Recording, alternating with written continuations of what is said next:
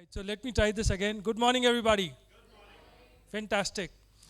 My name is Abid Ali Dosa. I am the co-founder for Transformance, and warm welcome to the 5th edition for the L&D Vision and Innovation Summit. We have been having the L&D Vision and Innovation Summit across cities. There are more cities to cover, and it has been a great learning experience for all. Just a quick check. How many of you are attending a physical conference after 2 years? Wow. Fantastic. So welcome. We have got a great day planned ahead for you. Let me share what we have planned. So the first half, we have got presentations. You'll get insights, you'll get knowledge as to how the L&D function is evolving. The theme of today's event is sparking the partnership journey between L&D and the CEOs. So what is it that will take the partnership journey ahead? That's the theme, and we will focus on this. All of you would have certain pain points, something which is keeping you awake at night. Just request you to please take a note of that pain point. I want this pain point to be solved, or I am looking at the solutions. Magic will happen in the evening where you will get lots of ideas how you can solve those. How this will happen? Presentations are there. We have got panel sessions, so you'll get ideas.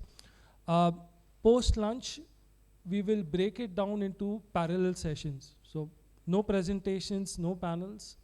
We will have interactive sessions within all of you. So you can look upon solving your challenges, and I can promise you one thing, you're going to make good friends. Yeah. Once you sit down, once you start interacting, once you start sharing what your concerns are, you will make good professional friends. And it's my request to all of you to please continue that professional networking, professional friendship forward. L&D is kind of a lonely field. There's a lot of expectations right now. You need friends. You need a support system. We are looking at forming communities going ahead, but please, once you interact during the day, please take that professional friendship forward. Before starting the day, I would like to extend my sincere thanks, gratitude to our partners. Unext Jigsaw has been the presenting partner for a series of L&D events across the country, and we have got a lot more. Our co-presenting partner Jigsaw, powered by partner iMocha, learning and development partner Enabled, our knowledge partner Courseplay, our e-learning partner Tesseract, and exhibit partner HapCoach. I think it's with their support that we have been able to go ahead and do these events all across India. So during the breaks, whenever you have a time, you can go across, maybe say a quick thank you, and have a look at what they have to offer. Maybe they will be able to offer a solution to some of your pain points. So with that, let me invite Mr. Vinay Kanur. He's the Senior Director, Unix. He's the chairperson for the event. Welcome, Vinay, for the chairperson's opening remark. Thank you, Abid Ali. Thank you. Welcome to everyone. I just want to second what Abid Ali said. It's such a great, it's an honor to have an offline event. Many of you, like you raised your hand, you're here for you're attending an offline event for the first time after so many years, after 2.5 years. We from the learning industry, we always talk about social learning. Yeah, we talk about it in our organization to our learners, and I guess forums like these help us to reconnect. They say an iron sharpens an iron. We've heard that. So I guess a community like this was really the need of the hour, especially after a gap of last 2 years, to especially physically connect, recalibrate how we are thinking. Ultimately, we have to contribute to the ecosystem. Learning is a lifelong journey, and there is no one size fits all. And we are in a country where challenges of skilling and upskilling are, there is no measure to that, right? There is different kind of people. There are young talent. There's professionals, middle management, there's leadership, there's technology disruption, there is so much of opportunity around. So I guess no better place than to really refresh, renew. We've been, personally, I have been attending a couple of these sessions. We had the last one in Bangalore, previous to that in Mumbai. It's been a great experience, and I know we've all caught up in day-to-day work. We'll be getting one of the not so good things about technology is that Teams is right there on your phone. People can start calling you. I would say for today, let's keep that aside. Like in a temple, we leave our shoes outside. Yeah. So for some time, let's leave that today, and let's really kind of involve ourselves, because there's not going to be any perfect situation. There might be, you will have your own voices. There will be question answer sessions after every speaker idea. You want to voice your own ideas, your own thoughts. So let's do that. Let's make it an encouraging session. And like Mr. Abidali said, towards the end of the day, we should have a strong takeaway. When I say you, all of us sitting here together, we should have a strong takeaway. Let's aim for that. And with that note, I'd like to really thank Transformance once again for putting this. Can we give a big hand to them, Transformance team, for setting this up. Community, we see Instagram communities, right? Facebook communities. I guess a physical community like this for L&D folks, where we just don't have the high tech, but also the high touch. And we are ultimately all about high touch. Do you agree that? Right?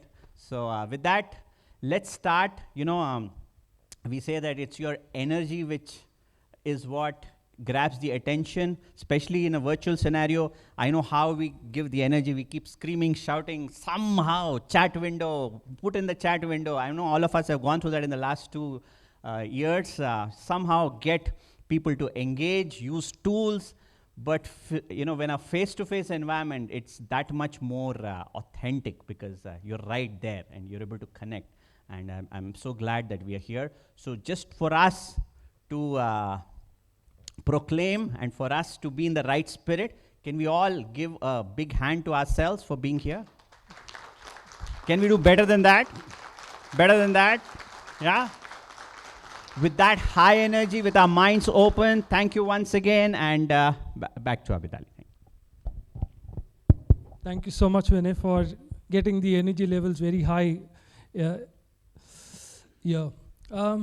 Today, we have been doing a number of L&D events. Today is a very special day. Typically, we'll have L&D heads coming in. We'll have CHROs coming in, sharing their experience. I think for the first time, we are having a CEO coming in. We have Amit Malik, who is the Chief Executive Officer, Managing Director for Aviva India. And he's going to share insights on CEOs championing L&D, cracking the success code. It's a very special occasion that, we have a CEO coming in, sharing the experience. He has come from the L&D HR background to the CEO's level. So let's hear from him. Let's welcome him. Amit, welcome. Thank you so much for taking the time out. Please welcome Amit for his keynote presentation. Good morning. Good morning. Am I audible to the last person at the last seat? Yes, thank you. Thank you, Abid, for having me. Thank you, Sharon, for making sure that I come here on time and holding my hand all through. Thank you, Vinay, for your very enthusiastic opening remarks. It's a pleasure to be here today and to share my thoughts and my views. When Sharon called me and said, this is what we are trying to do, and we want you to speak, I think I took a couple of seconds and said, yes, we'll do it. And then it started to make me think, saying how relevant the topic is, and how, while people will say its time has come, but I think the time came long back. It's for us to now acknowledge that the time came. So I have some slides, but don't focus on the slides. I was told I need to have some slides because I need to give it as a giveaway. So forget the slides. I'm going to stand at the center and kind of talk to you. So if you don't see the slides, you'll get them. When I look at the topic, CEOs championing L&D, I think there's something wrong with the topic. If I was the one, I would say boards championing L&D, because that's the time that it has to have. If the boards can focus on products, if the boards can focus on customer service, and they focus on attrition, it's about high time that the board started to focus on L&D. Because attrition in any company that we all grapple with is just a manifestation, right? And the real reasons lie somewhere else. And the boards need to champion the learning and development agenda at the right time, whether they hold the management team responsible or whether they hold the CHRO responsible. I think that's where the focus has to come in. Fortunately or unfortunately, some boards have done it, but the majority of them have to still evolve, right? And they have to get there to be asking that question. You know, I've been in board meetings for the last 8 years that I've been there, and every time they will ask you saying, what's the spend here, what's the spend here, what's the spend here? Very rarely you get to have boards to ask questions, and I ask this of my other colleagues in the industry. Very rarely you have the boards ask about they will ask about the focus on the L&D, but they will not start by asking how much are we allocating from our own resources to do that, right? So I think that's where the focus should come in. So I think that's very, very timely, and Abid and Sharon, great to have this topic there. You know, I'll start with an anecdote, and I'm sure most of you would have heard it. It's a very old one, but I still think it's very pertinent and it's very, very dear, and it just kind of gives you the challenge that the L&D professionals and the HR professionals have when we talk about the budget. There was this meeting between the CEO and the CHRO and the CFO. And they were discussing the annual budgets. And when the CHRO said this is what he or she wanted for the L&D purpose, besides recruitment and rewards and everything else, the CFO said, we have high attrition, so why are we investing in the people? And at that time, the CEO said, what if they don't leave? Have you looked at the consequences of not investing in people and they don't leave just because we have high attrition? And I think that is where the penny drops for all of us in the organization, right? We cannot not invest in people just because they will leave or they will have an attrition. I don't know how many of you know this, but a McKinsey study, and I'll quote that, says, you know, when you have a culture which is focused on learning and development, the companies which are in the top quartile of that culture which is focused on learning and development, they will post a 60% higher returns as compared to the companies who are in the middle of that continuum, and 200% higher returns from the companies who are at the bottom of that, on the bottom side of that continuum. That's the impact that, you know, a good learning culture or an agile culture has on your organization and its returns. And I think the onus is on all of us to be able to bring that statistics to the fore and to be able to then challenge why we should not get more, right? You know, when you look at a CEO and when you look at why a CEO should champion the L&D piece, I think, you know, whether it's and when I talk about the CEO, I'm generally going to take into context the whole CXO organization, because CEO only cannot do whatever needs to be done in the organization. I think I'll take the management team, so every time I refer to that, just take the larger view of a management team. I think they are at the top of the pyramid, and the tone is always set at the top. You know, when you look at allocation of resources, when you look at allocation of funds, when you look at the focus areas of the organization, it's always set at the top. It's for the leadership team to communicate, model, build, and personally get involved in the type of culture that they want, in the type of L&D interventions that they want. And it has to start from the top. This whole fear of I need to be undergoing an intervention, or why should I need to be going, and is there a focus? I think that needs to start at the top, and that's why it is very, very important for the CEO to be championing this lead from my side. Sorry, I forgot to mention the slides. There are some slides here. I think when we look at L&D as a culture, and when we look at, you know, talking about the people perspective, I think when the slide says fixing HR at leadership position, it's not about fixing HR in the organization. It's about saying how do you make sure that the leadership understands what people are, what employees are, what human resources are, what they should do, and how they should behave. You know, and we have to understand that, you know, all of us come from different organizations. You know, some of us come from captives, or some of us come from organizations which are 2 or 3 site organizations. Some of us come from very, very distributed organizations. For someone like us in Aviva, we have over 60 branches across the country, right? To be able to give that learning and development, to be able to give that experience to each and every one, there are different challenges that we face in an organization. You know, and when I talk about leadership and when I talk about learning and development, I always feel that, you know, when you look at a distributed, it's easier, I'm not saying it's easy, but, you know, it's less complicated to do it in an organization where you have 2 or 3 centers and you have thousands of people under one roof for you to be able to communicate that message of learning and development. It's equally challenging for an organization to be able to do that when you are an ecosystem of 20 people in a Jammu, or a 10 people in a Jamshedpur, or a 27 people in Tinsukia and 19 people in Agartala. Right, and how do you build that message across, and how do you build that focus in to say that you will focus? Because that also involves a lot of cost for traveling, for programs which are offline, online, all of that challenge is identifying the need. And I think that's where your leaders have to be the one who have to be the ambassadors of your focus on learning and development. Because no matter what the organization, what values, what culture, how strong it is the leader in that site who is the embodiment of what the organization stands for. And to bring in the learning and development focus, I think it is for that leader to be able to entrenched into the philosophy of the organization to say, I have to develop my people.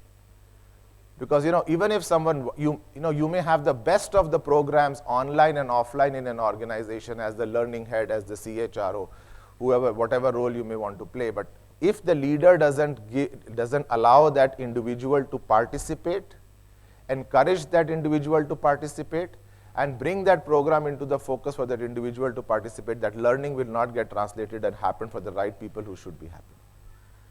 And I think that's where the culture comes in. That's where the embodiment comes in of how strong you are at the leadership level to understand the importance of the L&D. I think that's what I wanted to say.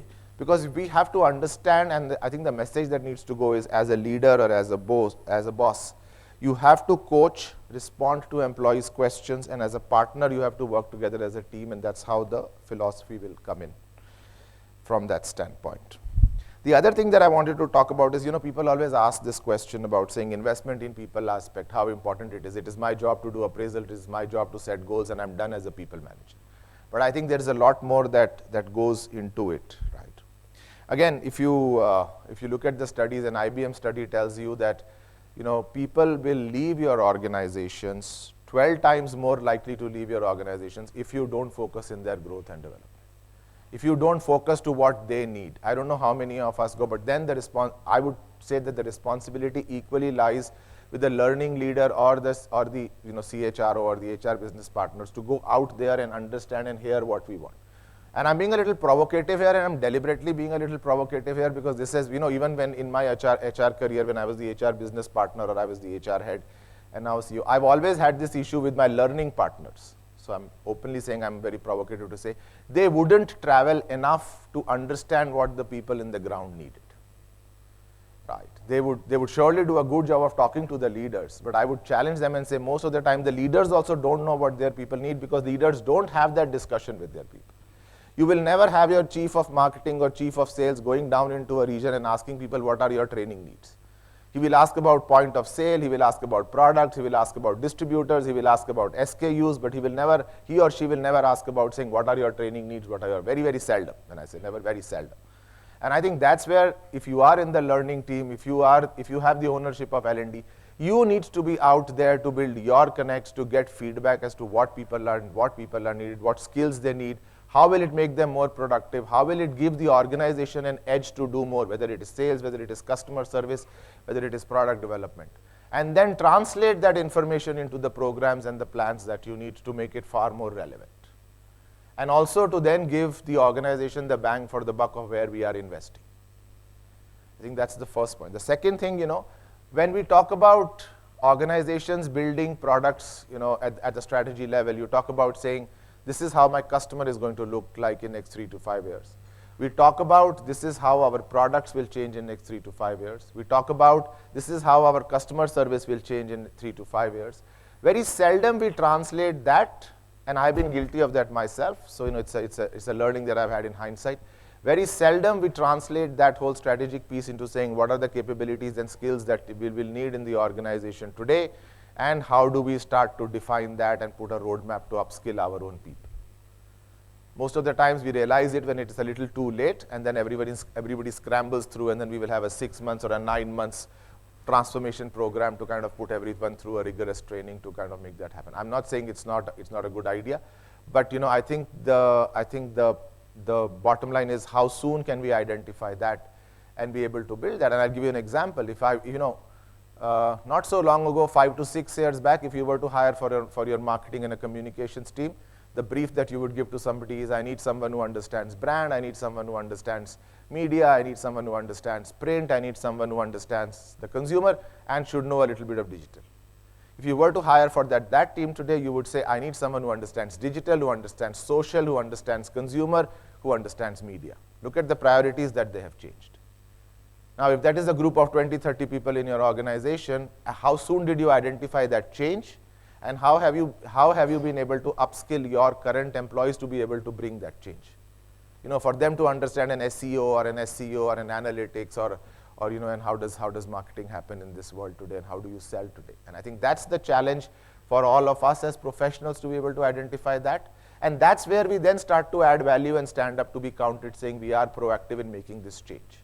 And that is actually what is expected of us. Whether it is articulated or not articulated in an organization, that's a very, very different matter altogether. But that's also the responsibility that we hold, right? To share an example, in Aviva, when we did the cultural transformation in 2016, we took a goal of saying we will do it in 18 to 36 months. I was the CHRO then, and when I presented it to the board, and the management team, there was this whole resistance saying, it's too long, why can't we do it in 9 months? Why do you need 18 to 36 months to do it? But it had to be, I was very, very clear that for it to have an impact, it's not going to have an impact in 6 months or 9 months. You will see some early wins, you will see some early movements, but for it to become a fabric and a culture and a part where you don't need to hold hands, you just need to let it go, and for it to have a life of its own, it will take that much of time, right? And it actually took that much of time for us to evolve in our journey. And just to share how we did that was, we just took it as a very, very, just like we do a very customer referral program, and then you build your reputation in the minds of the customer. We started to do that and saying, rather than doing a top-down, getting 500 people in a 5-star hotel and telling them what it is, we did it in a very, very different manner. We just got 13 people in a room. And we told them, this is what we want to do. This is our journey of next 2 to 3 years. This is what we want. We took them through an intensive 3-week course, not every day, almost 6 to 7 hours a week across 3 weeks. And we told them what we wanted them to do. We then sent them out only at our head office and not at any of the others and said, now you each need to go. Run this in your functions and get us 10 people. And we gave them 30 to 45 days to be able to translate that learning into their teams. From that 13, we got 130. We then did that for 130 and then sent them out to get more. And when we had built a mass corpus of some 300 to 400 people, there was this buzz that started to go around in the organization saying something is happening at the head office and we don't know in the regions. And we deliberately wanted to create that need because, when you go out in the regions and in the sales, it's typically said, someone has come from head office, whether he's the head of HR or head of sales or head of a distribution, they are going to give us gyan in a 5-star hotel and then go away and we'll go have nice lunch, have coffee, listen to some of that and then come and do what we wanted to do. So we created that, we want that in the regions and then we translated it to the whole organization, taking time. But by the time we went outside of the head office of those 600 people, we had actually embedded that in the head office to do various ways to do it. We went through a whole thing, but I just wanted to give you a sense of saying it will take time, you will have to buy in that time and patience from your people, from your leadership to say that is where it is. And that's how, you will bring in change and bring in culture. I've written here something about champion people, aspect on the slide, but there are 2 things that I want to talk about, from an L&D perspective and primarily is about, one is inclusion and diversity. I don't talk about diversity and inclusion because for me personally, inclusion always comes first for diversity to succeed. And we typically talk about inclusion in terms of gender, we talk about LGBTIQ, we talk about disability. But if you ask me, I think from a learning and a development perspective, an inclusion is far, far more different and far important. It's about experiences, it's about age, it's about skills. And when we design our own programs for the organization, those are the things that we need to take into consideration. And I'm not telling you to do rocket science books on, level of proficiency and all of that. If you do that, great. If you don't do that, your choice.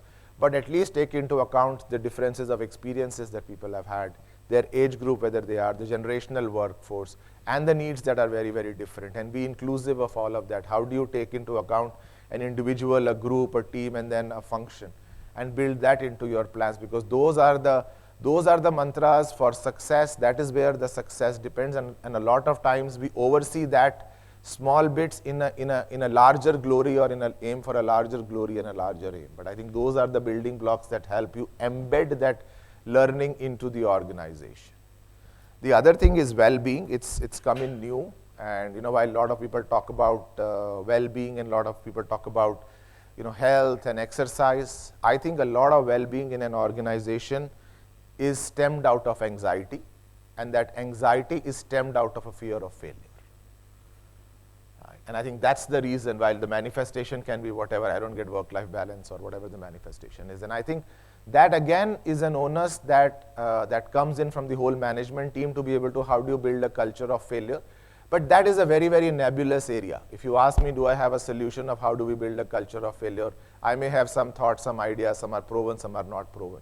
And that's where I think the L&D professionals, the human resource professionals, can be true partners for the CEO and for the management team to help them build that culture of failure. If you are able to build that acceptance of failure in an organization, give people, take away the fear of failing, I think that will help in the whole piece of well-being and anxiety. And I think that's something that the future will ask of you if you are a learning professional today a lot more.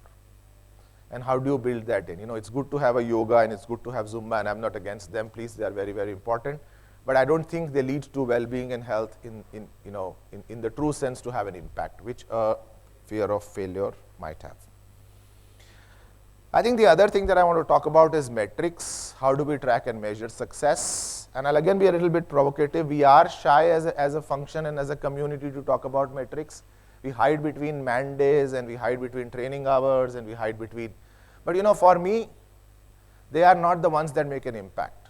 So when I took over the role of the Chief Operating Officer in Aviva, which was my earlier role before I became the CEO, I akin it to saying you can have a call center guy who will tell you that my average holding time for a call is 2 minutes, and I'm so great, but that doesn't matter. That metrics is not important. Have you been able to resolve the customer query first time is a metric that is far more important to me as an organization.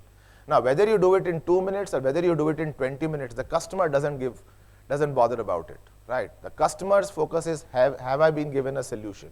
And did you not transfer me to 3 other people, right? Did you do it on your own? If I was transferred 5 times in 20 minutes and I still didn't get a resolution, then God help your organization from a customer service standpoint. Similarly, for training man days, it's not about whether we do 8 man days or 5 man days or 6 man days or 3 man days, because the training, and I'm preaching to the choir here, the training itself has changed in its own manifestation. I don't want to see a video that is, when someone sends me a video, I look at the length and say 20 minutes, later. I'll see it later, and that's a fact, right? So, even if no matter who is speaking and how good the video is, I'll see it later, and that later 9 out of 10 times never comes, because it goes into the WhatsApp or it goes somewhere and you kind of forget about it. So what are the new metrics that are important? I think that is very important for us to track. How will we track the impact? Everyone wants to understand the impact. Your CFO will tell you, I gave you 1 crore for the learning budget. Tell me what is the impact. Your CEO will ask you that question saying, I gave you 1 crore last year, you want 2 crores this year, and I'm just taking a random number. You want 2 crores this year, my friend, tell me what was the impact last year.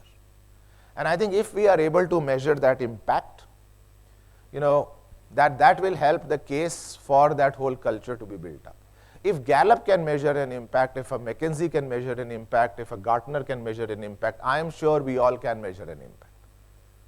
Right, they don't have any other different capability, or we can take help. And just to give you an example, Gallup study says that if you have an engaged employee who's focused on his learning and development, it will have an impact of 20 to 25% on your sales.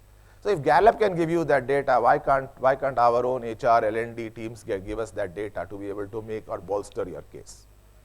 Right, now if you ask me that question saying if you are an L&D head and every year you have to go and ask for money, well, that's the reality of life, right? All of us in an organization every year go and ask for our own pound of flesh in the organization budget. So, do that. I think that's what is important, and I leave this here for all of you to see how you measure the impact. But if you are not able, because gone are the days when you just go and say, I will do it for employee engagement. Let me tell you, as a CEO, I'm not going to give money to anybody who comes to me and says, I'm only going to do it for employee engagement.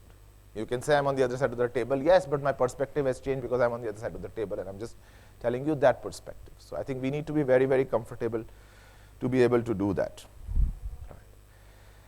I think the other things are, which are there, but I won't talk about it. So that's what it is. I think the other thing that I wanted to talk about is, when we talk about at a leadership level, or we talk about agile culture to business goals, I think it's very, very, I think it's very important for the function heads in an organization to ask that question. I asked that question, when I was the CEO, COO, and now the CEO, saying, do we know what are the key roles? So let's assume you have 500 roles in your organization. I'm just taking a ballpark number. Does your leadership team know that of those 500, which are the 100 roles which will have 70 to 80% impact on your company's financials? Right. That's the first question. And as L&D professionals, do you know, or as HR professionals, do you know which are those 100 roles out of 500 which have the maximum impact on the company's financials?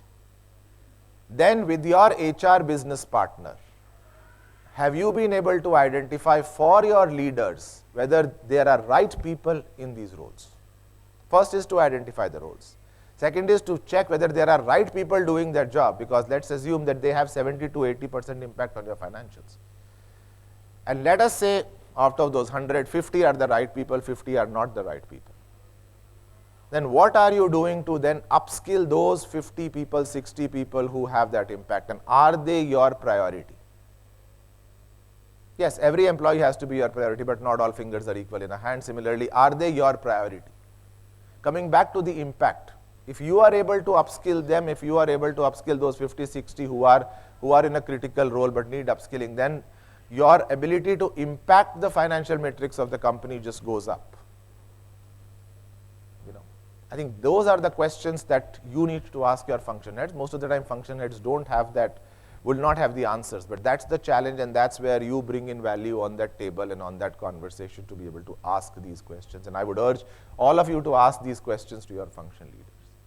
This also then dovetails into a lot of other concepts like succession planning and stuff like that, and your retention rate and your key talent, key management, key talent attrition, and all of those metrics. But just keeping a learning and development focus for the discussion, I think that's very, very important. I don't know how many of you follow the hiring process or you're involved in hiring, but there's a Gartner statistics that says roughly 55 to 60% of the people, at some point, if they drop down from your interview process or they drop off, is because they haven't heard. The young generation buys from the young generation, and if they do not hear positive things about growth, about learning in your organization, about focus to develop, they will drop off the interview process at some point for whatever reason that it may manifest, and that is not important. I think what is important is to be able to understand that and go back and ask why would they drop off from the slide, from the whole piece. Now, it's very, sorry, I just missed my thought there. I think it's important for us to also understand that, whether it's Glassdoor or whether we like it or we don't like it, whether we like what is said there, whether we believe in it, there are people who read it, and there are people who form opinion about it. And it's important as to what messaging we are giving. We all have in an era where you would have changed jobs. I've changed many jobs in my career, and it's gone are the days. But when we hire somebody, we ask this question saying, how can you contribute to our growth? When that individual joins our company, we also have to ask ourselves saying, how are we contributing to this individual's growth? How are we making this individual more employable in the market? See, people will leave. Some leave in 2 years, some leave in 2 months, some leave in 20 years, some will leave, right? People will leave at some point. They are not going to be with you for all their life. If they are very lucky, your organization is very lucky.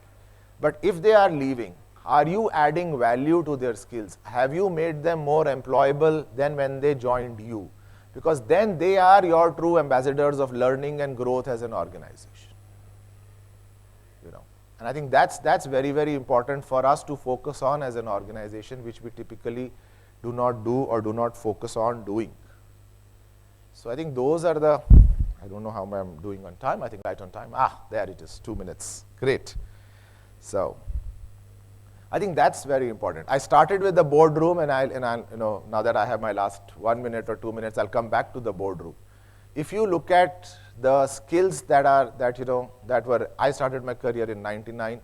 If you look at the skills that I had in 99 to my journey today, I will say 60% of those skills, you know, have changed in what I'm required to do different jobs, even within HR and outside of HR, right? Gartner study is far more shocking. It says that, you know, and I'm talking about a 25-year, 23-year experience. It says that year on year, 10% of your skills get obsolete. And in next, you know, we are in 2022, by 2025, 33% of the skills that you need in job today are going to get obsolete. You know, when I looked at the statistics, that was very alarming for me, because 2025 is just there, right? And if we are not cognizant of that fact, if the leadership in an organization is not cognizant of that fact, if we are not investing to develop our people so that they do not miss those skills, then I think this whole great resignation, great reshuffle, whatever you may call it, will keep on happening. And I'm not saying that, you know, development and learning and development is the only way to stem that, but I think it's a very, very impactful way to be able to, for an employee to see value and their own growth, and look at what are the other factors that may ask them to leave. Right.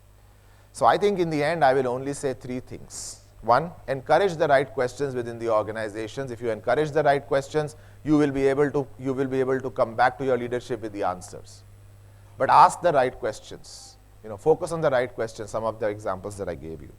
2nd, find the right tools. Right. Whatever works, be as innovative as you can, whatever solution works, whether it's a 10-minute video to a full day classroom session to something that works for each and everyone. You know, look at inclusion, look at diversity, look at different learning styles. I don't have to preach to you, but find the right tools. And I think 3rd is build that culture of celebrating failures. You know, you may do a training program and it may have no impact. That's fine, you tried. You know, so I think do that. And I don't think, I know, coming back to the topic, I don't think cracking the code is one man's responsibility. I think it's the leadership's responsibility. And you should hold your management teams, exec teams, whatever you may call them, accountable to championing the L&D cause. You know, they hold us accountable as L&D leaders and as HR leaders. I think it's time we reverse that accountability and said, you are equally accountable with us for making this a success.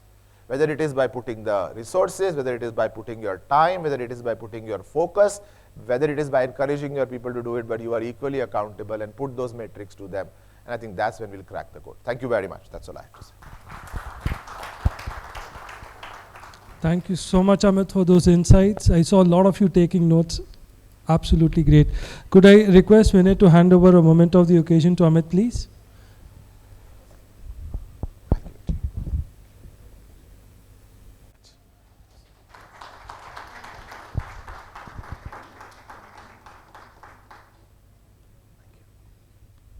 Thank you so much, Amit, for taking the time out and being here with us. The next presentation, following right down the thought process that we have, is developing training modules for talent transformation. Like to welcome Vinay to take the presentation forward. Welcome, Vinay.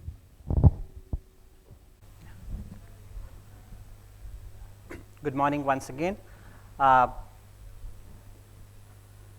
topic that I would like to talk about, after a great session by Mr. Amit here, is on different models, training models that we have for talent transformation.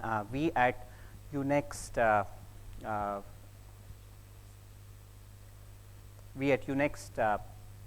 what we do is we have right from the entry level to mid level to senior leadership, we have designed training programs. Before the pandemic, it was primarily all face-to-face, but now a blended mode, virtual. So little bit part of what we do. We are from the Manipal group.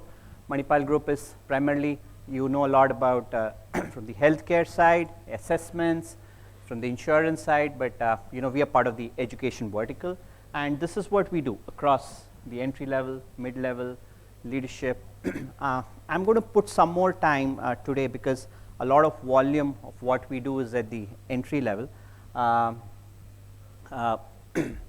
It's very, very significant and important because as L&D professionals, the workforce of the future are right now sitting in schools and colleges. Do we all agree? Yeah? Yeah, because you know, if you drive down here, Delhi, you see school kids, college kids coming out. They are our potential mid-level management, senior level management, a decade, 2 decades down the line. So what is the kind of culture that we are setting? We know that we have a current workforce to upskill, but in the sense of what is happening in the larger ecosystem, right? COVID taught us that we are all interdependent. So are we doing enough, and what is happening in the talent marketplace? And as those leaders with a good amount of influence, can we contribute? Are there better ways? Because one thing is to say that the government is supposed to do, the colleges are supposed to do, you know, X, Y, Z, but the other thing is to also say, is there something which we can take ownership on? So just please don't hold me on to those numbers. We're just talking, it's an approximate figure, close to 1.5 million engineering graduates. I'm just mentioning engineering as a point. It holds for any domain, but you know, there are vacancies, but they're not just enough the right talent. Now, any idea what is right talent? When I say right, you know, ultimately as L&D folks, we know everybody is right. We're talking about inclusivity. So what do we mean by right? Any thoughts on what is right? Employable in the context. Employable in the context, right? Absolutely. So somebody who's in this kind of a context, whatever I'm looking for, he fits the need. But then, you know, they are rookies, right? They just started their career. So how can you really judge them on a whole set of parameters? Are we giving them enough space? Are we giving them enough room for them to be right? Yeah. So if you look at the IT services organization, you know, we do a lot of training for multiple IT services organization. I've put BFSI, but this is the non-IT services organization. I have some data points on what we have done for the domestic technology demands in the BFSI space, right? So traditionally, you know, last 2 to 3 decades, it was the IT services which called the shots for all the technology related hiring. You know, anywhere between 5K to 20K annually. There's a strong campus connect.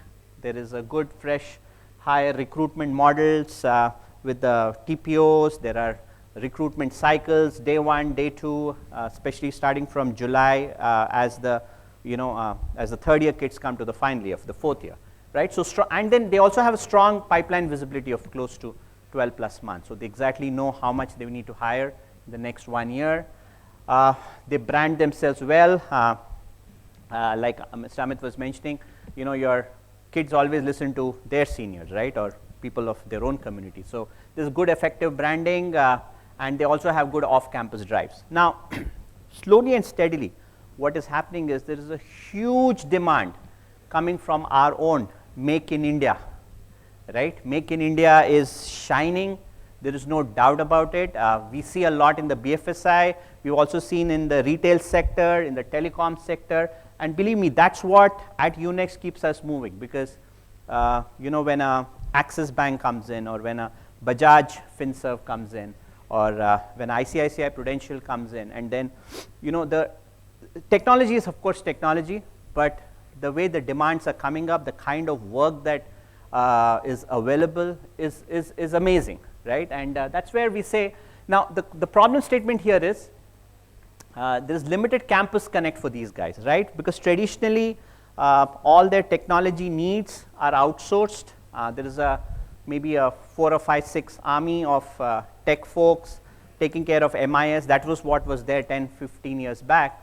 Slowly they've started to staff more and more, technology professions within them, but still a very smaller organization. But now with digital adoption going up, everything is shifting to in-house, right? People want to do stuff, and they don't want to outsource the work. They want to own the product, because you have to be agile. So banks are now changing to technology companies, right?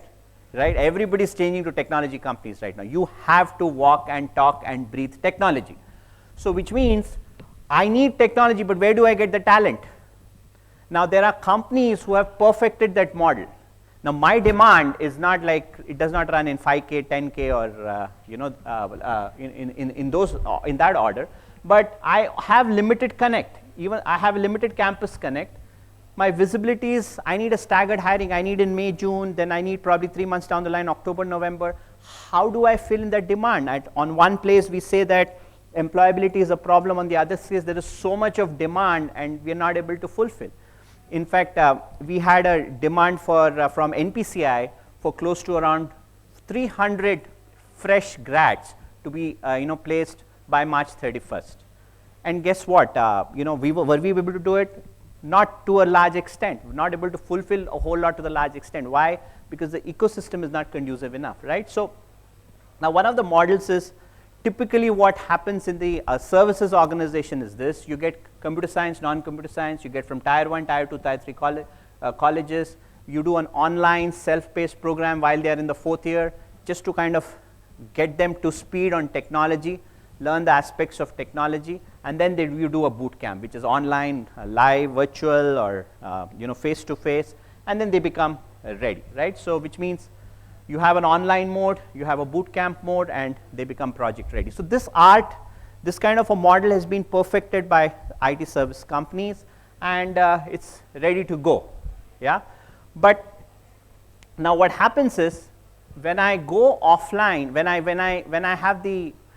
I go onto the market to recruit, so let's say I want to get onto a BFSI or a telecom or any other space, the positives that I have to offer is niche work, right? I also offer good compensation, but I struggle getting the right talent. Why?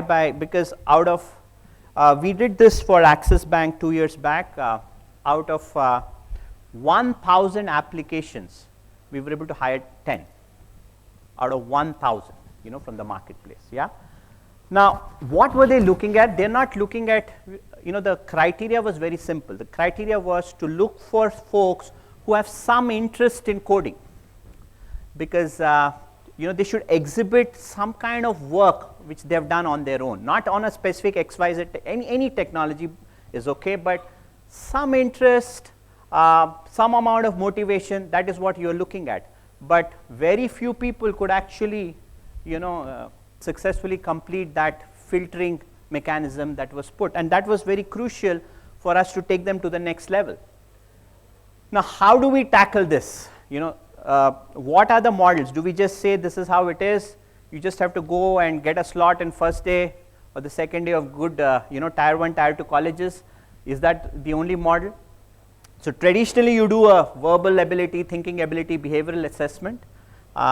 We saw to get good, there is something called a full stack in technology, right? To really get folks on to those kind of a technology, it was just 1% success rate that you were getting. I'm talking about when you open it completely to the market, right? If you go to IITs, of course, this is going to be much higher. But when you open up to the market, off-campus drives, it's just around 1%. Now, what we did was, so there's always, there's always this thought process that in our country, there is, it's not just Delhi, Bangalore, or Mumbai, right? There are smaller tier 2 cities, yeah? I'm sure there are cities in and around Delhi. There are districts where talent is born. And are you saying that all the talent is only in these set of whatever, a dozen or 40, 50 colleges? There are enough number of people out there. Don't tell me that there is out of a nation of such a large population, we don't have people. So we took that at a stride and said the problem is somewhere deeper. There is something more which we have to do, and that is where we looked at a model of guided assessments. When I said guided assessments, you're looking at learnability, right? You're looking at a person who's willing to put in that commitment. So what we did was, we did a mentoring, a guided kind of an assessment where for around 3 hours every day, close to a week, 7 to 8 days, 7 days or so 8 days, you give them guided mentoring, yeah? Give them direction, give them some resources which they can learn on. And then you'll test for that learnability, you'll test for that problem solving, you test for that interest. They really have to work very hard, by the way, right? But you test for that, and out of a batch that we had close to around 50 people signed up. 50 people showed interest. They said that they want to come, but on the first day only 30 showed up. Out of the 30 who showed up, 10 logged off, 5 during the second, third day they logged off. There were 15 who completed that and 10 got selected. 10 did real good work. The other 5, they took some more time, but they also eventually, we were able to add value. So what I'm trying to say is, there is enough opportunity. The ecosystem should allow us to mentor and groom folks. There is so much that we can do to nurture that, and many times it's the environment, it's the motivation, it's what they see. Monkey say, monkey do, we say. So they don't see that kind of a leadership. We're talking about top-down leadership buying into the very purpose of learning. Unfortunately, in the education ecosystem, there's a lot more to catch up in terms of a leadership there. Some modeling the right amount of, the right way of learning, right? So, taking this to the next level, there have been organizations which have taken this as a CSR initiative. All of us have had fruits from trees, which we did not, the seeds which we did not sow, right? So, there have been, Swiggy is one of the organizations where they did an initiative of, close to around 100 students they selected through this model, and it was plain to give back to the society. It was not to offer a job, right? Some of them, in fact, it also helps them to build a talent pipeline, but it was giving back to the society. We are doing a similar model with Walmart again, on reskilling, giving back to the society. So if everybody thinks about models like these, we are not just dependent on, the conventional ecosystem to do this, right? So it's very important that we create a sustainable talent pipeline. Now, to create a sustainable talent pipeline, what we also need is, a model where we churn out mentors, yeah? One of the things about, in leadership, we say that the way a person is a good leader is when he creates other leaders, right? But in our skilling community, one of the things that we don't fail to recognize enough is people who develop other leaders, right? So in terms of the training industry that we have seen, a lot of gap with respect to people looking at developing that talent in others, yeah, because it's just seen as a one-off, a mentor is the word is thrown off very loosely, but then mentor, somebody who could guide. Can I also, is that a role which is worth pursuing? So it's very important for us to do that, right? So mentor, so sign up as a mentor is an initiative which we have started where, for us to scale these kind of models, you need a whole ecosystem of people who are buying, who have that buying, who are sold out on to say that I want to make a difference, right? And if you take them through guided assessments, there is, it's not just teaching people technology, it's not just teaching people the functional stuff, it is about the care, it is about the trigger, it is about the inspiration that you can provide. That is, equally if not more important than that, okay? The other thing that I'd like to cover, we have a few more minutes left, is on the competency gap in professionals in the middle level. This is one domain that we have seen. This is one area that we have seen. This applies to IT, non-IT, engineers, mechanical, so shop floor, any of those. So if you see, most of the engineers, they do not know how to build a strong technical career. Why? Because they're expected to learn on the job. they're rarely mentored, and most of the times, all the training programs are very focused only on the functional skills, right? So, and so that aspect of the solo, I'm working as a solo, just being on your own and saying that this is what I am, and you kind of self-fulfilling prophecy. Those are the people actually who are homegrown talent who can be, nurtured into the next level of leadership. But unfortunately, the ecosystem does not there's no ecosystem to really help them to nurture those leadership skills so that they can grow on to the higher level of management. So we have developed programs where we talk about grooming the professional skills, grooming the leadership skills. And it actually is a 3 months program where you put them through these skills, right? There are mentors assigned to help them with those professional and leadership skills, and that transformation is brilliant. That way, what happens is you're actually nurturing the homegrown talent, right? It's very, very crucial that we do that, but that's a gap that we see around, yeah? There's one more in terms of, product management. Most of the industry treats treats work in terms of projects, right? There is X project, Y project, Z project, and when the whole thing comes in, it becomes a mess. You put the whole thing together, it's a mess. But thinking of as a product, having a defined path where you say, I do a BYOP. When I say BYOP, I build my own product. I build a prototype. So I have the hat of a product owner right from the beginning, because right from being a business analyst, to a technical product manager or a product manager to a lead product manager, product thinking is the order of the day. So if I can inculcate, if I can have programs right from at the entry level to think like a product, right? We're going to change the face. From just becoming a services, dominance to actually having people skilled in building products. So this is another framework that we have developed. We have a 5i framework of product management where we ask people to ideate and build a prototype of products, and the beautiful products that people come through, right? I mean, the kind of innovation that people come through, it can be out of the blue. It can be any product. It can be a food industry product, it can be a technical product, to anything, right? And lastly, I'd like to end with this. Leaders have to walk the talk.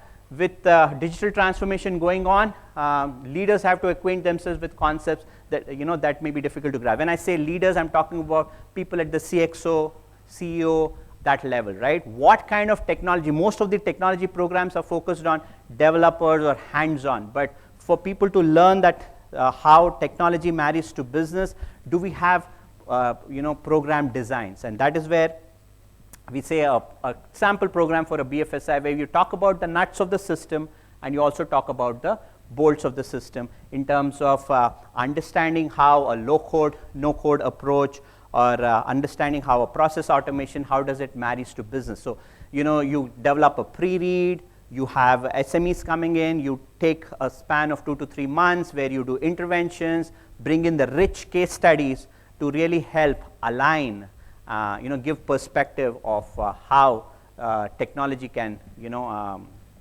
help you direct towards, innovation in terms of building in the disruption, right? So this is what I had to share. Thanks, Transformance, once again for giving us this opportunity, and I hope.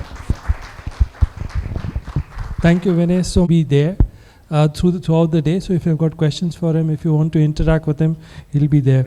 Could I request Praveen Rodrigues, who is the co-founder for BICOG, to please present a moment of the occasion to Vinay.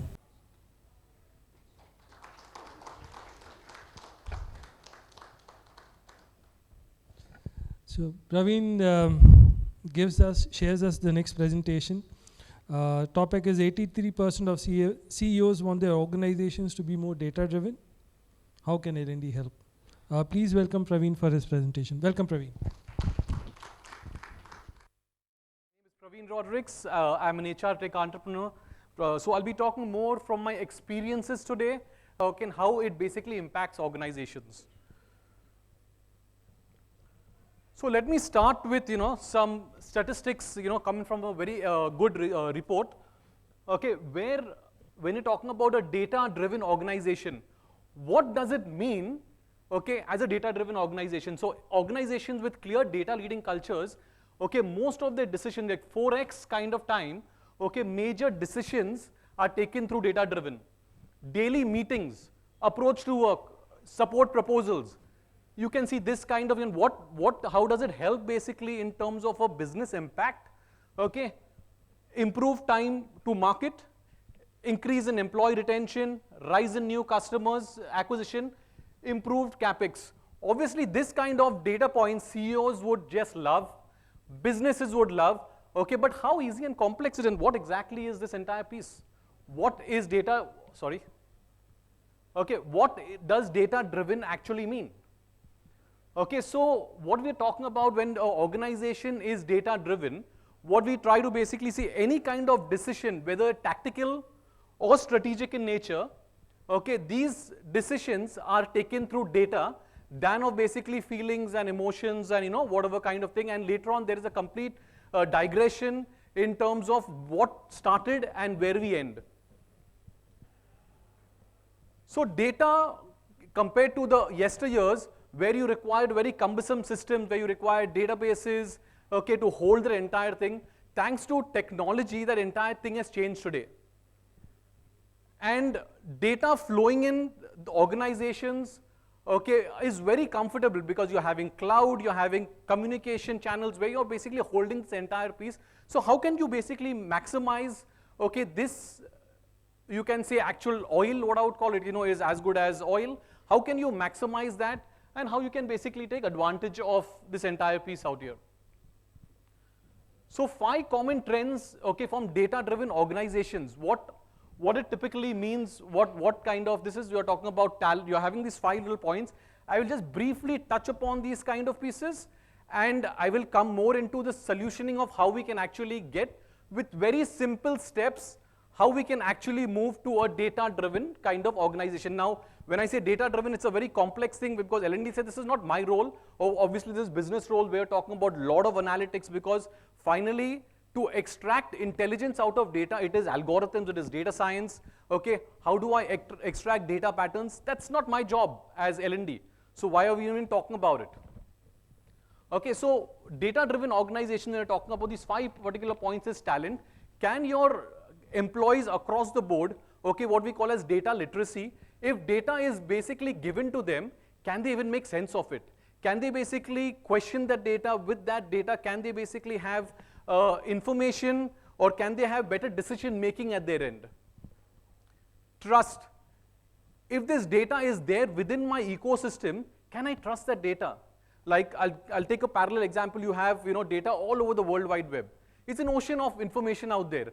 But what I know, I would not know how much is really relevant, okay, to me, and that kind of challenges, okay, would come to an organization. So when data is there within your organization, okay, how much is it basically relevant? How accurate the entire piece is? The mindset, okay. Once data is there, can you have your talent or people within the organization engage, okay, with that data? Are they curious to basically go inside? Can they look at something? Are they even ready to fail? Okay, how do we explore?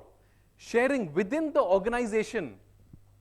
Okay, we break down silos where data is very limited. When I'm talking about data-driven organization, if we're talking about very specific, what comes in our mind is data from customers. Can we basically get patterns out there? From sales, if there is something happening. Okay, can I get patterns? Can I basically explore better? Okay, a small example I will give of Netflix during the pandemic. Okay, during the pandemic, Netflix, they simply started culling data out in terms of, we all know, they search our patterns. Okay, they started picking up content basis on our search. Okay, and they had around a 20x return, and they were absolutely cash rich in the pandemic. Where did it come from? Data from in terms of usage. Lastly is commitment. Okay, realizing the value from data, just not by using it. Here, here the reference of commitment is right in from the leadership, okay, from the CEOs to the senior CXO kind of guys, okay, how much are they willing to invest?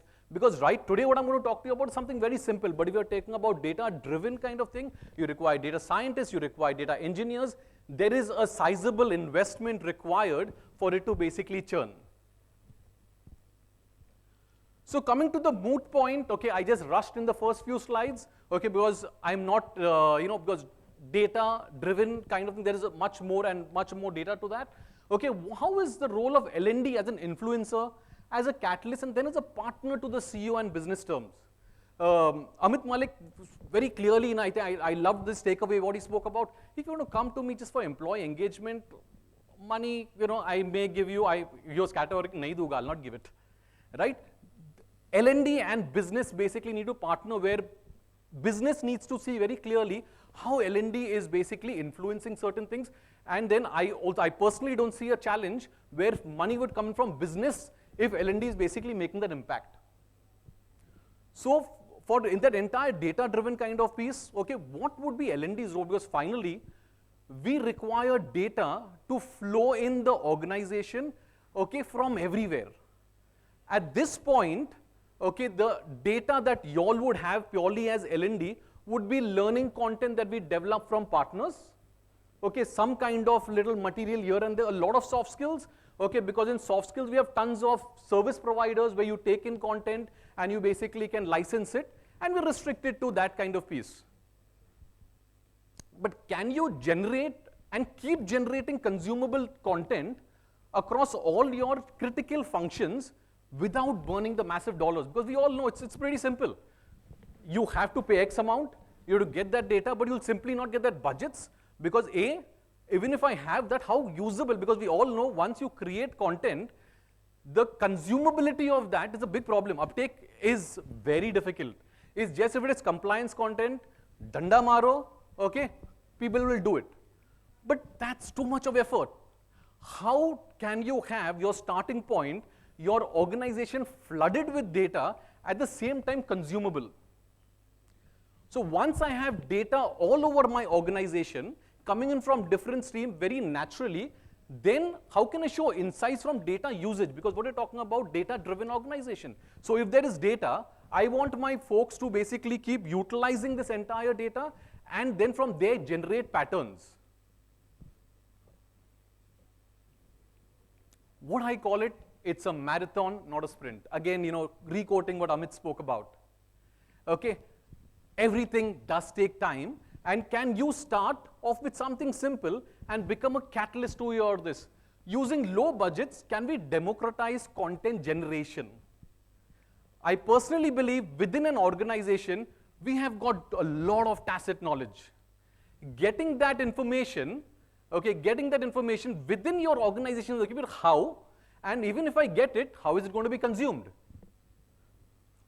Can we demonstrate the change to the CEO? Because later on, for purely data-driven kind of thing, there is some sizable budgets. But can we show something little to the CXO levels, saying that, okay, see, this is what I have done, with extremely simple kind of experimentation, and from here, let's take the next steps. Then, I think budgets would not only flow from a CEO, business would start giving you, because once you demonstrate the change. So I've spoken about data-driven culture. I try to just run through that. But how would you all guys do it? Because I'm saying content you require content purely from your technical, very specific to your organization. You want content sitting with you. So a simple question to the audience: how do you search and interact with data when you actually want it?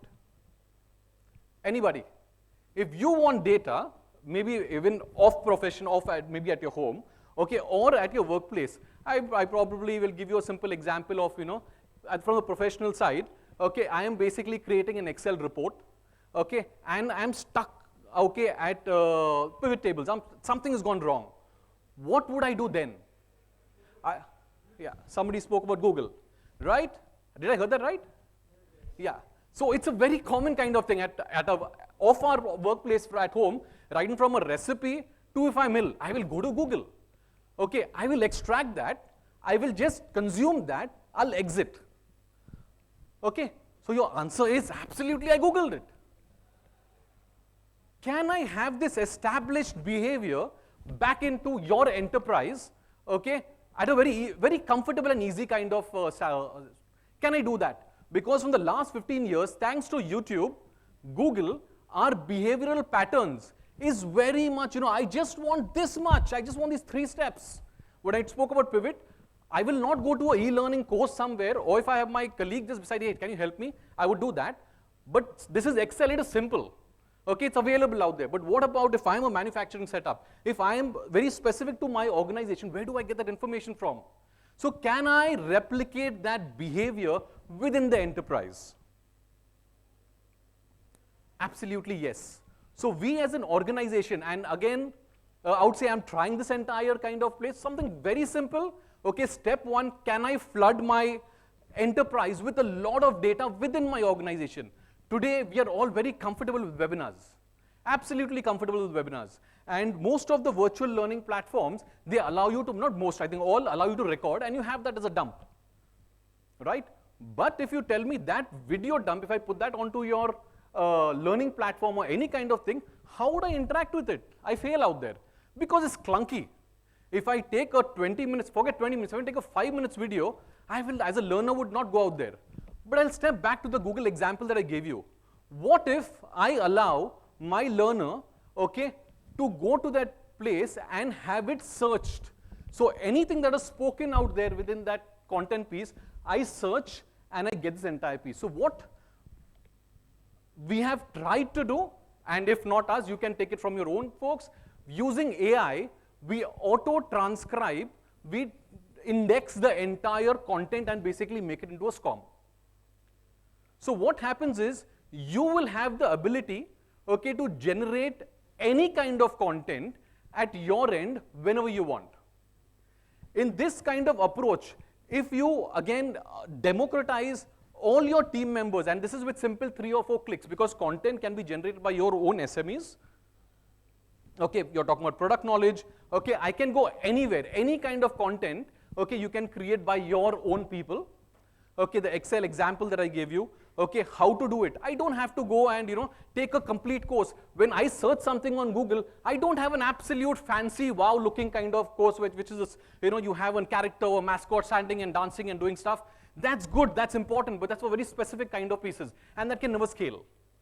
So can you start off, okay, having a lot of data? This is completely indexed data, that is, it is having content around it. The patterns as you develop within your organization, we can have algorithms running over it, and we can have lot of trends, patterns come in.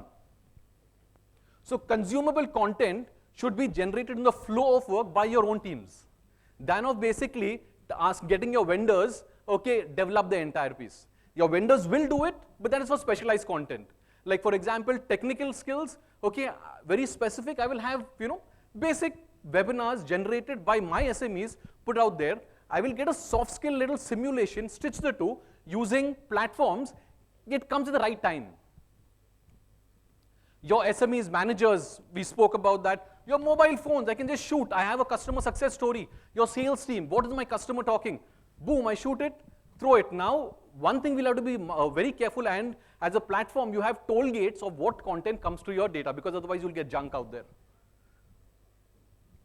Project success stories. Now, let me basically come, I have this content. How is actually going to help you?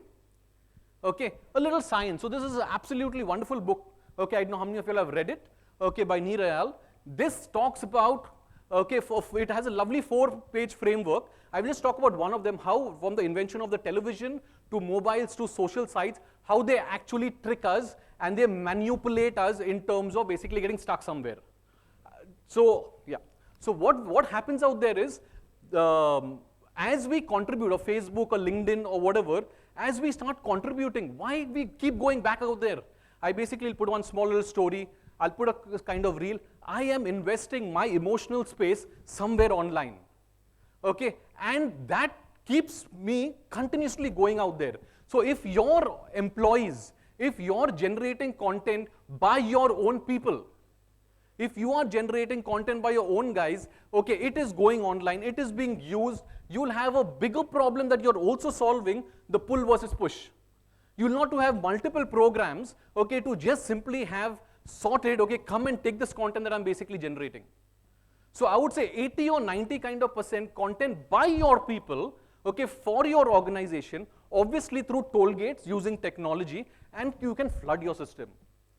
Okay, from there, once you're data driven, Once you're basically having data from all over the organization, I think 90% or 95% can be generated from this space. The other 5%, we can basically go the old traditional way where we get certain other things done. So how we are currently doing this? Okay, when I spoke about scale, this is currently already being done, okay, through the conventional mode, okay, where your average TAT for converting something is 3 to 12 weeks. Extremely painful, okay, important, okay, but it is a painful process because even I think most of us would have engaged suppliers creating custom content. It takes a lot of bandwidth even from the enterprise for creating one module. Module consumption, okay, when we create content, it is just once. Ask yourself, second, once I create a fantastic module, okay, how many times my learner, or would you go back to the same module? You would not. But when you are talking about this process, okay, first time possible, but here since I'm allowing that search feature where I'm allowing my learner to just keep going when he wants, when he is in need. Okay, you're creating a culture of consumption in a complete different pattern, in a complete different way. So, and also the enterprise bandwidth, you would require extremely limited, restricted to just your SMEs generating that kind of piece. Because it is not the wow content, how much time? 2 minutes, yeah. It's not about creating wow content, it's about creating content what your organization needs and basically completely everybody having access to that. To an extent, I'll just flip the entire story, even L&D or HR can basically know about their business because here you're talking about content across the board would be sitting online. Because when you know more about your business, you will basically be able to facilitate the other bigger kind. So all the strategies that you have, because once you have data-driven kind of thing, you can apply maximum strategies and basically have the change happening out there. So this is something about us. So we have tried, okay, this is one of its kind of solution where you take videos, you simply import it with 3 simple steps, you generate that video, okay. This is the webinar that you see, okay. This within 3 hours, you can have this searchable. So any kind of content, anything that is spoken within the video, you can simply type, search, it will give you the exact context of this and you can extract it out. Jump in, jump out, use, and you're changing the entire culture. We also have something known as hot links, okay, very simple. So your content creator from that video section will create certain kind of section that I feel important, my learner needs to consume. I'm just putting it out there, I'm not forcing my learner at all. It is just made available for him. I break the monologue because videos can become clunky. Can I insert a little break out there? A kind of quiz. Okay, I'm putting a quiz. So very simple kind of stuff, doable by your own self. You don't require a learning player or you basically require very low key resources to generate because within 2 hours or 3 hours, you can take a webinar or any kind of video document and convert it into data of this kind, which can basically be online. It automatically subtitles. We can also localize. So our next step is localizing in multiple languages. So we can have this completely data rich kind of thing, but it is a start and challenge. Can you, because the idea is extremely simple, okay, but can we get the chip off our own shoulder because we are used to seeing a glamorous avatar delivering content. It looks nice, it's eye candy, absolutely required. But how much is this used again and again is my question. Okay, so thank you. That's all that I had for you. Any questions?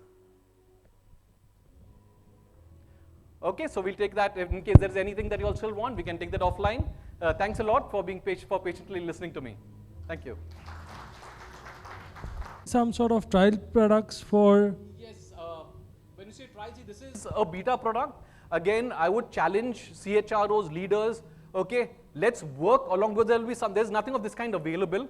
It can easily be replicated at some stage, yeah.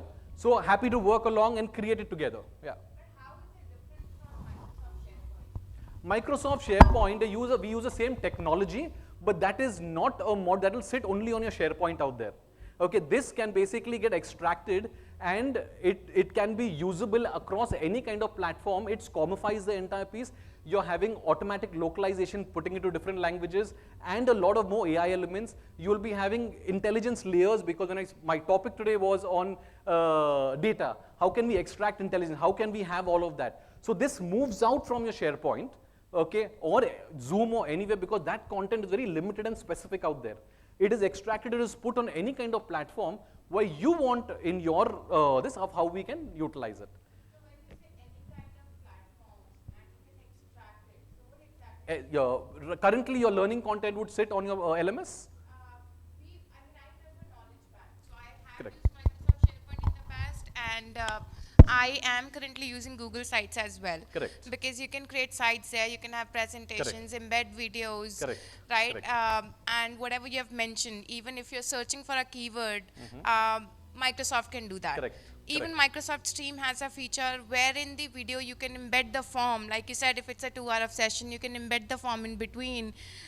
So people can actually check their knowledge, and they can take a few seconds quiz and check their knowledge and assess themselves. And even as an L&D professional, we would know whether these people have been through the entire video or not, because they have completed the quiz or assessment or not. So that's what exactly I wanted to know. Correct. How it's Yes, different. so see, this is a starting point. Okay, us being a deep tech firm, okay, this is a starting point where I extract this from there, even as a video. All of this plus a layer of intelligence on top of it in terms of getting your patterns of usage. Because what I'm having, even from this, you'll have competency-based keywords automatically extracted out. So this is just my starting point, okay, where I've been specific to today's audience, because we're talking about can we flood data generated by your own team and put it onto your platform. So even if that platform, what you're being specific about, it just allows a kind of trackable piece, maybe an HTML non-SCOM. You can extract it. This is a platform that I have. You take this video, you extract it, you get the same kind of packets out, okay, and you have much more that we can create. We can have intelligence shown from this platform, okay, intelligence, because the entire data is indexed. Intelligence coming out and patterns and trends which we can showcase obviously to your senior management. But then again, can we take this offline, because yes. yeah, I'll Praveen pick is up. there.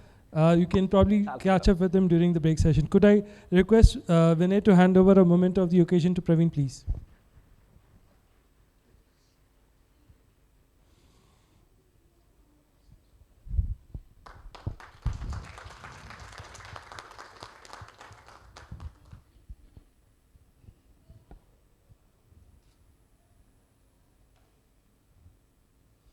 Thanks, Praveen.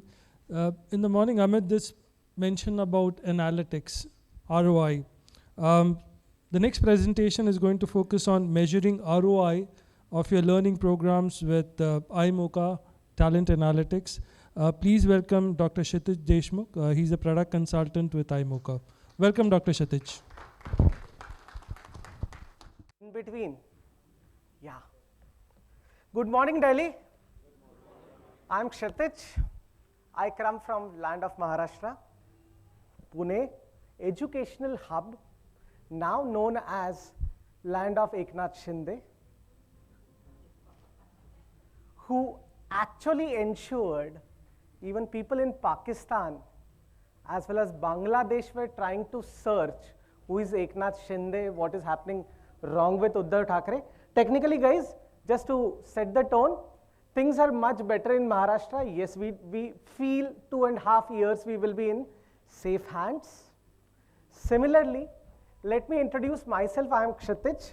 I have been with multiple IT companies working in setting up L&D practices across, starting from L&D trainer, then migrating and becoming someone who practiced online education for people across globe with couple of big IT companies.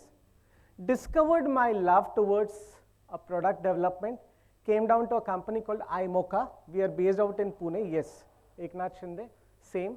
And we are supporting 1,000+ customers for talent acquisition and talent development.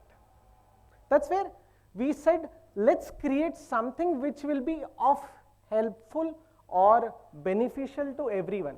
More than 20 people use across globe. So when I talk of 20 people, these are spread across US, UK, use us for last 3 years for talent development. We said, there must be something great we are doing, so we went back, consulted them, how can a skill assessment player contribute to your success? That's where we did some of the jugglery, figured out things, and came to two simple conclusions. Training need identification, objectively, instead of subjectively. Iski English kharab hai. Say actually bringing acceptance of English being wrong in terms of verbal, written, grammatical, done it more scientifically through an assessment platform is what we were trying to help L&D professionals to do. Second, Amit, I was happy when he brought across. I have been through that pressure. I'm sure some of us might go through it in the month of April and May.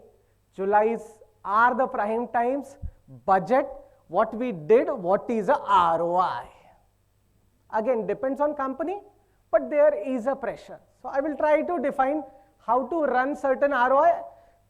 Asterisk, ROI is not only in terms of number, it's in terms of benefit. Kirkpatrick also says return on expectation, but we have tried to interpret as per our own definitions. Is it comfortable? I will take 10-15 minutes. I will be more open for questions. Happy to discuss about Delhi's weather. Very different from Pune. We got down yesterday with the expectation, aaj to barish aayegi. And it was quite humid. Yeah, can we go to next slide, please? Can you pass it on to me? Yeah. नहीं ये बहुत ही आगे आ गया. ये हमारा अभी का state है. Second. Yeah. So I will talk about a story. Story is based in US. There is a L&D manager called Jack working along with a colleague called Mary. Both of them have been given a mandate to create 60 in-house champions for machine learning. In case machine learning complex ho raha hai, you can define as per your industry it to be sales professionals, 60 rock stars. That is what Jack was told by his manager or business head, and that's why he went back, spoke to Mary. Mary is 12 years into L&D. She researched and she did a few things. How do we go next?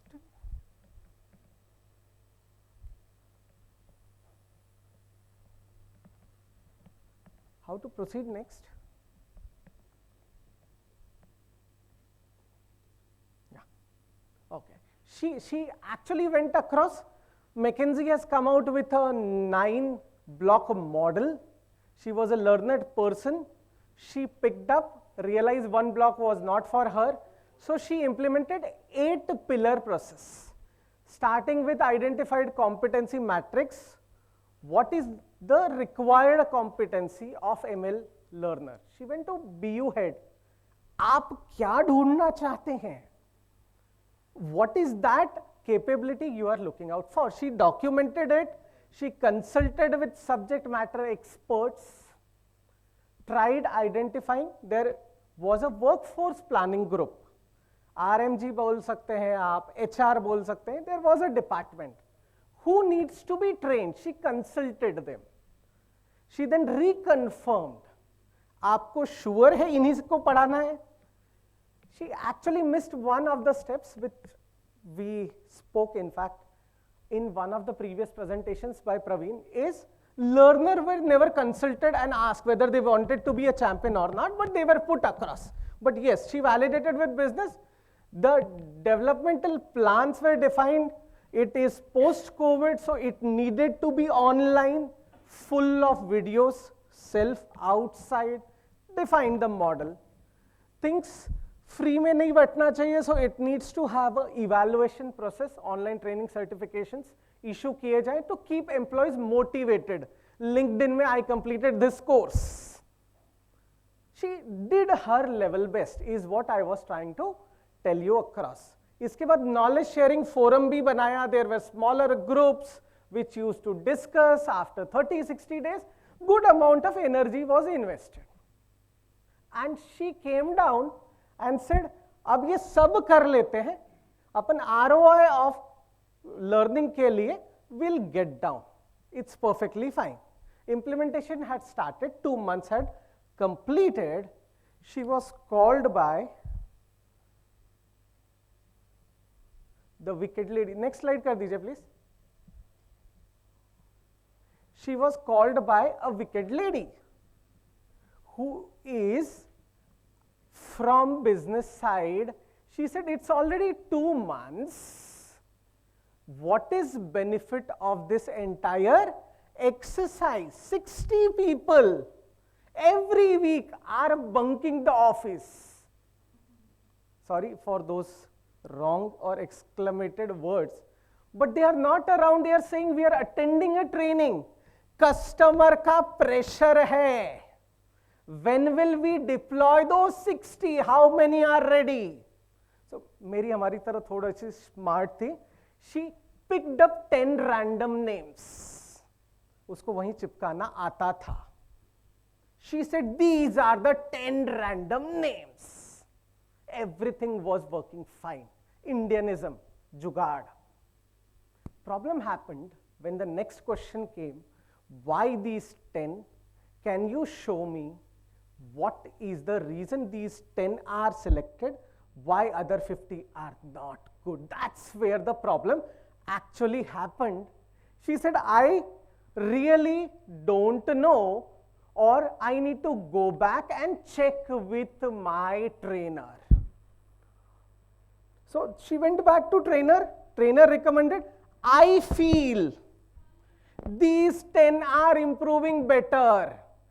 और गलती से among those 2 who he felt was better were his old colleagues who went to customer, and rest of the story we leave it at this juncture. Are we comfortable? Do you face these kind of challenges? Should we discuss for 5-10 minutes to overcome what is wrong in this 8-pillar model? So they deployed someone called Daniel. Next कर दीजिए. It's not happening. Yeah.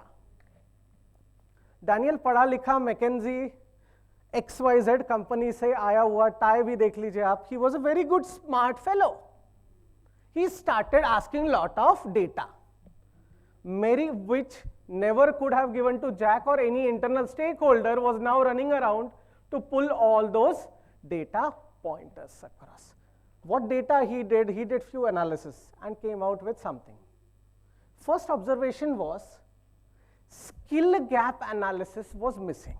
What I mean is 60 people never put across any evaluation. I am not saying assessment because I am an assessment company.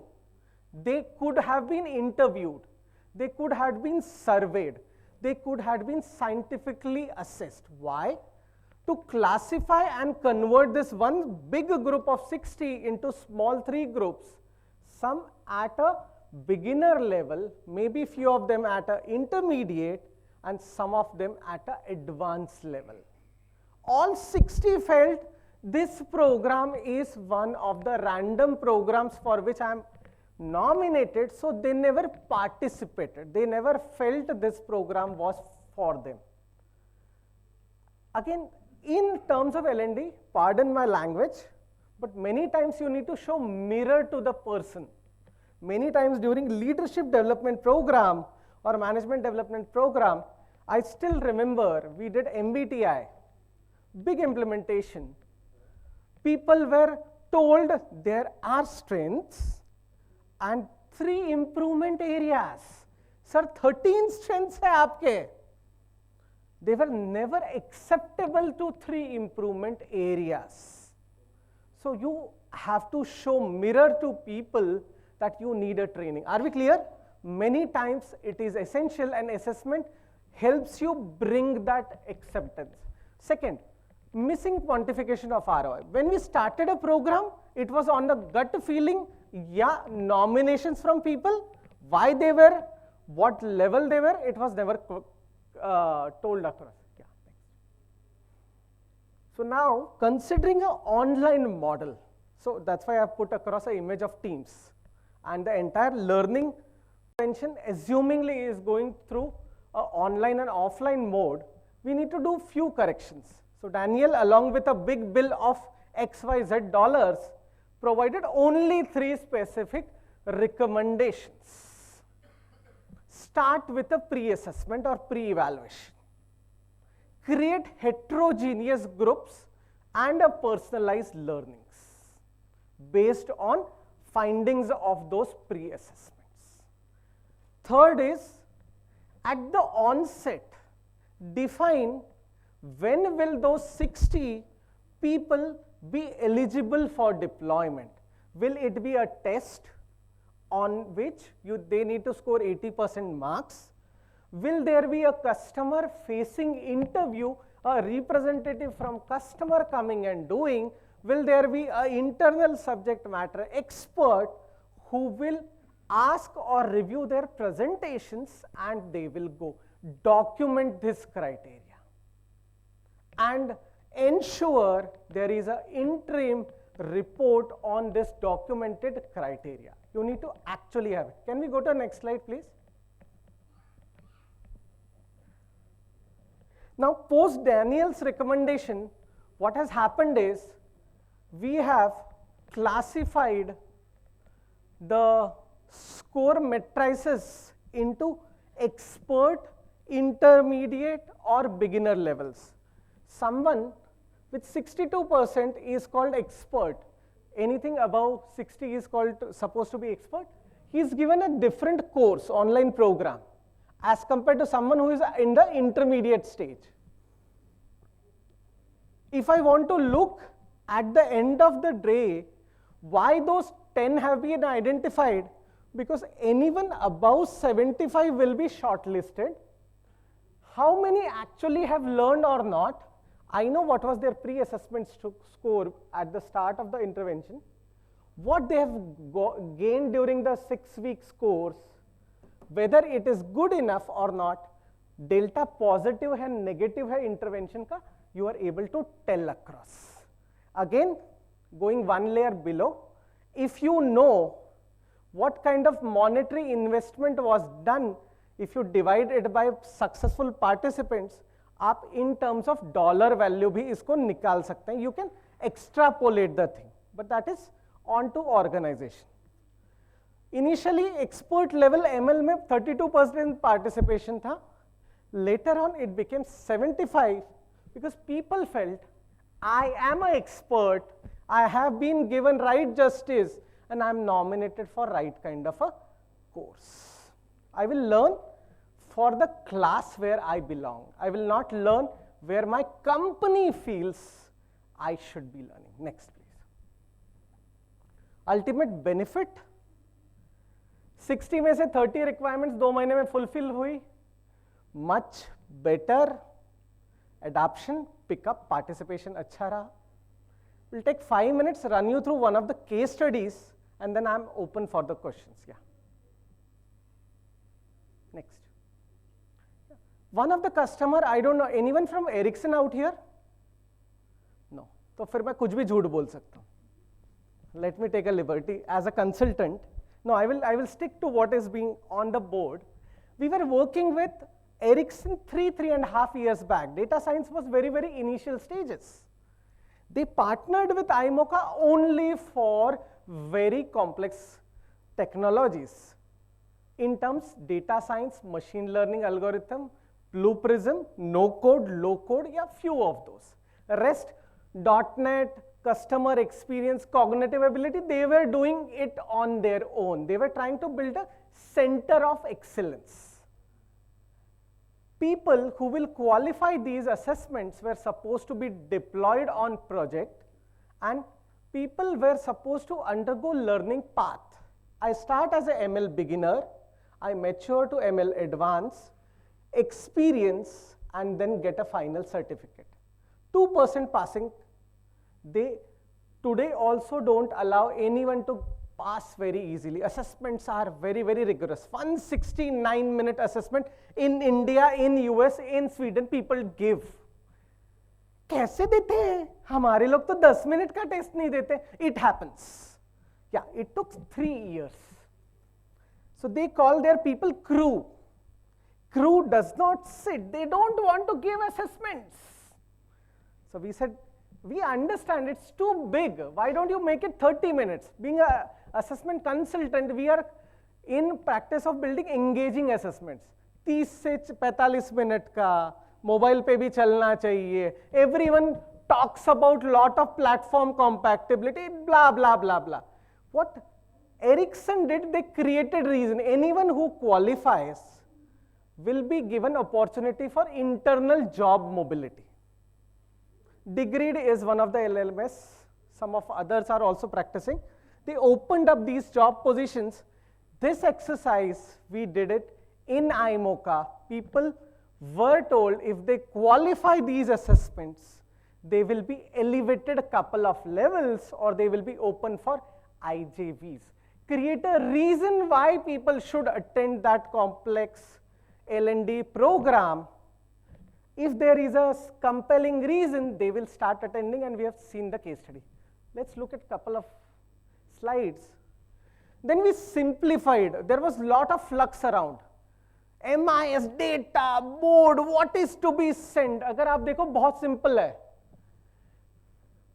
Anything below 80 was not green for them. Anything below 60 was supposed to be red for them.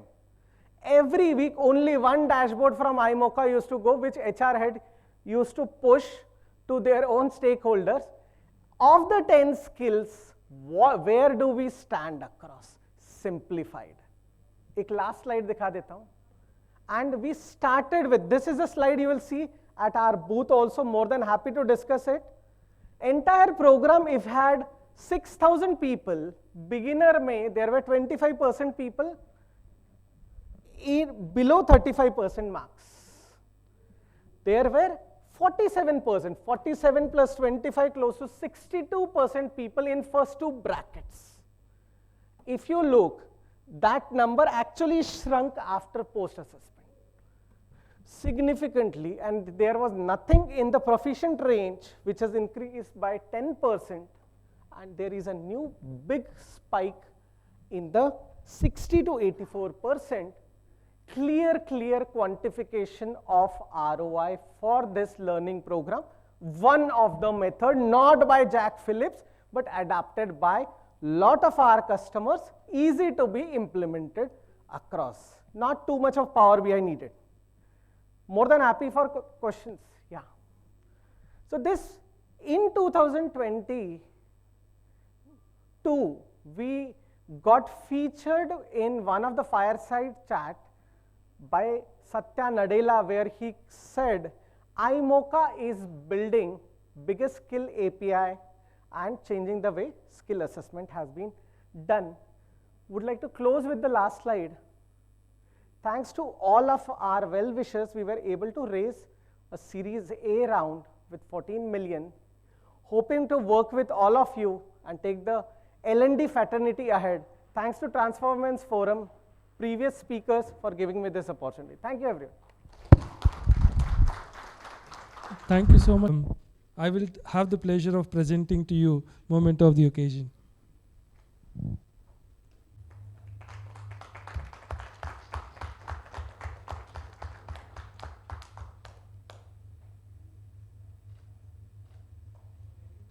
This is a 10-minute delay. We'll take a quick 25-minute break. Request all of you to be back by 11:35. During the breaks, tea, coffee, please visit our partners. Please, have an interaction with them as to what are the pain points that they would be solving. All right? Please be back on your seats by 11:35.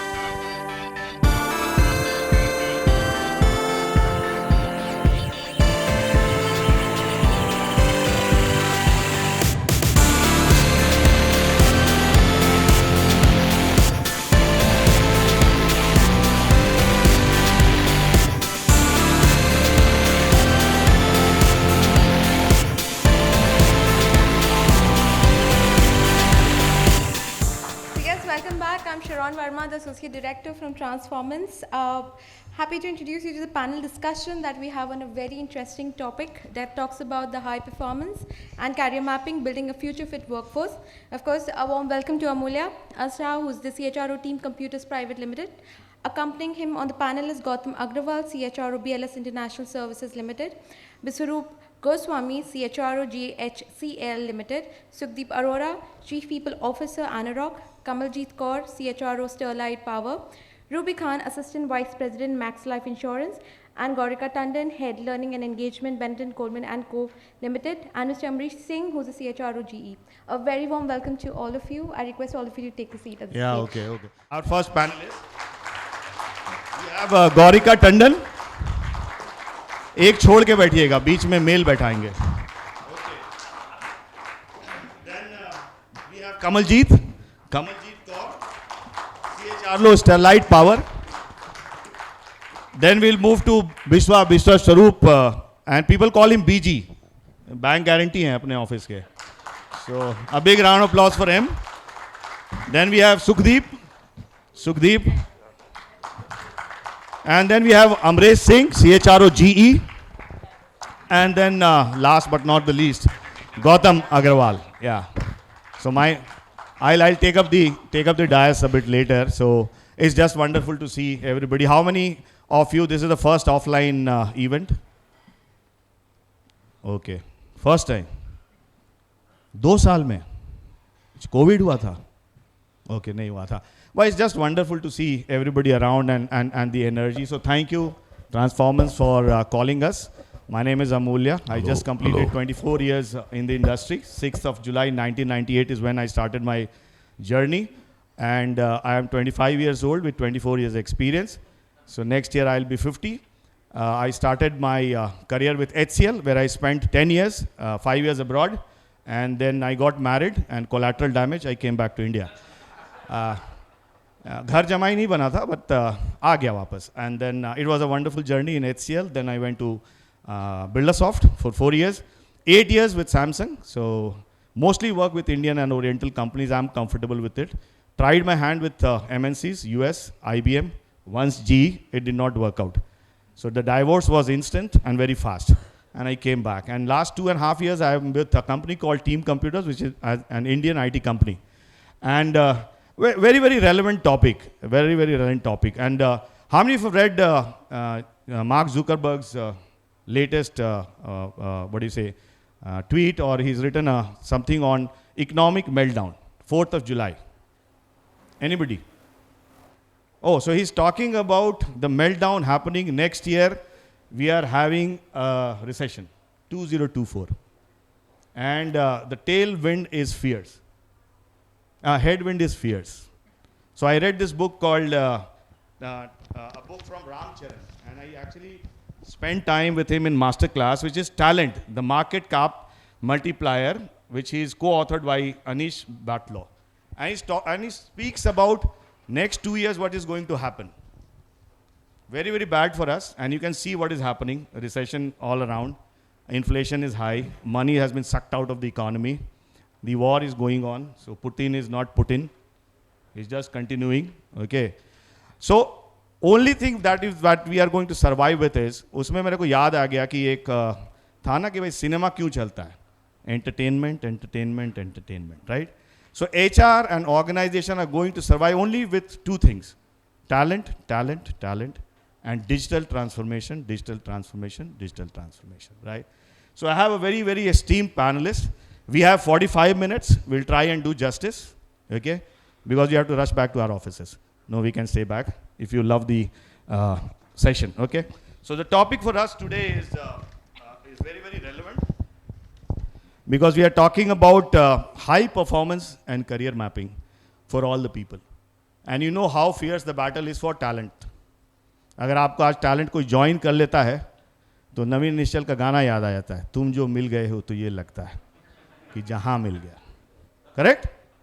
80% तो backout है, right?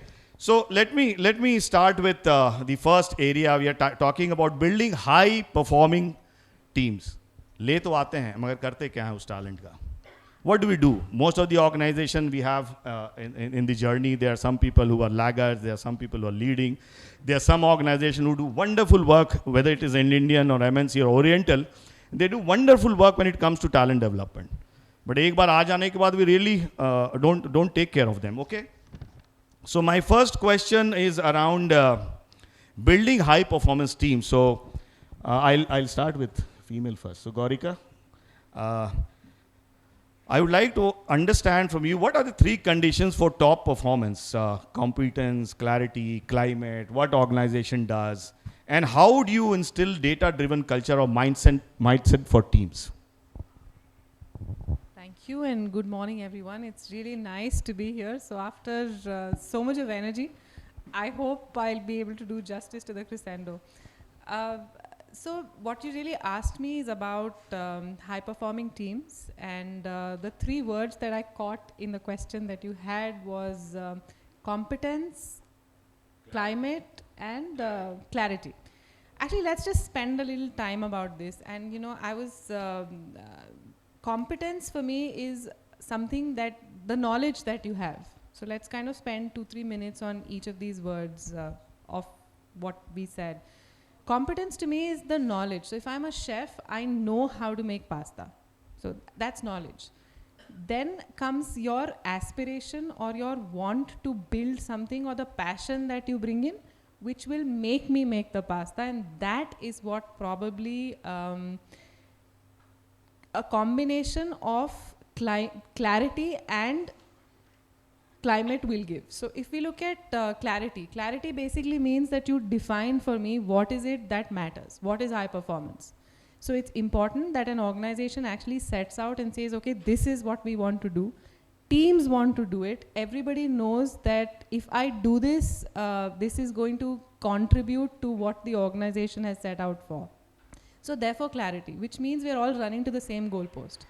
And the third, which is an enabler really, is climate, which is nothing but another word for probably the culture that the organization builds.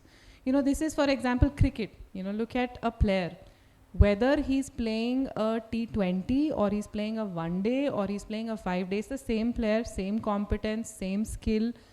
Everything remains the same. The clarity is also the same, that I have to make maximum runs, or if I'm a bowler, I have to do this, I have to do that. Everything is the same. The only thing that changes is the rules of the game, which is what the organization really does. So to your point, really, a high-performing team would be a team, to my mind, where the organization is enabling, provides the right infrastructure, the right resources, the thought. For example, an organization that will be more inclusive, that allows you to fail, that encourages you to fail so that you fail fast and you experiment more, asks you questions, instills the confidence that the whole team stands with you, etc. So that comes to me in the first order of what the organization really does in terms of climate. Then you come to clarity, so that everybody knows the prime job that they have to do, and of course collaborate, etc. Everybody's job talks to each other, which in our HR world we call cascades, etc. So that becomes second, and that really brings performance or capability to the fore. So that becomes like a combination of all of these things come together and performance really happens. Okay, so let me ask you, so Gaurika comes from BCCL, so Mr. Jain, okay, so IFA you would be seeing, front row, and Lala, but a very good Lala. So she's been working there for 10 years, 10 years. So when I asked her, how long you've been with BCCL? Don't ask me, 10 years. But she's been in 3 roles. So I'm going to ask you one question. So you've been in BCCL for almost like 10 years. So what do you think what HR has done to make it a data-driven company or data-driven culture from an HR standpoint? Thank you. Well, yes, I have been with BCCL for 10 years, and it's not like I'm counting, but clearly it's been a good journey. And yes, we work with Mr. Jain, Mr. Vineet Jain, and Mr. Samir Jain. Now, coming to the data-driven question that you said, I think, Amal, what really is data-driven culture is actually a mindset. It is actually a thought, because you cannot treat data or data-driven sense as a science project. It's not a project that you use data for one thing and then you forget about it. It's important that you build this culture. And to me, the first thing that is imperative or important is actually that this is top down. When you sit in the reviews, when you have the CXO meeting that happens, what kind of data is presented and what kind of business case is built will actually come from the kind of data that is getting mined. So it's clearly extremely important when the entire organization is talking about building that culture of decisions will be backed basis evidence. Decisions will be done basis data, and exceptions will happen, because the last 2 years have talked about agility, have talked about a new world of short term instead of mid term and long term. So you can make changes. However, it has to be backed with some thought and some structure, which is basically data. And I think while this is the top down, what really enables this is when you start to democratize data.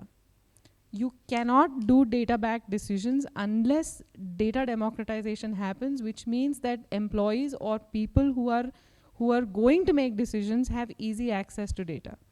Otherwise, it's very easy to get lost in data, but to be able to make sense of that data, you have to make it available, you have to talk data, which kind of reinforces the culture.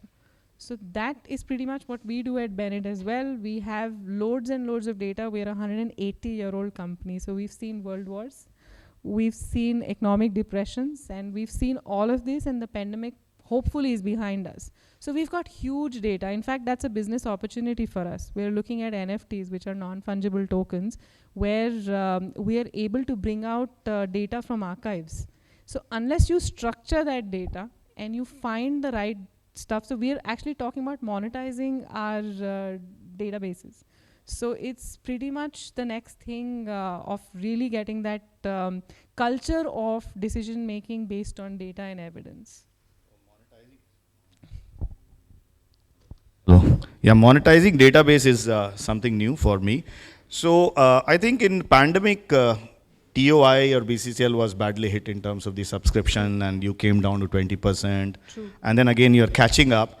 So pandemics are here to stay. And in World Economic Forum last year, January 2020, when it was happening, there was a guy, I'm forgetting, who wrote this book. He said that it's evident, it will come, and it will keep on coming. It will become part of our lives.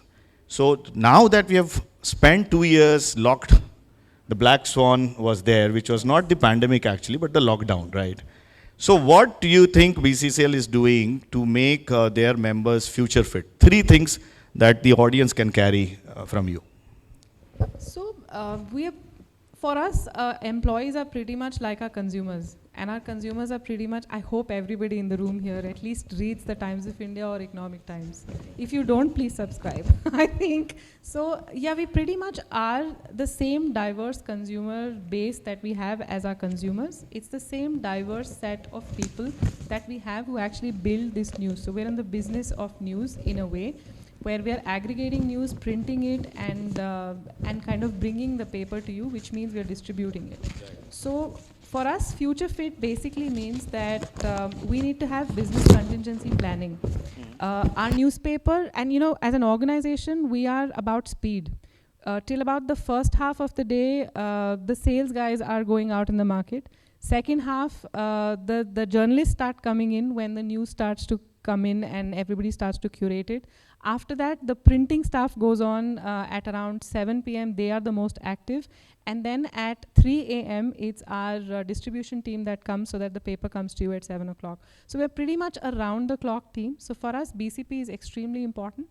So when we talk about future fit, and if you really mean as an organization or as talent, I think it's important that we keep abreast with changing technology, therefore digitization that you're talking about, because if we have to save time, for us it's a 24 hours day for a paper that comes.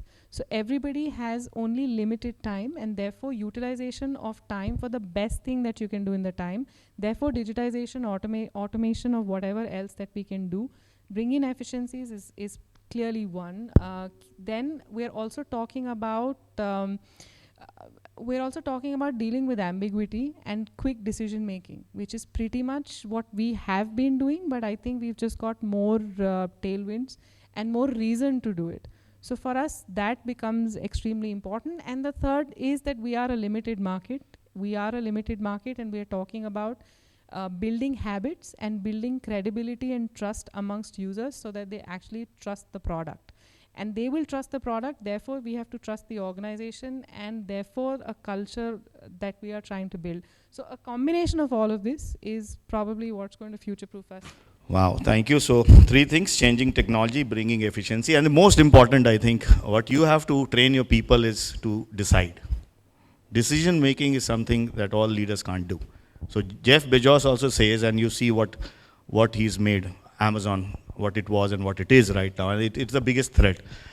They are going to do a lot of destruction in the contemporary world. So he says, decisions has to be made by the leaders, but not many of us or many of our people, they make those decisions. Okay, thank you so much, Gaurika. I'll sum it up when I end it up. So let's move to Gautam. So Gautam, on building high-performing teams, there are 2-3 things which are very, very important. Trust, open communication, right, and transparency. Okay, so any examples from your organization or from your experience where you have seen that building high-performance team, you need a communication strategy for better engagement of the team members, and deploying any assessment tools for development of those people? Well, thank you. Good morning, everyone. Equally happy, like everyone else is, attending a physical event after 2 years. Communication, of course, it's very important. All of us know the importance of communication. Any plan, any good plan, the success of that plan depends on the communication which we use.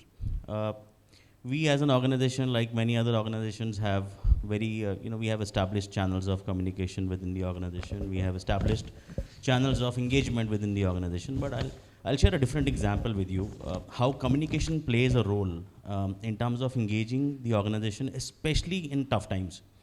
So I come from an organization where we service government, where we offer services on behalf of government, various geographies across the globe, with a workforce of 20,000 plus.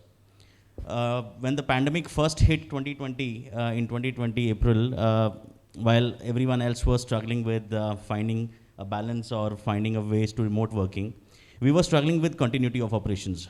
We had to continue operations while travel was shut by and large, but the bubble flights and the repatriation flights were very much active, and we had to continue offering visa services in various geographies. We designed a package called Warriors Package, which of course had a different rewards strategy, which had a different medical benefits, which had flexi working options. But the decision of rolling out that package was different. So we worked out a communication plan called Challenges Are Good. All of us in the leadership team, we divided geographies amongst ourselves. We touched base with each and every individual across the organization, the frontliner, provoked discussions about what challenges they have faced in their personal lives, professional lives, how they have overcome those challenges, what are the takeaways, how do they see this challenge, basically to communicate the sentiment, why it is important for us to continue in that hour when everyone else is trying to, of course, life is important for everyone. And when we hit the pandemic for the first time, I think the degree of uncertainty was very high. Today, I think we are still far more prepared than that time. So, while we were communicating the sentiment, it was important to communicate the focused objective. That objective is we cannot fail. And trust me, we delivered with full efficiency, not a single shutdown. Across centers, Canada, Singapore, Malaysia. There were lockdowns. We issued letters of essential services to people. We ensured that people are continuing from, and sustaining the operations.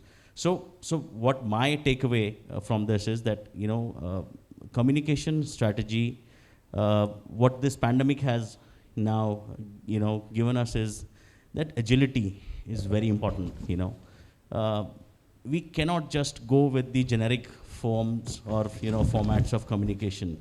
We could have gone ahead and just launched the package. Probably we could have achieved the same amount of success which we did. But the idea of doing it differently was more to establish that connect.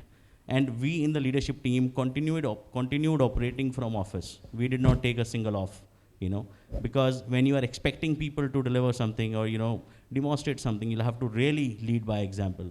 So we ensured that, we are also continuing, we are touching base, stretched hours, because when you have to connect with geographies across the world, it is very difficult for you to match up to the timings sometimes. But we did that. So that was on the communication front. Other thing you mentioned about assessment tools. Yes, there are many assessment tools available in the market. There are many assessment tools which are well established, conventional, have been there for years, will stay there for years. We also use assessment tools at the time of hiring, etc., etc. But in my example, in my experience, where assessment tools have helped in my previous experiences is every organization has fast trackers, right? So there are people who will grow faster than the others. And it is very important for any organization to identify them at the right time, because you will lose them very soon if you don't. So that assessment is very important. How do you make that assessment? How do you pick up those people? And then once you pick them up, how do you ensure that they grow faster than others? How do you provide them the opportunities? So we have, very strong, very well established employee value proposition plan where we, take help of established assessment tools as well.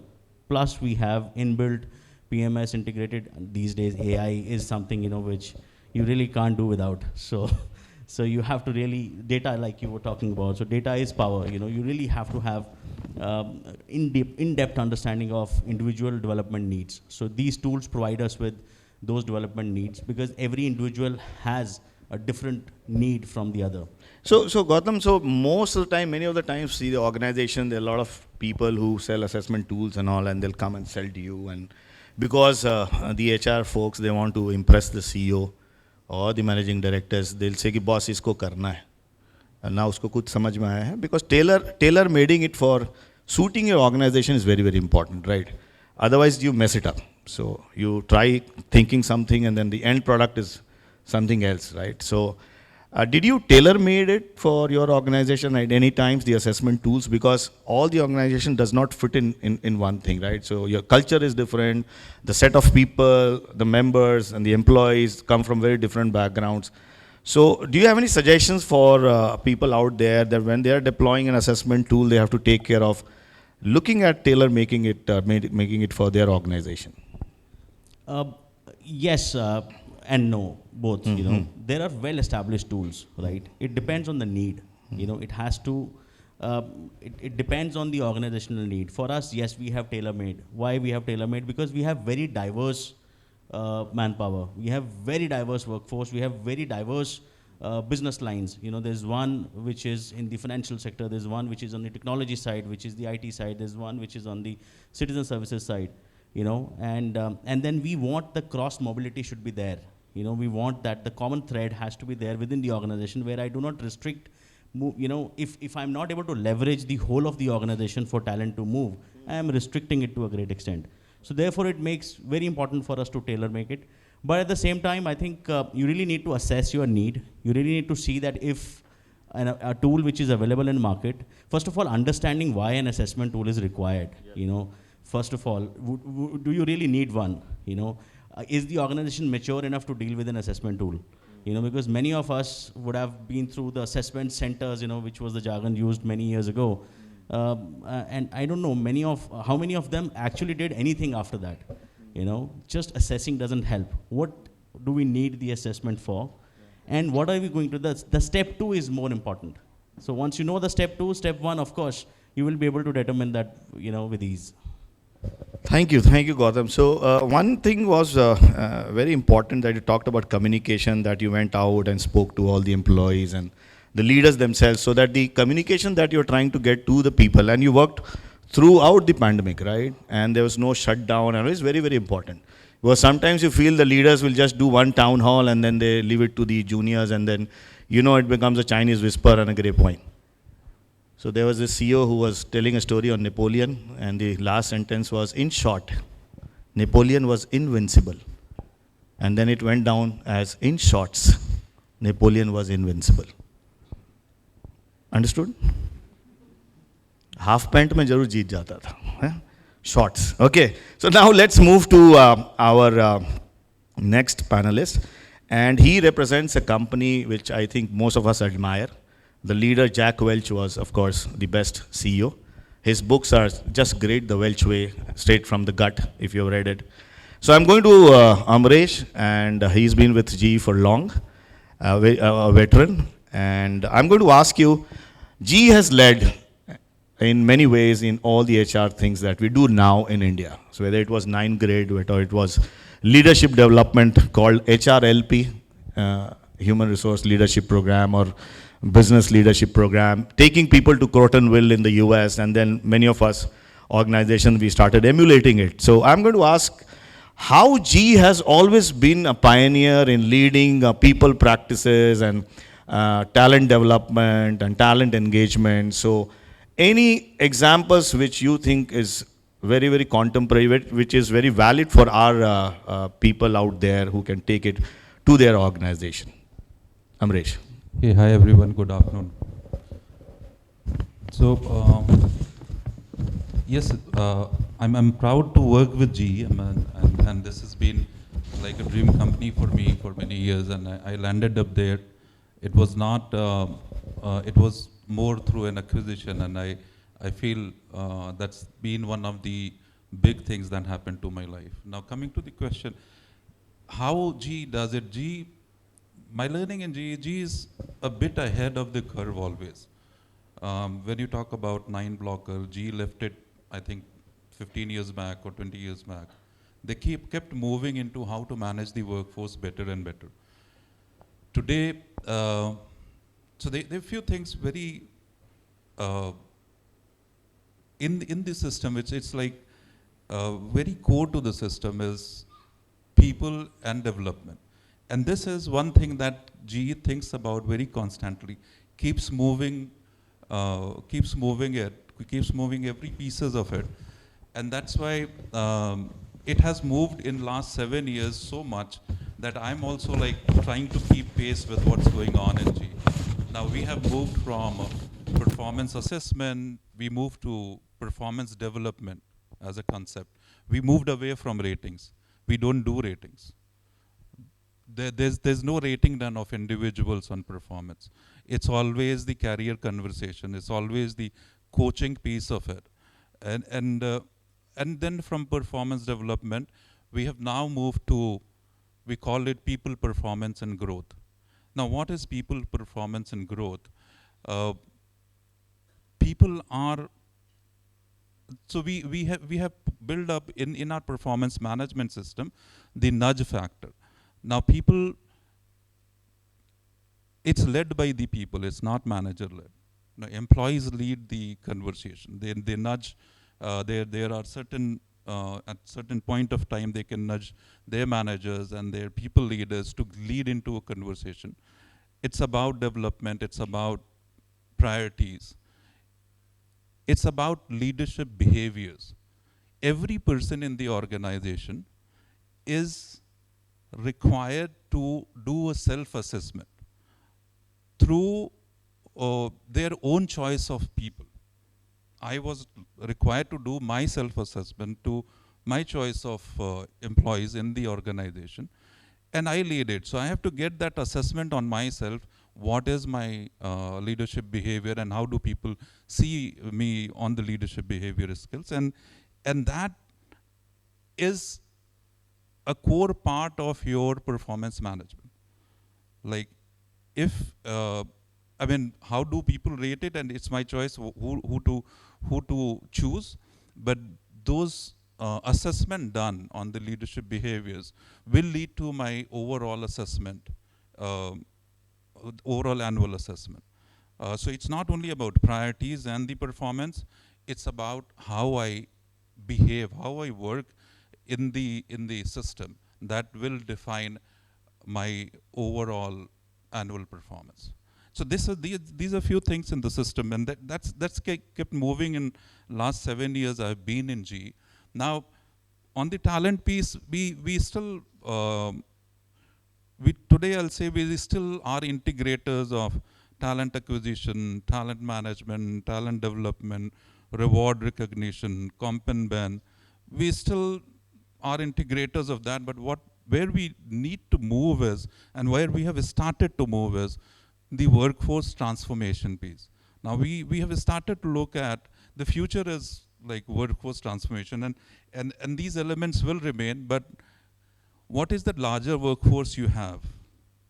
Well, it's not only about your payroll employees. It's about the gig workforce. It's about those people who are not on your payroll, but they contribute heavily on the results of your company. How do we integrate them is the key. How do we create ecosystem that helps people, all the people, to be engaged in the way we work and what we deliver. It is also how do we build up ecosystem that helps a seamless collaboration globally and locally. So these are few things we have started to move on to, but as you said, the G has been pioneered, so it's always a bit ahead, and I'm really proud that I'm in this ecosystem, learning more every day. So if you have to just give some bit of wisdom, one or two actions that people can take on this workforce transformation. So rightly put that we are just integrators right now, and that most of the organization has been, and HR tries to play that very safely. But when you try and take this journey of getting the workforce transformed and get them future ready, what are one or two things or two tips that our audience can take from you? From G perspective or your previous organization, wherever you worked.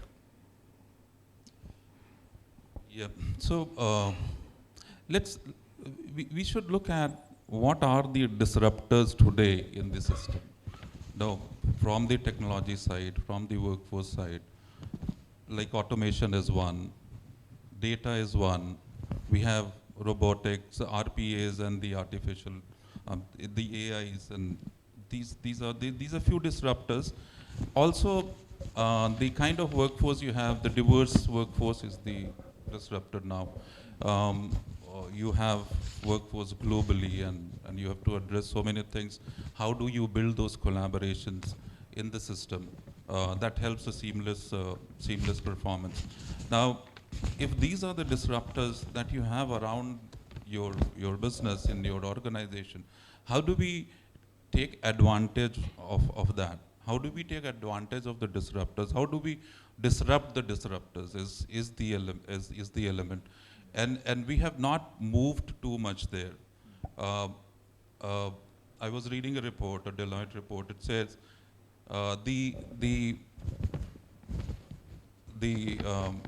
there's a lot of technology now. We have moved to a digital age. The digital age has the digital transformation is like this kind of a graph, but the performance is still here. So there's no match between the digital transformation and the performance. Right. The performance has remained the same. So digital age is people see it as the fourth revolution after the steam, electricity, computing, now the digital. The first three saw a very significant, it was correlated, you could correlate it to performance. This time it is not, because there are few elements missing. It's not the people. Individuals have adapted to technology. Individuals have adapted to digital age. Even if I am 56, I know how to handle my smartphone, how to work around that. So we have adapted. Everyone in the room has adapted individually.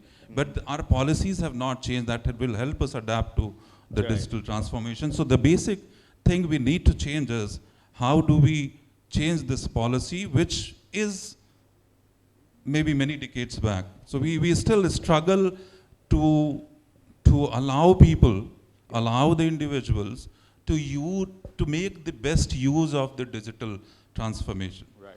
And that is where the organization need to work, that how do they frame their policies and practices that helps to bridge the gap between performance and individuals.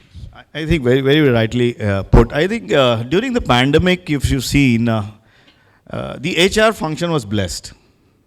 I think The amount of changes we had to do within 2 days, send people to work from home, VPNs, how do we talk, how do we do meetings, how you train them on meetings, the meeting ke beech mein mummy chai de do, and all those things. So we did that, right? And I think it has been a boon for the HR function. But somehow most of the organization and HR people there, we have not caught up with the automation which is happening. And if you have not catching up with HR automation, you will be dead. Very, very soon. मतलब अपना coffin देख सकते हैं, हार चढ़ा हुआ खुद ही. So if you don't do it, and Amazon is a great example. If you want to read the book, The Amazon Way, just read it. It's amazing when it comes to digital transformation, right? So let me move to a correlated question to Biswa, BG. What is the role of technology for future skill building? Because you're talking about automation and all the things that will crop up. And you have seen almost 2.5 decades, 3 decades of HR, how it is transformed, and what is happening right now in India and globally. So if you can talk about and give some points around role of technology for future skilling and for building a future fit workforce. So good afternoon, everybody. Thanks, Amresh. I think he has covered most of the answers.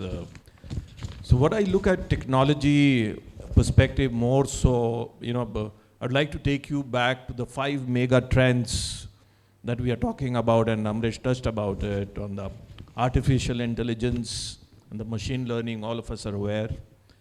Cloud computing is another one. Robotic automation. Most of us know how the robots are going to behave. We are talking about reception with robots and all. So, and then the 5G is coming, even it is coming to India, right? So all these mega trends will be very, very key. But the most important perhaps is the extended reality that we are talking about. And it's a mix of virtual reality, augmented reality. The extended reality will be a real technological shift that we are looking at. So we got some examples from sports, and if you see even cricket today, how technology has impacted the umpiring, right?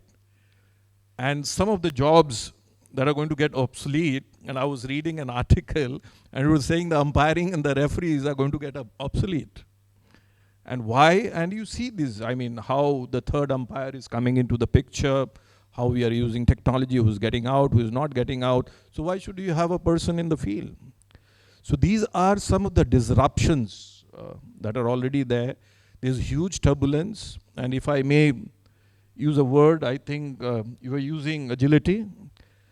So there was a very famous statement, we need to be very agile in these fragile times, and we must use as much as possible the technology to be with us. Because the time we have seen how COVID behaved and how we adopted and adapted to the technology part of it. And going forward, all of us are aware that how technology is becoming a part and parcel of our life. When we grew up, we didn't have mobile phones. Even a rickshaw puller today has a mobile phone. You're talking about the data overindulgence and data abundance. How do you handle that? So it will be again technology. So technology is to be the future backbone of whatever development we are talking about, and how do we create a future fit organization. Some of the disruptions that are going to make again some of the jobs obsolete. I was hearing the drivers. So technology is going to take away the drivers and it will be driverless. And Google was trying to do it, right? So even Tesla, right? So even Tesla was trying to do it. So a lot of things are going to change. A lot of things are going to happen, not going to happen the way we have seen it happening. And everywhere you will see a lot of technology towards your support. And I personally think if technology is going to help you in bettering things, if a cashier who used to give you cash and you have a better option with an ATM machine, why not? So use those technology to the extent that it is for the betterment of the universe, it is betterment for the environment that we are in, and it is not, people talk about that technology is going to take away the jobs. It is not like that. For instance, critical thinking is going to stay. Even technology is there. the problem solving skills, these are going to stay with you as long as you are there and we human beings are there. So as I say that you can't take the human out of human resource development, so we will be there. So, and this will be a very important function for the future, but your actions will be all technology driven, where the validity will be much more if you take support of technology. I thought I answered some of your questions. So I think HR also has traversed a lot of journey from Rangoli making to what we do now, right? How many of you agree? ये जो भेजते रहते हैं ना, बड़ा गुस्सा आता है. एक तो वो आ गई हैं कौन, साउथ इंडियन है, बड़ा सा जोक निकालते रहती है, that lady, famous, हाँ, Sukku, yes, there's some. How many of you, anybody of you used RPA in HR? RPA. No, automation. Anybody has used automation? Anybody here used automation example? Yeah. So that's why. So can you just give an example for people to understand how you can make processes which are like non-value add to an MBA? वो बेचारा SIM से, IMT से, MDI से करके आया, वो उसको आप लोग लगा देते हो, यार ये एक छोटा रिपोर्ट बना दो, which is an NVA, absolutely an NVA for that person. और वो फिर छोड़ के चला जाता है. फिर जगजीत सिंह का गाना याद आ जाता है, तुम चले जाओगे तो ये सोचेंगे हमने क्या खोया हमने क्या पाया. Just I will pick it up. The reverse happened actually. We trained a person on when we were implementing success factors. We were implementing, the person got trained, and it's very, it's a rare occasion when from a greenfield stage of a success factor you're going to implement, and that learning is quite different. And that person was picked up at triple the salary. So it also happens, technology is going to boost your career. Just remember that. Yeah. So we have got the sign here. We started late. Okay. So maybe you can quickly give the example of the RPA. So then we'll move to Ruby.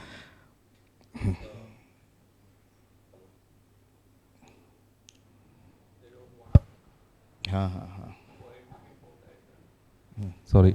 So I was lucky to land up in this organization where we have end-to-end processes of employee life cycle, from hiring till retirement. Everything is automated, and there's not a single point of time where we have manual intervention to employee life cycle. So from hiring, it's automated.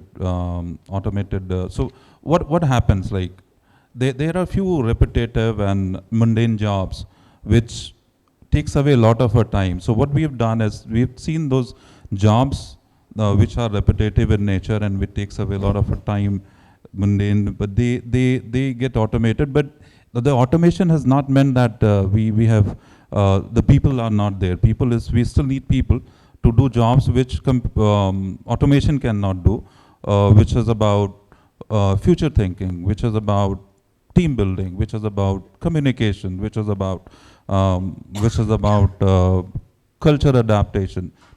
So those people are there who keep their focus on jobs which automation will never do for us. But the employee life cycle from to the level like so anything which I have as around say pay cycle, around my touch points with manager, everything is automated and is in the system. You don't need to develop anything which is manual. Right.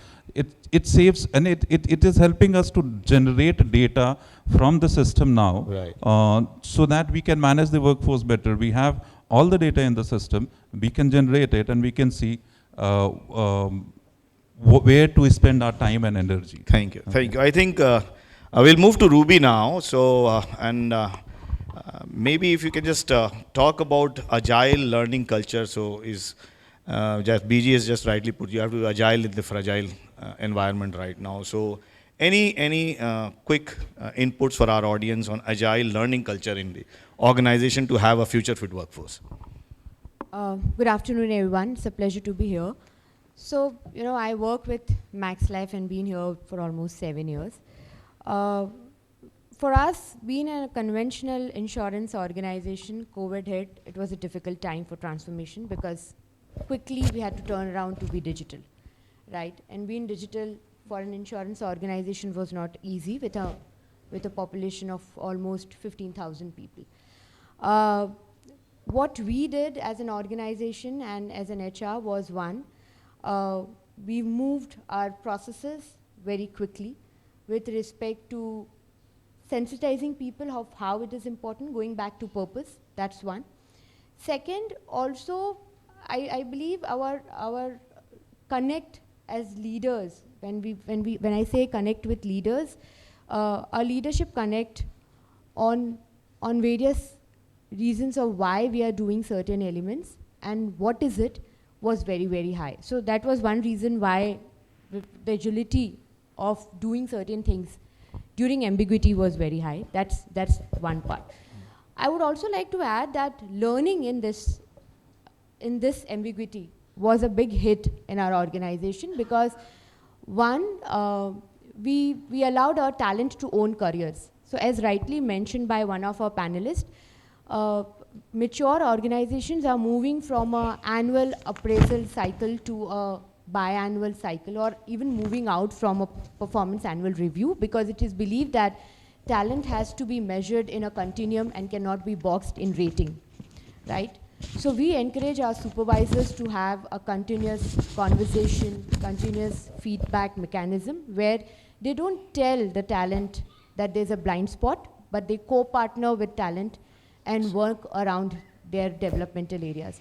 So I believe one way of building that agility was also ensuring that we bring an amalgamation between the aspiration of talent, the developmental role, and the developmental plan to build in the talent pipeline and the readiness. So I think that's how. Okay, so yeah, we have a hard stop, but we have two more panelists. I think we had 7 people discussing. So quickly, I'll go to Sukhdeep, if you can share your views on the future fit workforce and any examples, and then we'll move to Kamaljeet. Huh? I think I'll just continue from where Ruby left. A very interesting topic on Agile, and then I'll come into the future fit. I think that, the pandemic only gave us this push that we all needed. There was this talk about organization agility, and pandemic pushed us to look a lot more into it, this call for action. And one of the important sources for agility comes from people. How quickly can people move from one role to another, from one place to another, quickly from one decision to another? And does the supporting functions for people also need to be agile, and does the agile learning culture? There are 2 parts to this. One, and I'm specifically talking about learning and how does that tie into future fit. What's the training platform that we have today in the organization? There's so much happening, so much revolution that's happening on app-based learning, online learning. I think what the movement is from L&D department / company deciding when to do and what training program to do, to employee deciding when to train himself, herself, and what skill to train on. And I call this a Netflix way of training. If you may, you decide on Netflix what to watch and when to watch according to your comfort. And I think in training also we'll have to do something similar, create a platform where employees can choose what they want to upskill on, what is more relevant for them to be more productive, give this whole onus of their upskilling to them. And second is create that platform for them to do it, consume it as and when. And the second piece to this platform is the content does. How agile is your content? How fresh is that content? I mean, you will not watch we will take one more 10 minute years old content, right? So how quickly, what are your processes to refresh this content? And what format of this content is available? How easy is it accessible to your employees? I think that's the piece. And if that is available, you can, the only role then you as an L&D specialist or an HR specialist is look at what future skills your organization will need and weave that into this platform for people to consume on their own, and you will have a future fit population. Thank you. So audience will, we have 45 minutes over, but I think we have one final panelist. I think she's taken the pain to come over, and she's a lady, so you'll be courteous. Next 2-3 minutes or 4 minutes time. Thank you. So thanks for being there, and between us and there's a time frame. So I'm going to give you some practices, some really very different practices. Probably some of you have heard, some not heard, but and would have loved to have some more time. But I lead HR for Sterlite Power, and quickly, Sterlite Power is a B2B company which transmits. It's a power infrastructure company. So we bring down power to all of you by making infrastructure, power infrastructure, in brief. We've been talking about culture, talent. Quickly, we practice some very cutting-edge talent practices. Love to share with you. One of the concepts we really follow is talent to value. And the very simple concept, we feel that 20% of the roles in the organization actually contributes 80% of the impact. So, and research says that any company which is able to, reallocate your talent into these roles is how you can be competitively better and perform much better. So what is this talent story? So one side is the organization need, where we expect people to get into those high performing roles. And the other side is the employees. And like Ruby said, we also follow this concept of own your development. And we have this whole merging of where employees come in and ensure that they are the high potential and the fast track employees are taking those critical roles in the value chain that impact us most. This is one. I think why this is also important is this concept of, and this really used in aviation industry, if somebody is there, is concept of tunneling vision. So in a very high stressful piece, and we work in such environment where our employees are working on the peaks of Jammu and Kashmir hills, etc. How do you ensure that the decision making of our managers are there and then? So to ensure this, I think the culture of learning mistakes, the culture to ensure that people get this climate to learn and build is very important. And for that, there are many agile practices. We follow something called an ACT UP. Young people are invited to the panel to make a pitch to forward-looking roles, to senior roles, as to why they're important for these roles. And we use all this to ensure that there is a culture of learning and talent is fungible. The basic philosophy of being a fungible talent, and a lot of agile practices, and of course technology.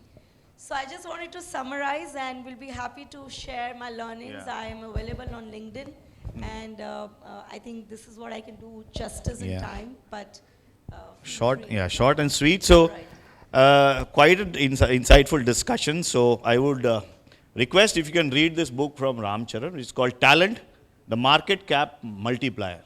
And it talks about what HR can play the role, how you can take care of talent. So he talks about that we need a radical shift in our mindset. People are talent. Talent is not a cost, it's an investment. You have to look at the talent as a customer for us, HR people. So employee is the product. You have to focus on using technology, automation, AI, ML to increase their capacity and productivity. You have to help be agile to leapfrog them, as you talked about GE and Sterlite. And then, of course, make them see the possibilities. So for HR, this is absolutely exciting times. Absolutely exciting times. There are a lot to do. CHRO has a place in the trident with the CEO and the CFO. So I call them the holy trident, Brahma, Vishnu, Mahesh. You can choose what role you want to play. But CHRO can play that role. And HR is in exciting times. So I wish you all the very best. And from my side, I'd like to thank all the panelists who took the pain to come over here and share their mind share with you all. So first of all, thank you, Gautam Agrawal, CHRO, BLS, Kamaljit, sorry, I could have given you more time, CHRO Sterlite Power, Ruby Khan, she's from AVP Max Life Insurance, Sukhdeep, who is the CPO of Anarock. Then we have BG, Head, GHCL, and Gaurika, Head L&D, BCCL, and of course, Amresh Singh, CHROG. And this is your moderator, Amulya, saying a big thank you and all the very best for the week ahead. Thank you very much. That wonderful session. Amulya, may I request you to please felicitate the panel members? Mr. Sukhdeep Arora.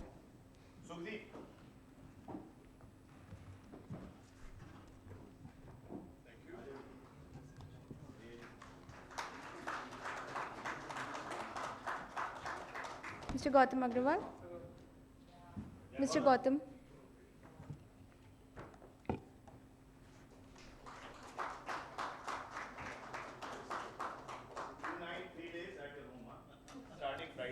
Mr. Biswarup Goswami.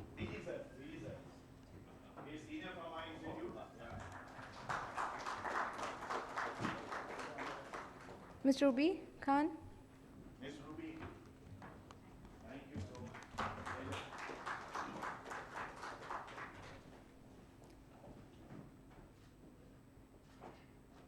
Ms. Kamaljeet Kaur.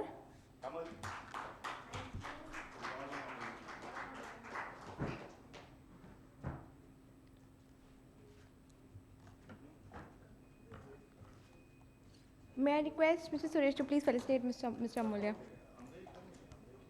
in the next round, please. Thank you, thank you, thank you. Thank you. हमारे लिए बजा दीजिए तालियां.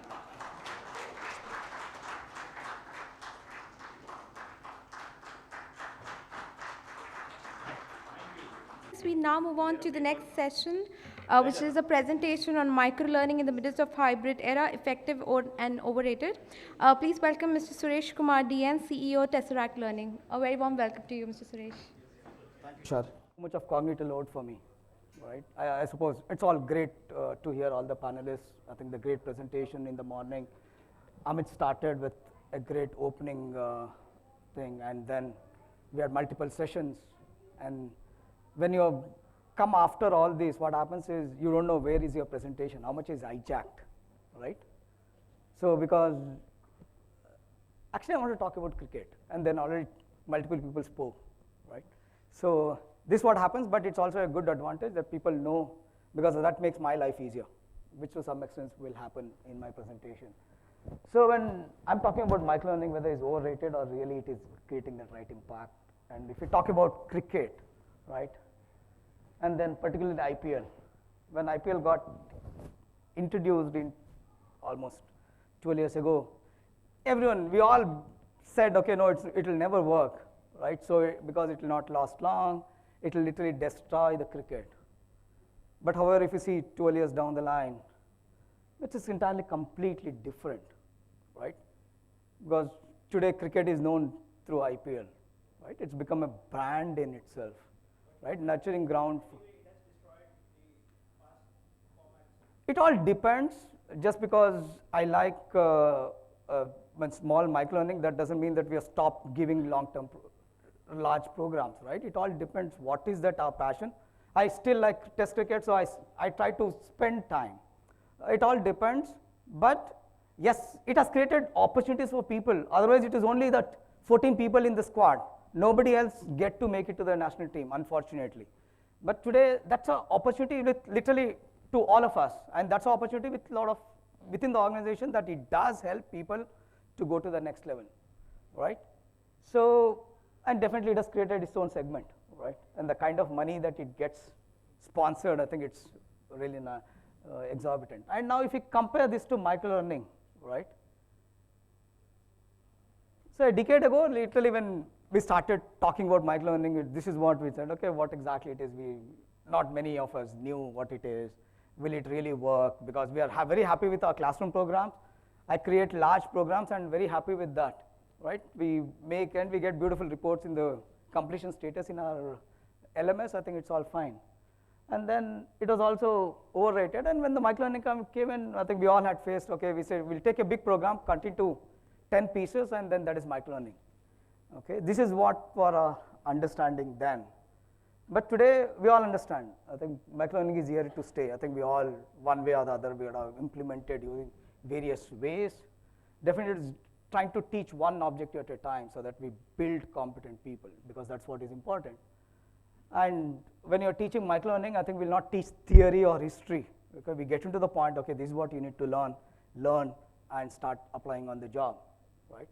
And microlearning can be implemented before a program to create maybe a curiosity or help them prepare for the long program, or do that during the program, because when you have your classroom programs, okay, gone are those days where you have 8-day only, they literally listening to somebody, right? Today there will be activities that we do. And most importantly, what happens after the training? Because that is most important. We would have made all the big investment, and people take the program, we forget the trainer, because the learners, because we have got the report that they have attended, then they are supposed to be the competent, which is not the reality, right? Because we all naturally tend to forget various learnings, because as per the forgetting curve, it is literally weak, 80–90% is forgotten. So what happens after formal training also becomes important. That's where microlearning plays a vital role. So what has changed if you look at, I think we have a better understanding of microlearning. Definitely we know if you implement well, it is something which is going to stay here. And where it will not work is also which is something which we should be knowing, so that we can implement it right way, and what forms can be used. It can be easily integrated to the platforms that whatever you are using, and definitely it gives a better analytics now, because we are trying to assess a small aspect or an objective at a time, right? So a quick question. So on various strategies that you have been implementing, means is there a way as to, is microlearning part of your training programs? Okay, well, I saw only 1 or 2 hands, okay. How much is, if you have to segregate, okay, it's less than 30% is how many people?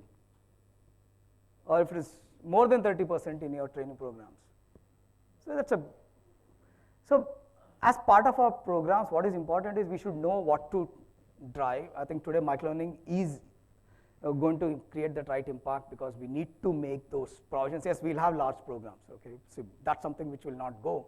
But what is important is how do we implement that becomes very critical and important, right? And we all agree that we are in the midst of this hybrid era, right? And hybrid learning is also a part of cycle. And that's where our programs today has to be really just in time.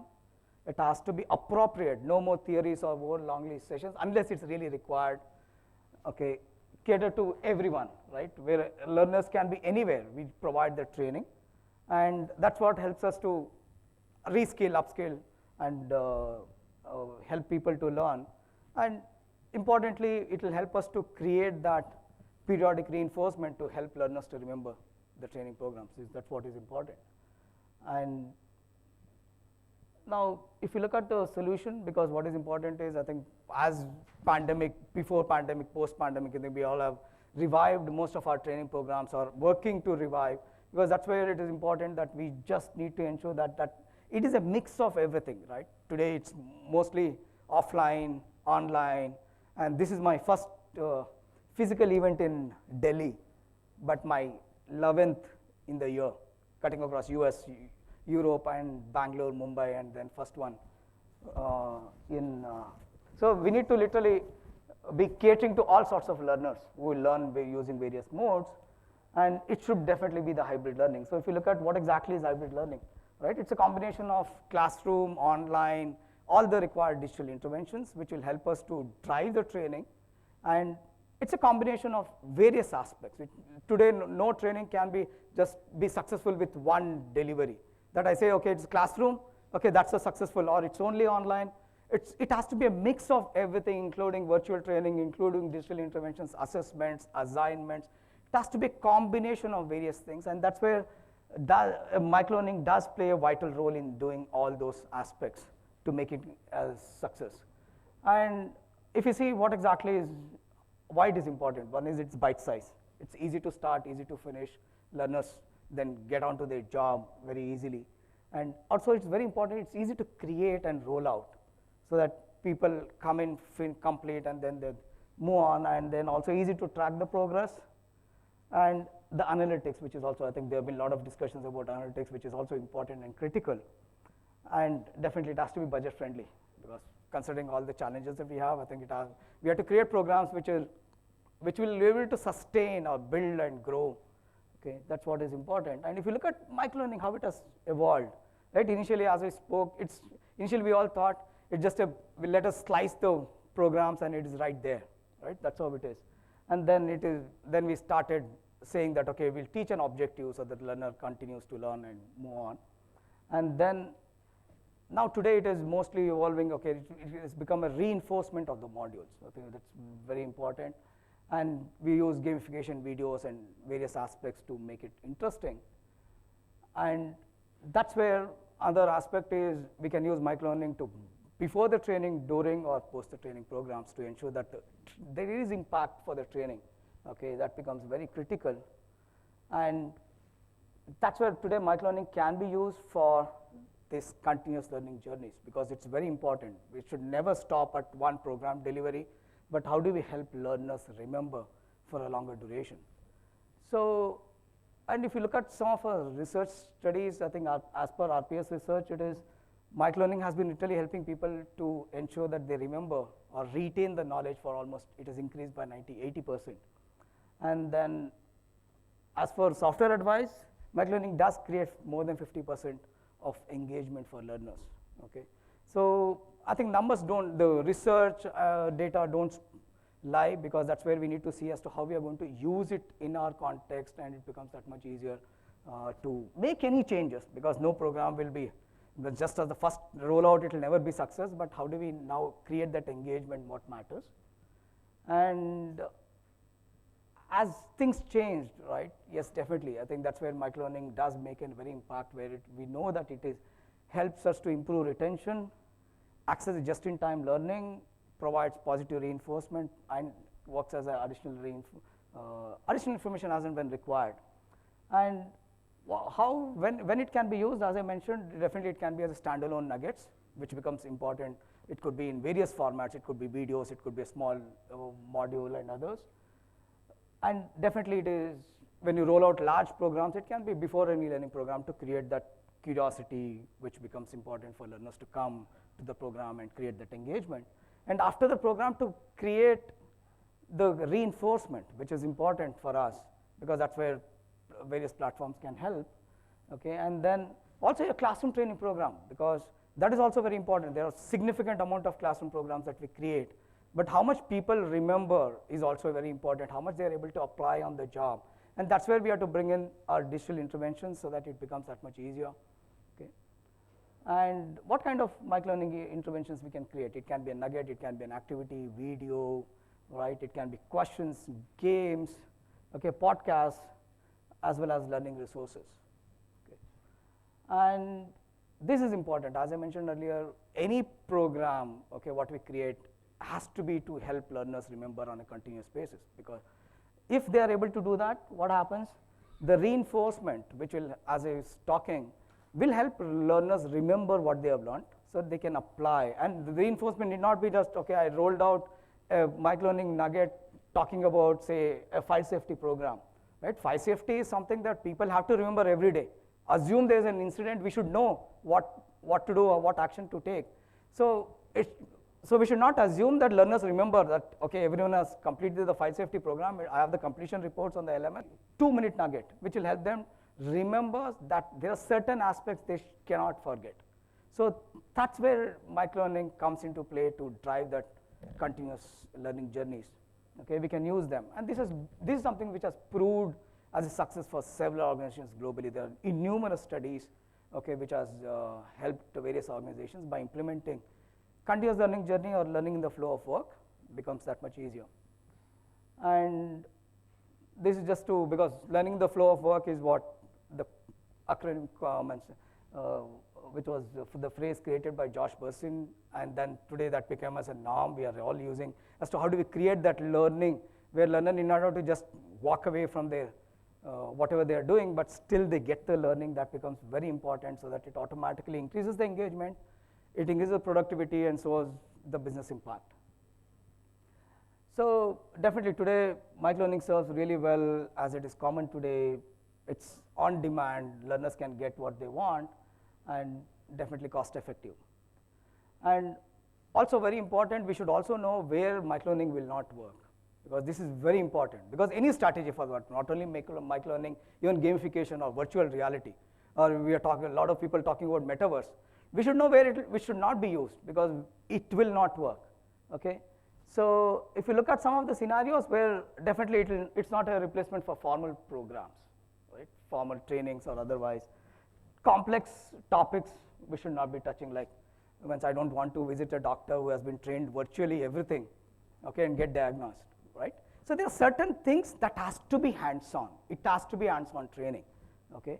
And so that's what will help them to build the mastery, and now what we are doing with microlearning is to help them continue to have that mastery so that they are able to remember, apply, and so definitely it's not a replacement for e-learning. If you think that, okay, we'll replace everything with microlearning, I think that also will not work, right?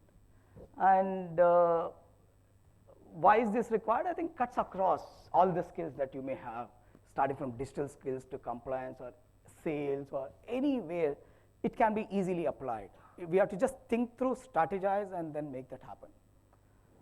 And that is where using the right tools becomes very important and critical, be it your own platforms which you have, I think that can be done, be it your LMS, LXPs or otherwise, or bring in new tools like Credo, so that it will help you to create that experience for learners where they seamlessly can literally access it anytime, anywhere through mobile. It has to be a mobile friendly solutioning today, because nothing can go without that.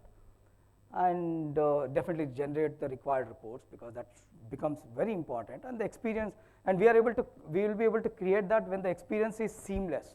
Okay, so I can just give a quick glimpse of our platform, Credo, okay, which we just launched last year. Today is judged as a top 20 globally, where the learners, it's a seamless experience, whether they access it on their PC, tablet, or even mobile apps, be it, it comes with where you can create your own courses. It has a beautiful authoring tool, okay, wherein you can create your own courses, you can bring in SCORM, create assessments, create assignments, create learning journeys, something similar, integrate a lot of catalog content, and reports where learner can see their own reports. And not only this, where for deskless employees, if they can't access it here, I think this same journey literally becomes seamless even if they take it on the mobile apps. So any programs, any technology that we use has to be such a manner that for the learner it is seamless. How they start, where they end, it has to be, we should be able to align. So the same programs should work seamlessly on a phone as well as on desktop if they have access to that desktop or smartphone. This is just a small glimpse which I thought I'll just share. And some of the tips and best practices, it has to be definitely task oriented, because it has to be ensured that they can do their job better. And reinforcement and remediation, because most of the times what happens is we provide the training, we don't know how, whether they have built competence in that or not. We throw knowledge checks. What happens when they go wrong, we tell them, we guide them, okay, this is the wrong answer, this is the right answer, okay, or there is no way they can go back and relearn, because that's something that platforms like Credo can do, help you to remediate the learning gap right at the moment of occurrence. And definitely using quizzes and gamification, and using videos, which is something which does help. So how do you build some really interesting microlearning programs? I think this is some examples where it is using these are created right inside Credo as a platform. All right, you can create, anybody who just knows Word, PowerPoint can create some fantastic, visually rich and engaging content right there. So these are some of the screenshots which I have, which I thought I'll just share. We can create even reinforcement, create memory boosters or nothing but to drive the continuous learning journey, and also creating collaboration engagement within the teams, which becomes very important. And these are some, okay, maybe some custom made training microlearning programs. This is something for one of the leading food chain companies that we had created. So the experience, whether they take it on the PC or on the phone, has to be seamless. So whether be it like this or even a car race game, which is custom built, okay, and delivered, deployed, learners get seamlessly literally on any device, they get the same learning experience. So this is just for fun, but still it has a lot of learning as the content continues to be the king. It's just the mediums that we use to deliver the training. Maybe I'll just move on. And one case study which I just want to take, this is for a leading insurance company wherein they had almost 30,000 people to train when we started working with them. And they had huge content. What we did, we said, okay, these are people who are literally on the field or people supporting them. So we converted that entire content into almost 130 microlearning courses, and quite a bit of content need not be converted. Some content has to be in the form they are, be it in PDF or video. So those were retained, and then we helped them to deliver the entire journey, including reinforcement through their LMS. So compared to the previous quarters, what they saw is the course completion rates increased to 73%. And sales improvement, what they could see is 46%. And then we took as a company as a challenge. That's when we made significant enhancements to product like Credo, where customers like Lenskart has been using to train all their staff across the globe, where as of now, there are around 6,500 people. So what is important is that there is a completion rates of 90%. This is live data. The only reason is, as what Amit was talking in the morning, if a CEO of the company drives training, today Lenskart is a learning academy, has a big learning academy. What they have realized is, if they want to grow to the next level, beating the competition, they need to equip their entire team. So anybody where you walk into a store, you should be able to, you pick up any frame, learner should be able to, the employee of Lenskart should be able to have a good conversation, because that is what they have achieved. Because of that, using Credo, so these are the various functions. So what they have managed to do is, entire training is created right inside, where using Credo, they have created almost 450 plus courses. This data as on 30th June. They have completed, they published 390 courses. On a week, considering the business dynamic nature that they are in, they create 11 courses every week, because they need to ensure that everything goes well. And various learning paths, every learner has to complete all the training programs within 14 days, because everything is linked to their performance incentives. And the biggest of all savings is Lenskart has managed to save almost 1 crore in 8 months' time by doing most of their training. Considering the dynamic nature of their business, we do create quite a few courses for them, but they managed to do that. It's almost 1 crore which they have managed to do that. And the biggest thing is the business gain, because I think Amit also was talking about. Because now they are able to train the people better. They're having better conversations with their customers who walk in. Because of that, automatically the customer success rates are better. If customers are happy, they're able to have their sales improve. As they're able to improve the sales people are able to get their better incentive. Automatically, that has helped them to reduce their attrition rate significantly. That's a business gain, which is, we are publishing a big case study on this. This is just to say that if you use the platform the right way, the way it has to be used, that something automatically helps. So with that, I just come to conclude, okay, to say that microlearning is definitely easier to stay. It has evolved, and it helps us to do what is required. And it will definitely augment to drive the continuous learning. So about Tesseract Learning, we are a one-stop shop for meeting all the needs. We create custom e-learning. We are known globally for our solutioning. Okay, so be it custom e-learning, microlearning, gamification, virtual reality, plus localization. And Credo is our platform, which we launched last year, which is definitely doing some great stuff. And we also offer a huge portfolio of catalog content if you're looking for, starting from your IT skills to soft skills or anything, we will have a solution to match that. So this is just to my coordinates. I definitely would love to connect up with you all on LinkedIn. Very active. This is some of the accolades that we have won as a company as well as our platform.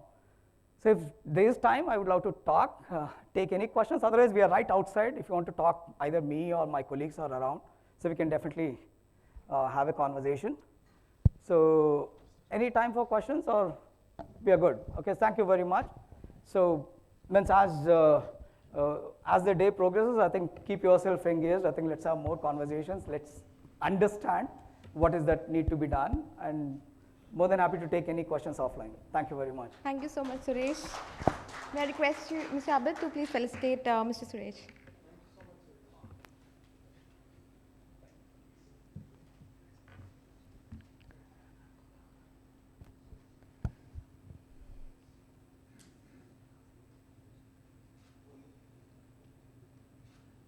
all hear me? All right.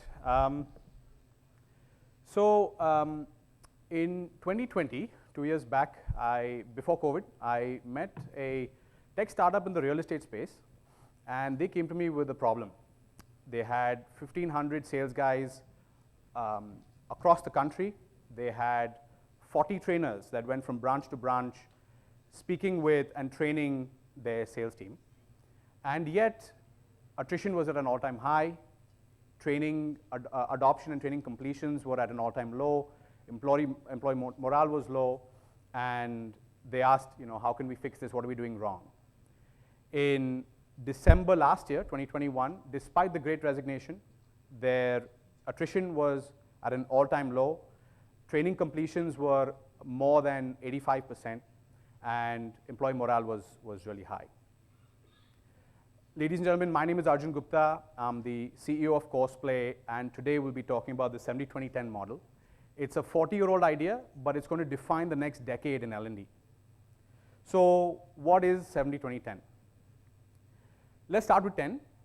10 is the 10% of the employee experience that comes from formal learning programs. So these are your classroom trainings, your microlearning, gamification, ILTs, VLTs, WBTs, all of that. These are the facts and figures. These are the foundations of learning in any organization. And with most companies, as you all know, most of the focus of the L&D team is this 10%. 20 comes from the 20% of the employee experience that is social. We learn from each other. We sit with our coaches, our mentors, our reporting managers. We exchange ideas, and we learn from that. And 70, so 7 times what formal learning does. 70% of the employee experience comes from on-the-job learning.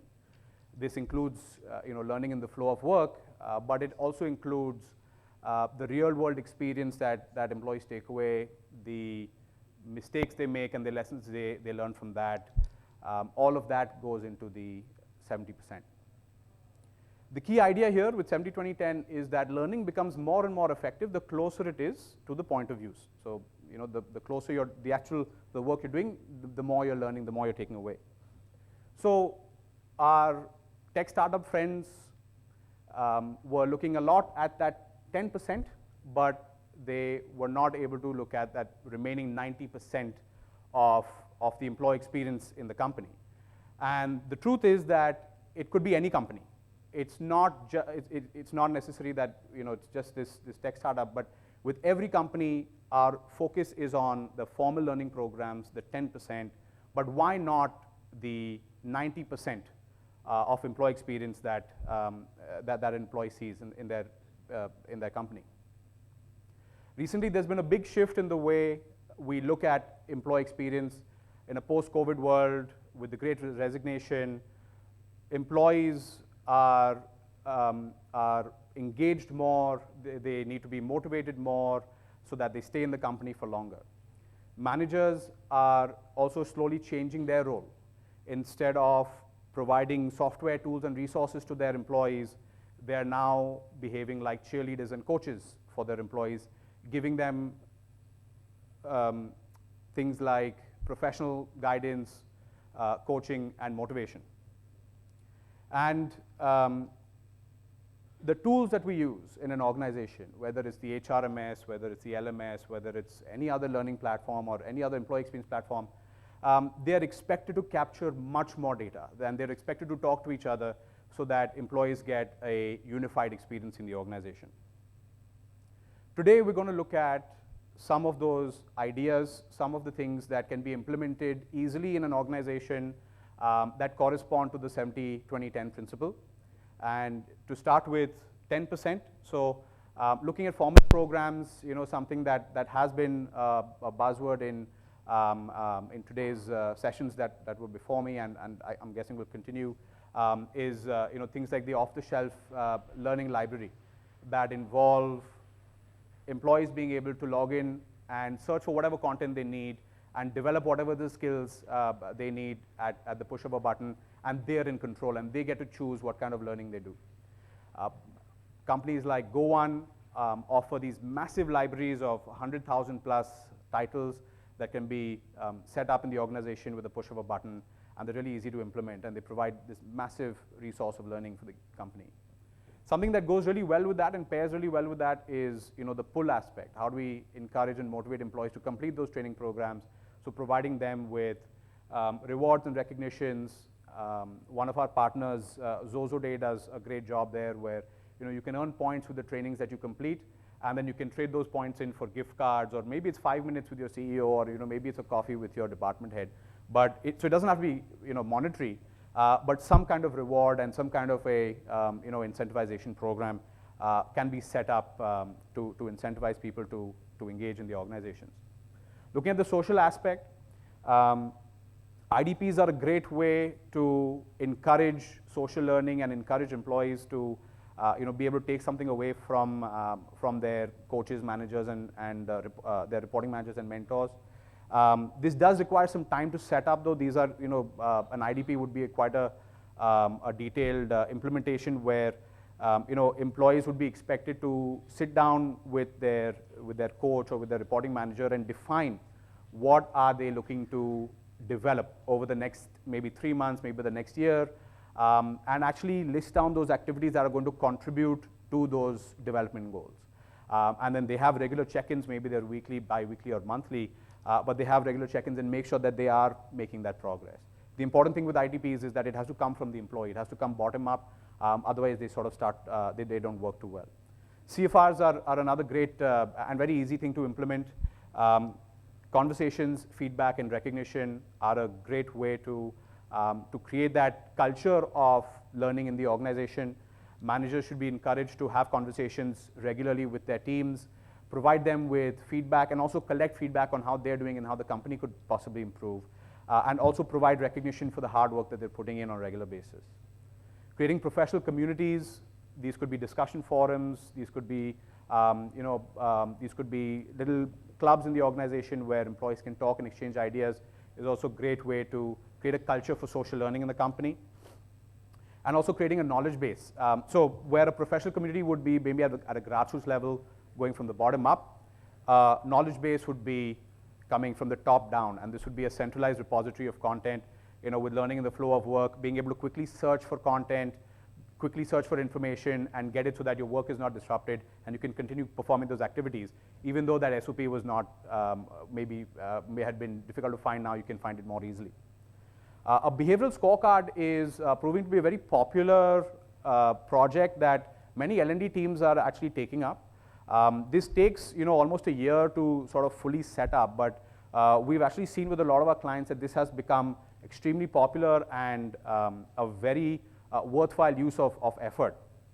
And the way these behavioral scorecards work, and I'd be happy to also discuss this with you at our booth or outside after this talk, the way these behavioral scorecards work is you look at the performance of your team, you identify the consistent high performers and the consistent low performers in the organization, and then you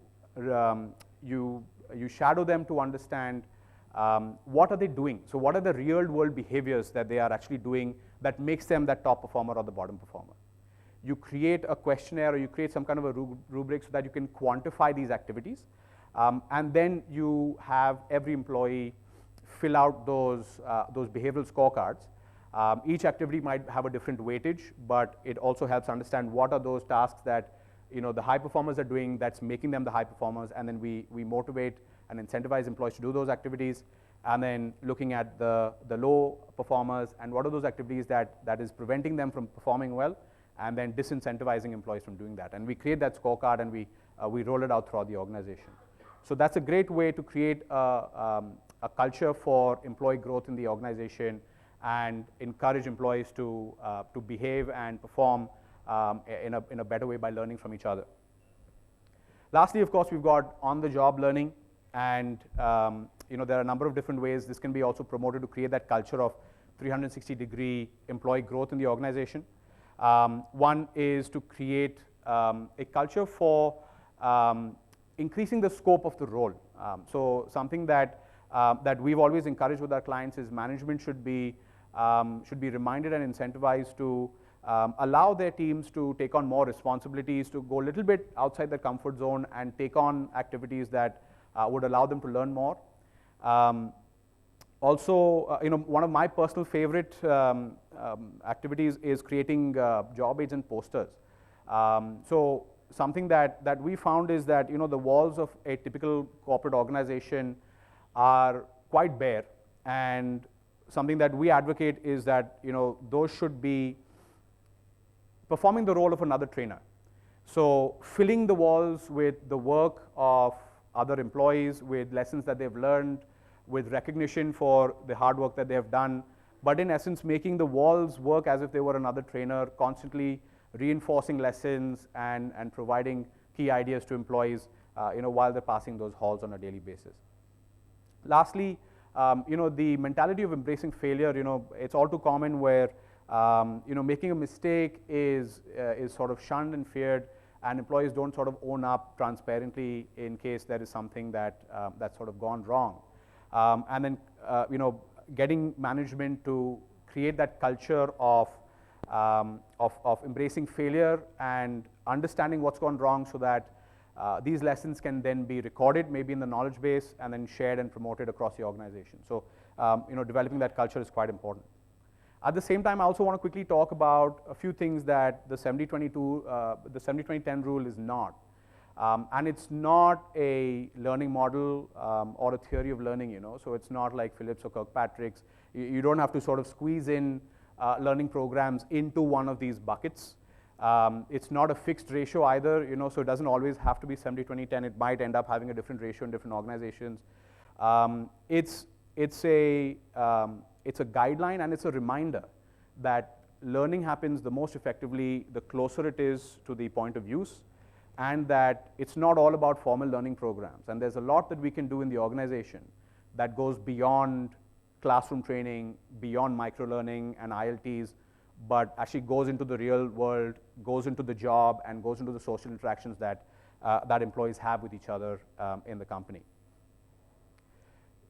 Over the years, the L&D space has changed a lot.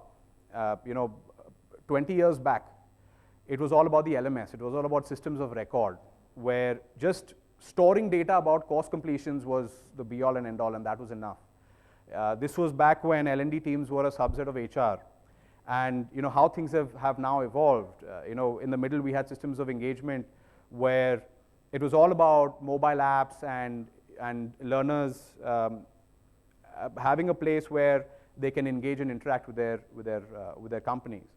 Today, it's all about experience. It's all about providing employees with a consistent experience across the organization. So if they've done something, if they've performed a certain way, that should reflect in their learning. If they have, if their attendance record says something, that should reflect in their learning. And all these systems need to talk to each other. That's the age we live in today, and it's such an exciting time for us to be in with L&D. And I'm so excited to be here with all of you today to discuss this.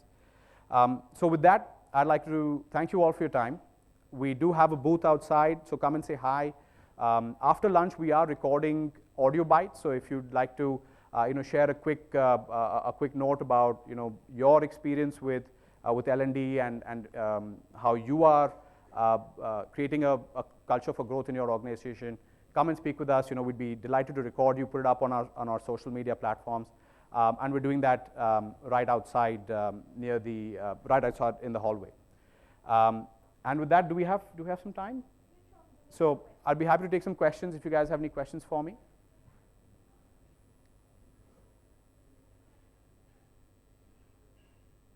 Anyone? All right, great. Thanks for making this easy. So thank you all so much for your time, guys, and I hope to see you outside. Mr. Arjun Gupta, Founder and CEO, Courseplay. Mr. Ankit Jam, Chief Learning Officer, Grant Thornton Bharat LLP. Dr. Kshitij Deshmukh, Product Consultant, iMocha. Mr. Amren Mishra, Group CHRO, Hero Enterprise. Mr. Vishal Vitlani, Head of Training and Development, Motilal Oswal Financial Service Limited Company. And also Mr. Dhruva V. Rao, Head Growth and Strategy, Enhanced Education Private Limited. A very warm welcome to all of you. May I request all of you to take your positions on this stage. So we are your bridge to cross for lunch. Right, so lunch will be, we have given special instruction. Only if you are going to engage well with us, okay, then we'll let you all go. Otherwise, we're going to keep you all out here.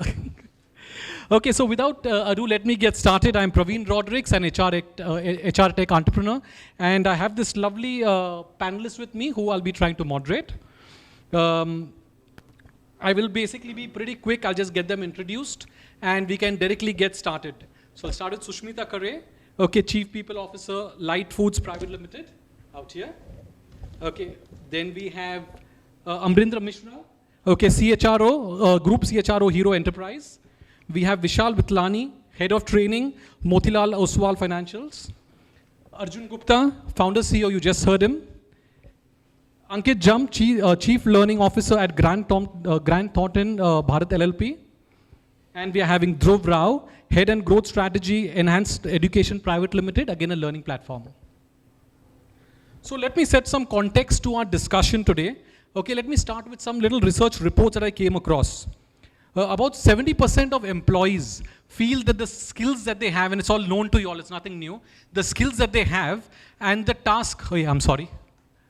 We have a big man out here, Dr. Kshitij. Yeah. So, yeah, that's fine. And I missed it, sorry about that, yeah. Okay, 70% of employees feel that the skill required, okay, and the skill required to perform, okay, there's a mismatch. The survey further revealed that these same guys are basically within their own organization. They can see that the problem is already there. Else in 2 or 3 years, that is basically right up their face. So what else did that reveal? Okay, what is the impact of this skill gap? Major loss of productivity, 70% feel that. Okay, higher staff turnover, 33% feel that. Lower morale, 40%. Inferior work quality, 45%. Inability to expand business, 40%. This is pretty scary. The pace of change, okay, that we are having is accelerating, and so are the uncertainties. We have seen COVID and all of that. And this only amplifies this problem that we have is straight 100x. So thankful to the event organizers that they have given us this lovely topic, L&D platforms, and how can we, because we all are aware that there are platforms, how can we boost the engagement? Uptake is a big problem. How can we boost the uptake by adding some touch points? So I'll get started with Sushmita out here. So what I'm given to understand with my conversation with her right now at Lit Bite Foods, It's okay, she's just about to explore the wide and wild world of digitization. She's just going there. So what I request you to do in your own words, okay, give a utopian thought process of what you feel your digital journey should look like. I do not want you to give any kind of biased thing because you heard an LMS. Keep the technology totally out. In your view, what would be the utopian setup for a digital world that you would wish to have? We would start off with that and then I would basically engage the rest panelist. Over to you. Well, I'm from Light Bite Foods Private Limited, and I work as Chief People Officer for the last 8 years. I've been with this company. I come from a very typical industry, but that's where I say that I have a challenge. It's a food and beverage retail industry. We have more than 200 outlets, pan-India and overseas. And so our style of learning and development was very, very peer-to-peer, more of social programs, more of experiential programs, and the LMS was a kind of it was very people-centric. So LMS was at a back foot. We never thought LMS is required in this industry because it worked like a gurukul, where if you ask me if it's a dal makhni, for example, you have the chef has to produce out. He learns it from the best chef who's specialized in dal makhni. So he is actually attached to him, and that head chef is the mentor there, and telling him how to make it, and it takes months together to get the right recipe. Also, it is again, every chef has his own secret ingredient or secret recipe, which has not been put in as a kind of recorded. So there was a lot of learning which was like more, of course, like people-centric. It was very subjective, and though the standard was there. But with COVID, the challenges come to us, and also our board has decided that we have to go expand now in the next 5 years, going 5 times expansion. So can we actually give the same standard of services and cuisine to the customers if you're expanding, and that to pan-India and overseas? That was the challenge. So that's where I came in here not as a thought leader, but as a searcher. I want to search in as to who will give me this solution, where I put everybody one platform, all my employees, the recipes, the services, the policies, in terms of learning and development for my revenue centers, that is the restaurants. And how do I go about it? So that was my thought when I came into this conference. But yes, this is a challenge, that what do I need as a utopian level or platform for learning and development? I want my talent pool to be engaged. I want them to be learning the same standard recipe. They need to know, or they should be the CEOs at the revenue centers. I want to clone the CEO or the operation heads at each revenue, at each restaurant. That is only possible if we have a common platform of learning and standardizing our systems. So second is I do take care of learning and development, but I am also the HR person.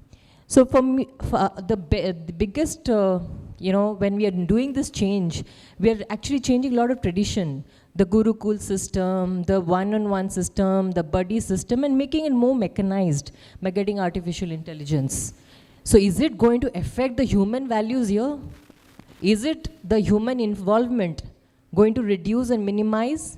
Are they going to feel connected to their seniors and mentors through this, if we are going to getting in artificial intelligence? Sure. Is something which I was thinking about. Sure.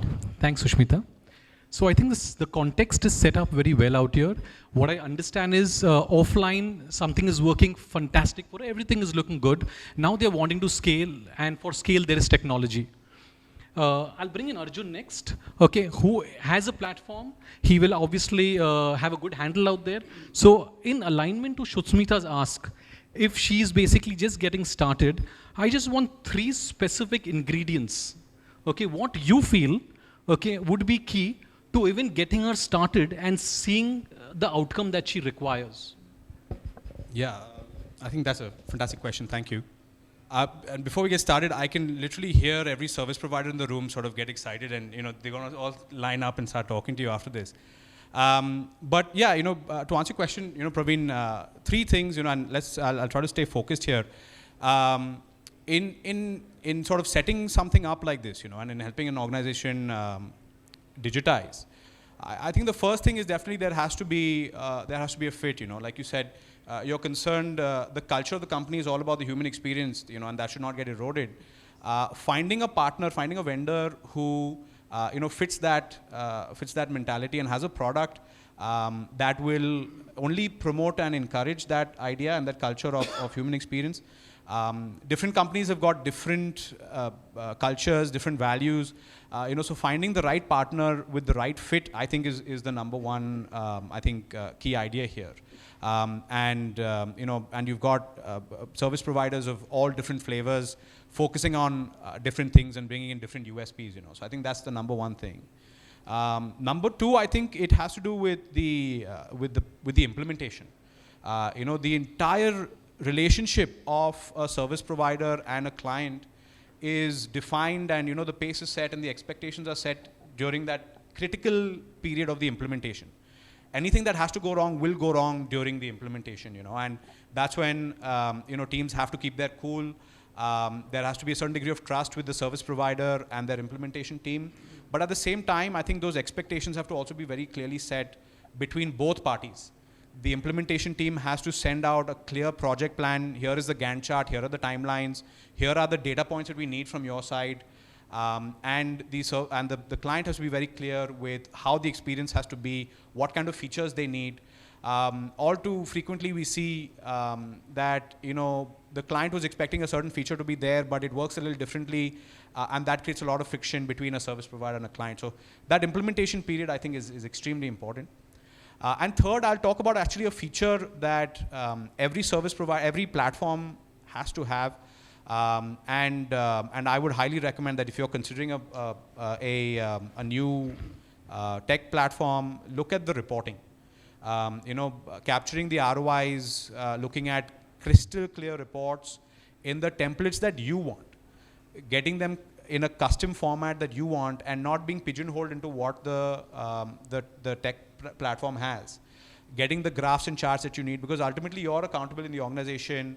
And I'm using Sushmita as an example, but this applies to anyone who's looking for a new platform. You have to go to the CEO and you have to justify your expense. And if you are not able to communicate that clearly, that's a big problem. So, making sure that the reporting, whichever vendor you choose, making sure that the reporting is done well, you get a nice dashboard that you understand and you're happy with, is I think the third item. Yeah. Thanks, Arjun.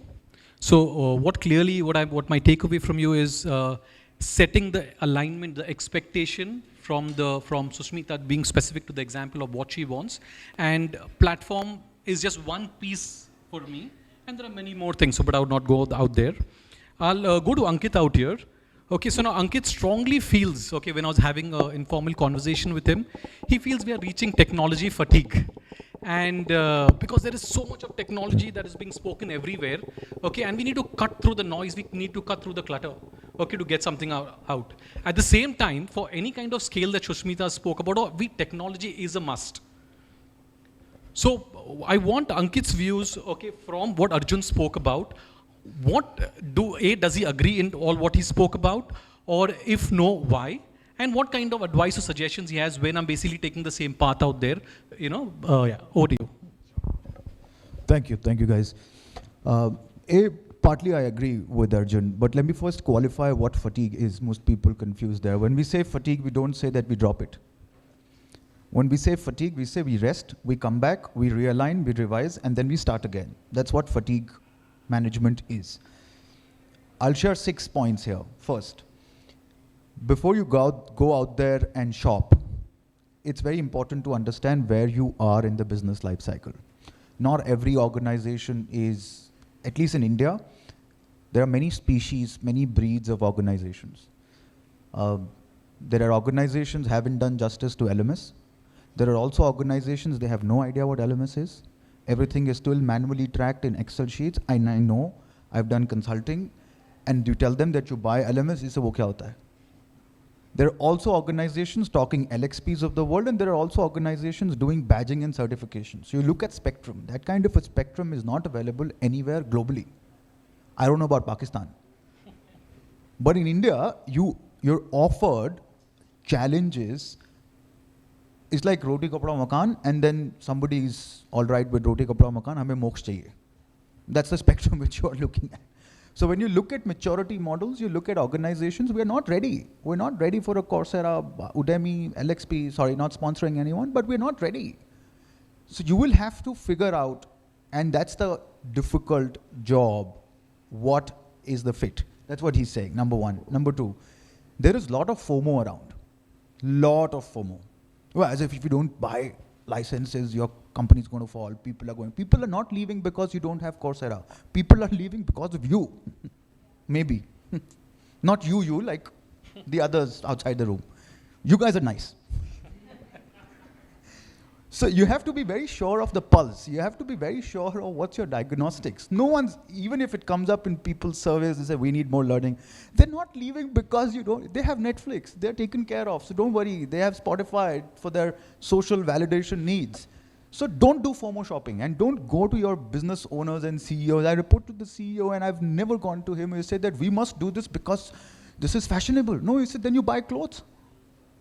So you don't buy something because it's in fashion. So you show me numbers, and that's the point which I agree, reporting and implementation challenges. That's the second point. Third, agree on the measure of success. If you think that the learning platform, learning tech cannot do something, raise hands and say, last week, that's what I did. This, I can't do. You need Rajnikant for this. You need Avengers for this. So if you think that learning tech platform, you don't have a statistical direct correlation with attrition, don't go with the pitches. Establish that correlation in your head, that how will this lead to a higher NPS, CSAT score, chargeability, billing hours, whatsoever, number of items sold.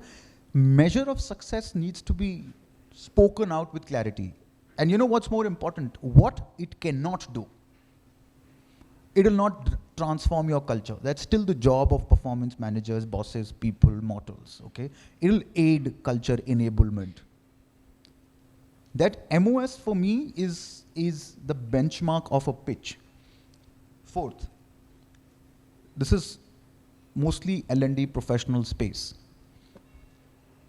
You know, when my career started, the only thing I knew about L&D was I wanted to be a trainer. And I'm keeping my hand on the heart. It's the most glamorous job on the planet.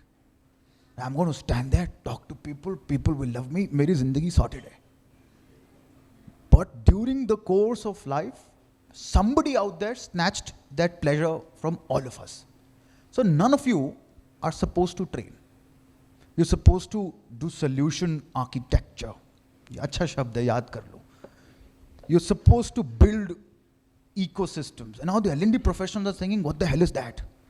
Say, apne ko delivery aati hai. The point I'm making is there is a huge skill gap. And I'm sitting here accepting that skill gap, which I probably can't fill in the next 5 years. So I have to hire a techie in the team who would tell me what is AI ML, who would translate his language, make it simpler for me to understand so that I can go further and make it even simpler to my CEO. So you got to reflect and ask, am I there to understand how integration, and that's what he's saying, implementation is the problem. Pitching is easy. We'll throw analytics, statistics, some of you organizations will have shitloads of money. So purchasing decisions are relatively easy. The providers would also negotiate, practically. But implementation problems, either it is CRM or ERP or whatever, or you buy a bot, or you do learning tech contracts, implementation is the devil. We don't know, does it tie to performance evaluation process? We don't know where the data comes in. We don't know if the learning paths are there or not. So it's like an average script and you put Shah Rukh Khan in it. It's still flop. So look at the skill gap of L&D professionals, because we were not supposed to be techies. And I'm standing with you in empathy and compassion. मैं जंग लड़ूंगा. हम लोगों को नहीं बोला था कि technology तुम्हारी जिंदगी में आएगी, but आ गई है. And we are struggling with this to understand how does all of this work translate into our life for our people. Those are complex questions to answer, okay? Last, actually second last. Tech or no tech? Always go back to how the brain learns. Brain learns on a framework of curiosity. Never fiddle with that. If anything is messing up, and gamification has a debate both ways. But the next part is gamification, which is why I'm giving the cue. It's both ways. There is an academic debate which says that it kills organic human curiosity. But there is also an academic debate which says it triggers inorganic human curiosity. So curiosity is where learning happens organically. You can give incentives, agreed, you can give bonuses. You can also transfer all of that money into my mutual funds systematically, somehow, I don't know. But will it, the moment you, let's say recession comes, the first thing to go is the L&D budget. The second is your job. Okay? If it comes, and it will, somebody will tell you that, okay, पैसा नहीं है, अब तू देख ले क्या करना है.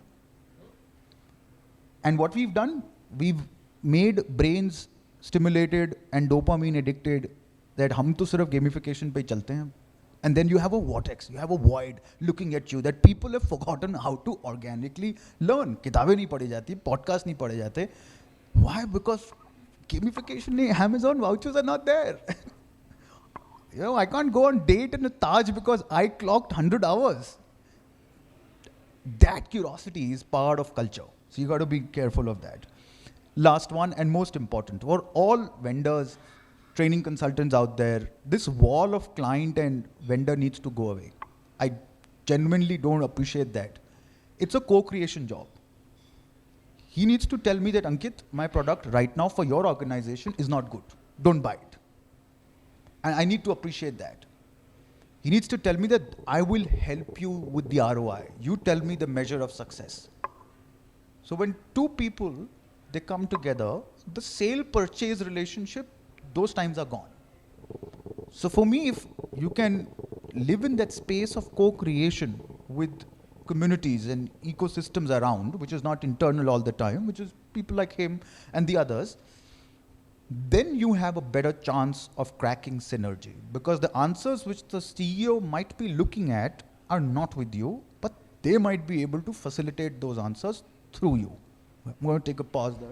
Yeah, thank you, Ankit. Okay, for being brutally honest.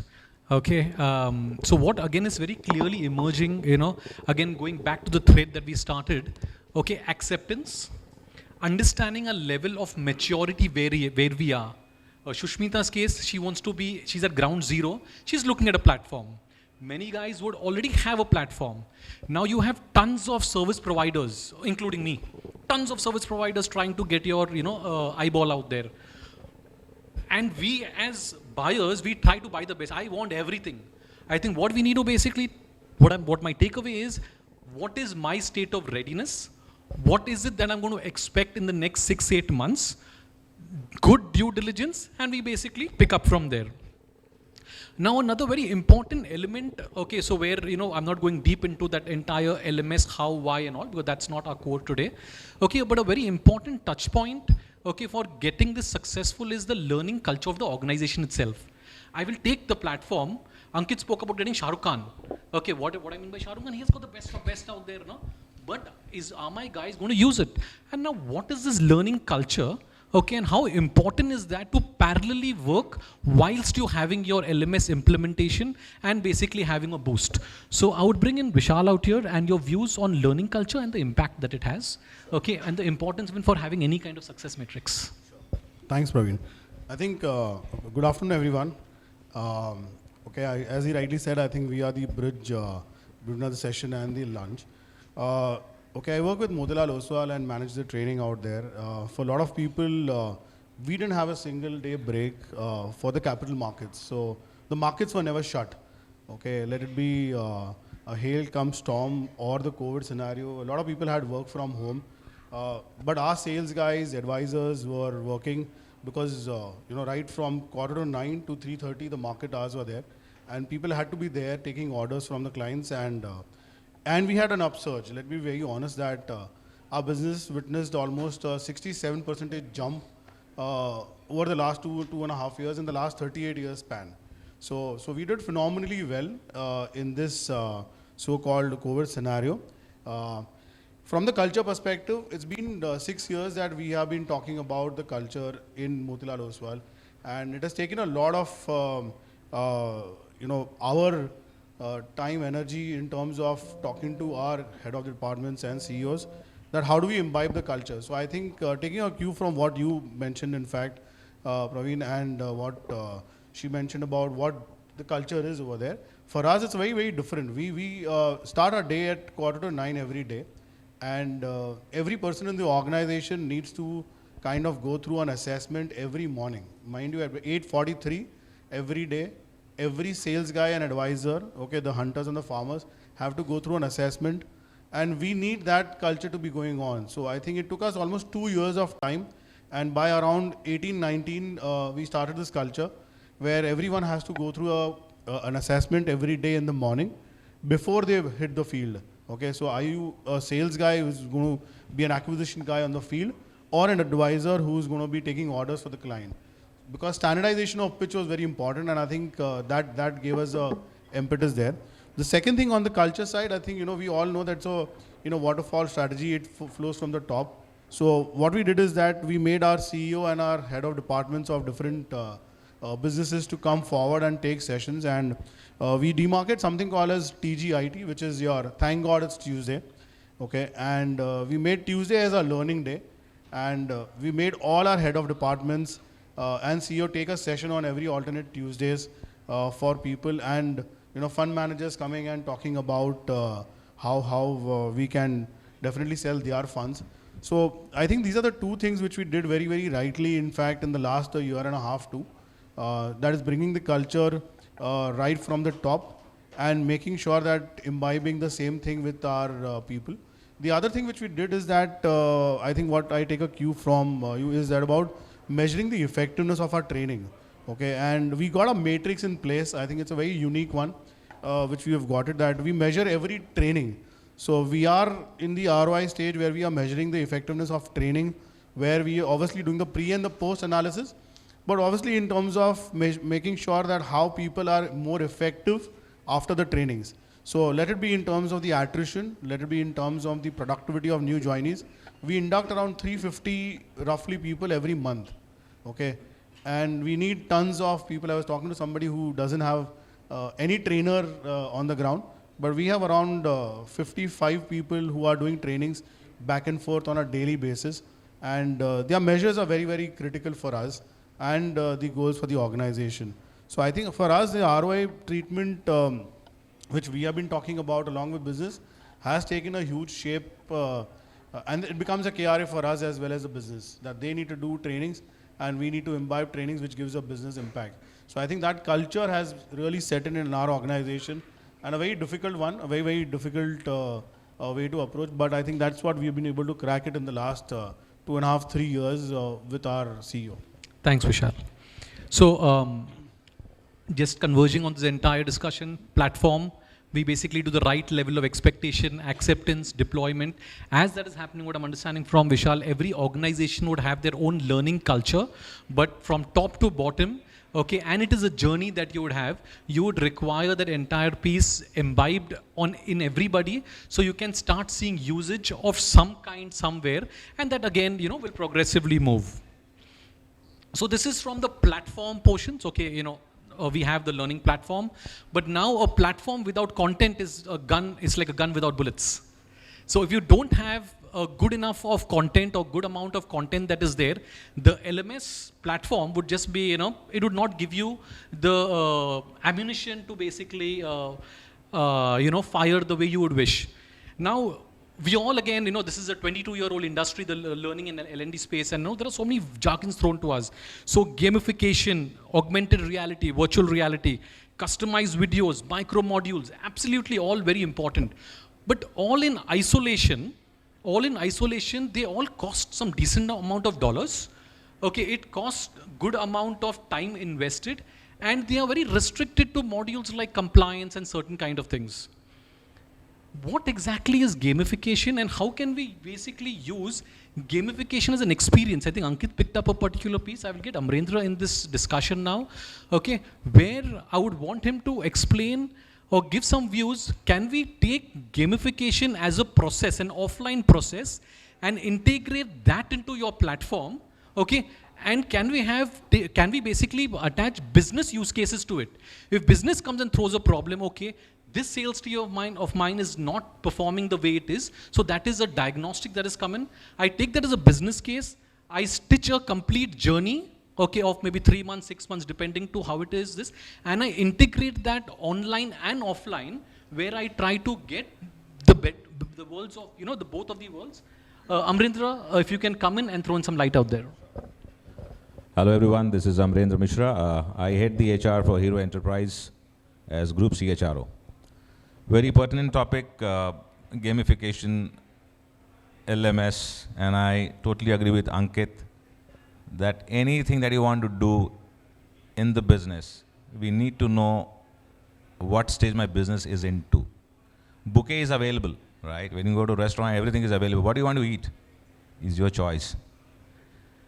And let me tell you, the AR, VR that Praveen talked about, everything is there, will be there. But 5 years from now, gamification is the buzzword now. Whether you like it, don't like it, tech is inevitable change in your life. In today's context, all those teenagers who are in 15 and 16s are on game. Gone are the days when you used to go outside and play.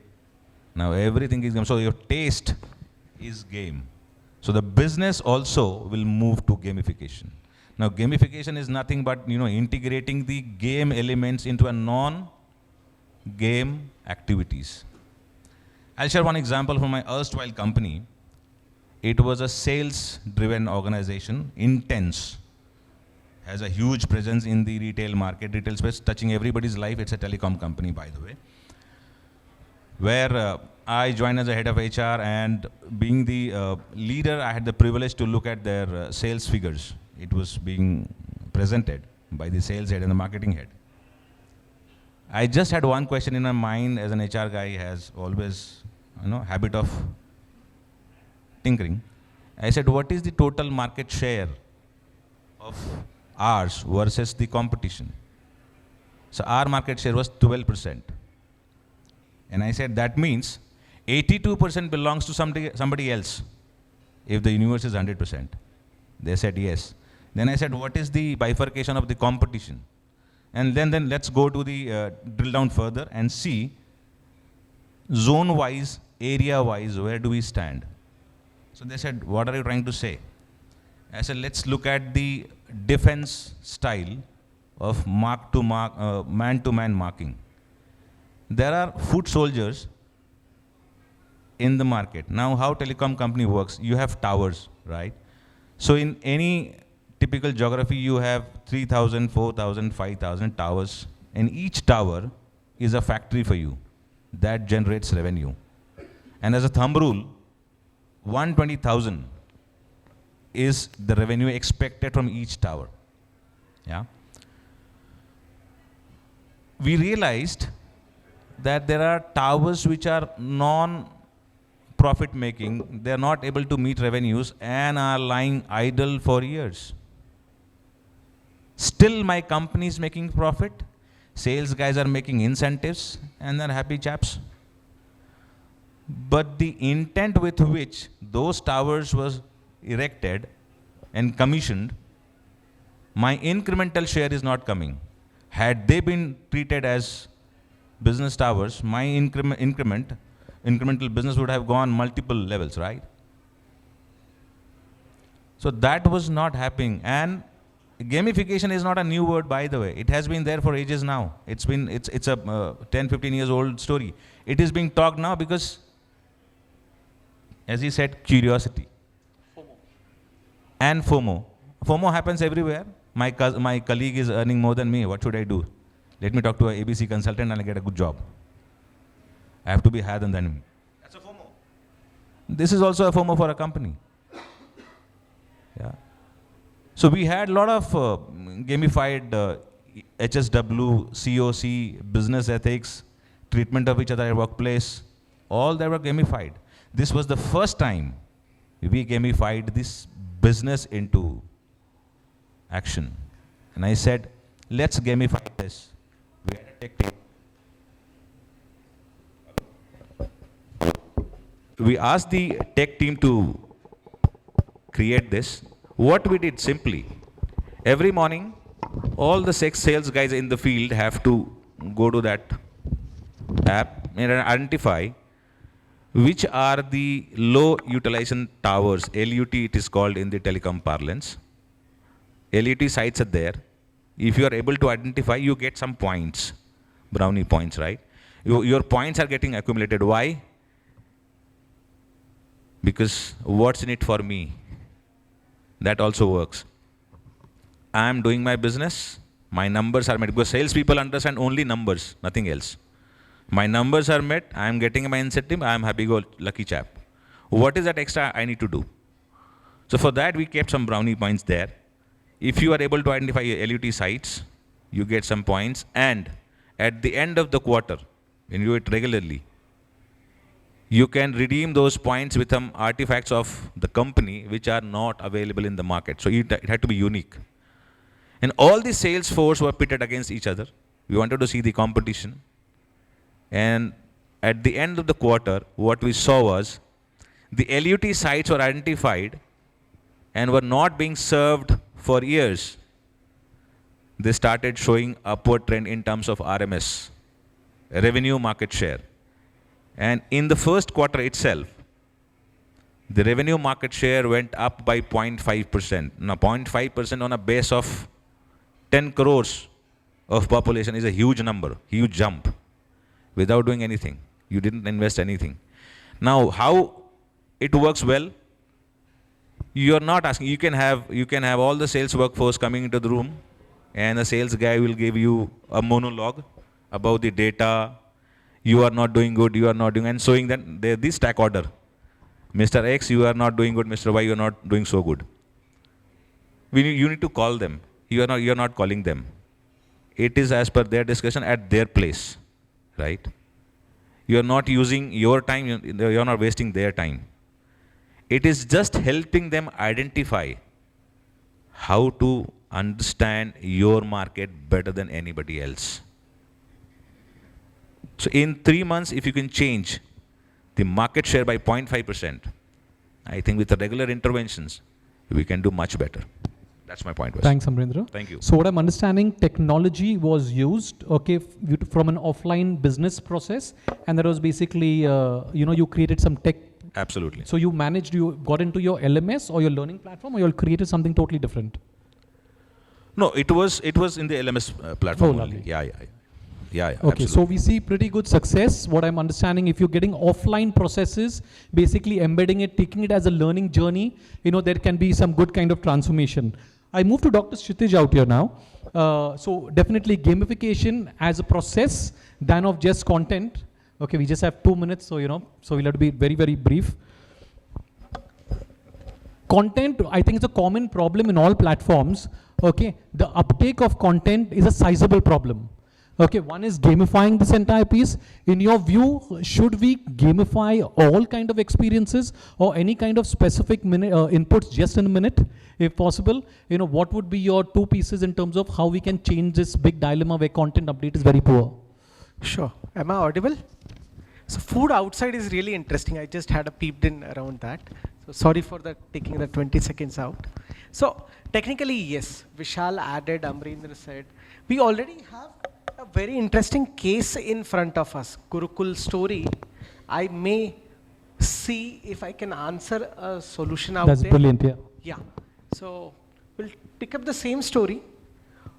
We want to create offline model into online mode without diluting the previous culture where there was a connect between participants and the trainer. See, what has happened is entirely we as an ecosystem have transformed from offline to entire online kind of a mode. What I can recommend is today also Dal Makhni can be created through Zoom or Teams or through LMS. But I, as a person, if I am someone who is a chef, can go back and talk to my colleague, ask him, give him a secret recipe. You can pick up a phone. Phone is a half human touch. So there is a possibility of bringing a solution by using a traditional as well as mix of modern methods is what I want to say across. Coming back to Praveen, specific pointer, not everything should be and can be converted into online mode of it. I can cite one example. Talentica is one of the IT companies. They converted specific modules which were in for a project deployment. People did not have to go through any of the big searches. They wanted a specific module, they could go online, look at that model, search it, answer it, and come back. That was a solution which was widely available. And to create why I should do it across, there was an internal job posting, IJVs or IJPs, which were floated across. So people had sweetener to do it. They had everything around them which was available. And there was only a portion of it which was supposed to be converted and made available to the people. Thank you so much. Thanks. So I'll just get in Dhruva just very quickly. Okay. So platform, gamification, content, some aspects. Okay, the last piece which also Arjun spoke about, reports and what can I get back. Now learning analytics plays a very important critical role. Okay, how simple or complex, I'm not talking about the traditional, okay, kisne kitna course khatam kiya hai. That's not how we learn through experiences. So purely from learning analytics, okay, how easy is it to deploy it on any platform? Okay, so a bite from you. Yeah. So I think analytics, I think more or less everybody spoke about reports and that being very real. I mean, as in how does it impact your business? See, I think you should ideally take up an LMS or an LXP if you're either saving or actually earning through it. If you're a publisher, that's the crux of the matter. Otherwise, the first budget that gets cut is actually the L&D and probably the L&D teaming, entirely. So it's very important to figure out what are the analytics that will help us, improve the business and, get some measurable outcomes on it, either by saving or through by earning. So if that is not there, I think that should not be even a goal to, create it as like a formal team or something like that. Let me talk about a small anecdote. It's not a company that we serve. It's a large ice cream chain. And I was standing in the queue, and then a person came in and handed over about 1,000 rupees of coupon, 500 each, and he had shopped about for 700 rupees or something. So ideally, what would Zomato do? It's actually, they don't give you back the 300, take up all of the 1,000 and say, okay, your order is done and you can go. But what she did was very interesting. What that lady did was she took up only that 500 rupee coupon and asked him to pay another 200 and returned back the 500 because the validity was there for another 5 days or 8 days or something like that. And I was very curious as to why did she even do that, because it's lack of earning opportunity for them. They could have earned another 500 or a 200 even without actually giving the coupon. So then what she said was very interesting. So they have something called an ethical training that happens every day in their ice cream shop. Probably it's very relevant to you also. And what they were trying to do was, how you should not cheat the customer and how you should actually associate ice cream with happiness. Probably a line they picked up from Coca-Cola, but happiness is what they were trying to target. So with their L&D strategy, what they're trying to do precisely is actually making sure the customer is happy to come back to the ice cream parlor and have more, right? If that relationship cannot be formed from in our heads, I think it's of no use to have an LMS or an LXP. See, I am somebody who is into technology and into technology solutioning. But what is it without actually making an impact, and what is it without education, right? It's pedagogy that is very important. Technology comes next. I'm a computer science engineer. I want to say it loud. Technology is an enabler. It's not the FOMO that you should take it up. If you cannot make this meaningful connection to your business, either by earning or saving, it is not a good strategy to go ahead and take it, and your analytics has to be around it. Thanks, Dhruva. Yeah, please. I think Dhruva's thing, it's on a lighter version. It's nothing related to this serious topic of technology and all. I am very technology skeptical person because, yes, I'm getting introduced to technology. What I got from you is technology is an enabler. No, and not the the only solution. I was watching this movie called Sully. Have you ever watched this movie, Sully, Tom Hanks? Yeah? So it is based on a true event where the pilot with 155 passengers sitting, and they had to, and there was a, so the machine, the engines broke down and they had to land. And the pilot landed on the river, Hudson River in US. Now, the technology, the gamification, the simulation, so he was put under a trial, a kind of a trial where he had to prove that why did he land on the river, not on the field which was there very near to where the engine broke. So they had a lot of gamification, a lot of simulation, and which said, yes, you could have landed there, yes, you could have landed there. That's where he won the case by saying, in the technology, there is a human element also. How? The decision making. So he had 208 seconds. I'm sorry, I'm taking this. You must watch this movie to understand how human element is to be a balance with the technology, enabler and human elements into it. Decision making, what to add in your technology, how to have the connectivity into it, how to have people over targets, culture over achievements, or maybe empathy over instructions. That has to be enabled along with technology. And this is an HR person saying it's very important. Thank you, Sushmita. I think we have got 4 bells out there. Okay, so we would conclude. Thanks a lot for your patience. Just the takeaway for, at least for me, and what I would pass on to you, human element with technology would basically start giving you the results, which is a journey that you'll have to walk along with your partners as a co-creator. Yeah, thank you, and enjoy your meal. Thank you so much, panel. Thanks, Praveen, for moderating it so well. May I request you to please felicitate. Can we have a round of applause for all the panelists?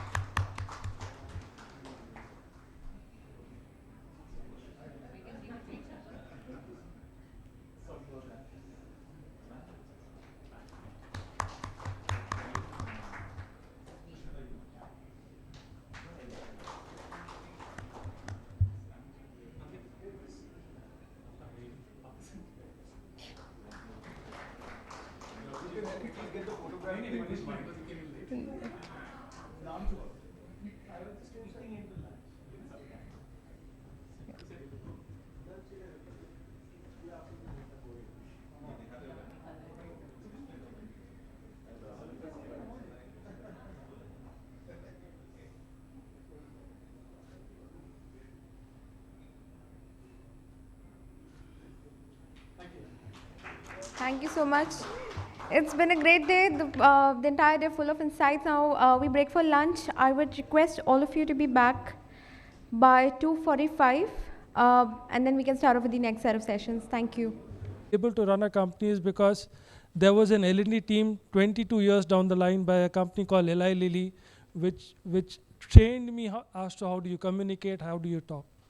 While we are doing the L&D events, HR events, it often comes across appreciation of the HR and L&D roles, the impact that all of you will have on an individual and on your organization. We want to appreciate this. We want to encourage this. We want to make sure that you are recognized for what you're doing. So for this, we have come up with a list. This is based on nominations we have received based on our own research and case studies submitted by you. So this is the emerging L&D leaders list. This is recognizing L&D leaders who have made an impact. This is alphabetical. So it's my pleasure to announce this list for Delhi. I'll hand it over to Sharon for the announcement part for the emerging L&D leaders. Sure, thank you. Welcome back, everyone. So we now start on with the India's emerging L&D leaders. May I please invite Mr. Arjun Gupta from Cosplay to do the honors.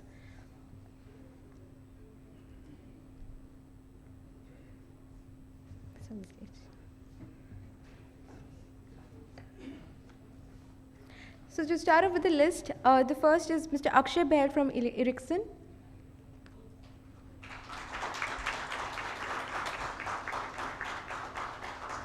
Do we have Mr. Akshay? Okay, and the next on the list is Mr. Alok Kumar, Mumbai from India Mart.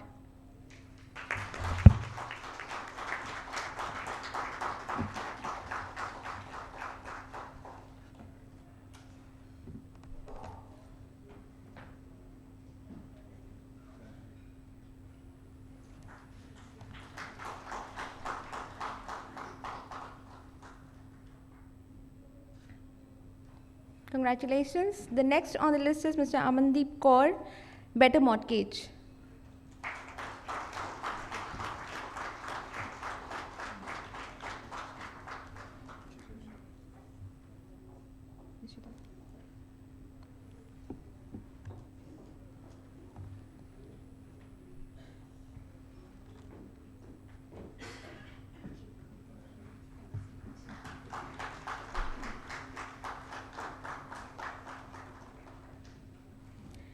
The next on the list is Amit Sarkar, Bright Life Care Private Limited.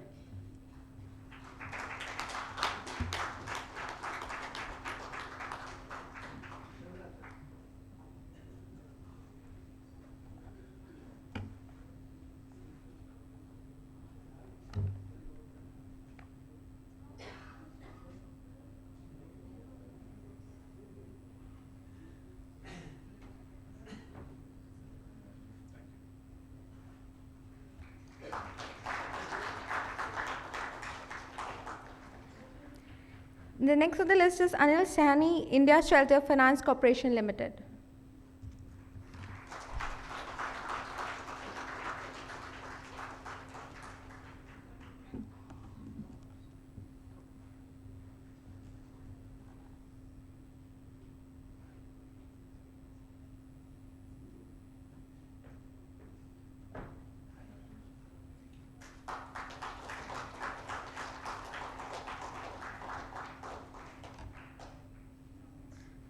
Ankita Bakshi from PepsiCo.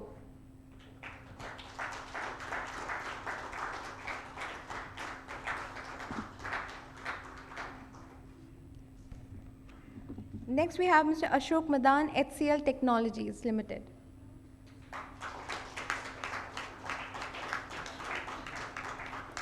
Anyone from the HCL? May I request you to please come to receive the honors?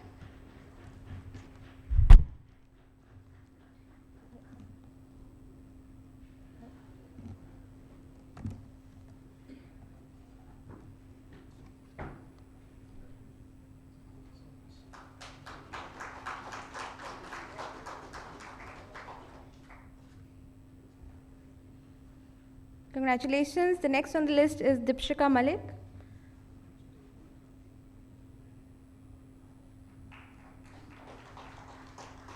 Just a moment. Okay, just a quick click.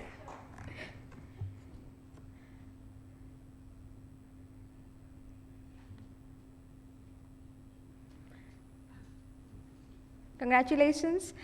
The next on the list is Dipshika Malik, Hero Motorcorp.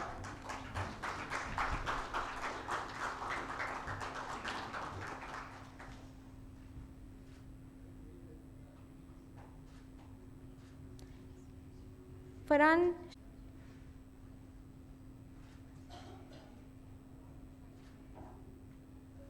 Congratulations. The next on the list.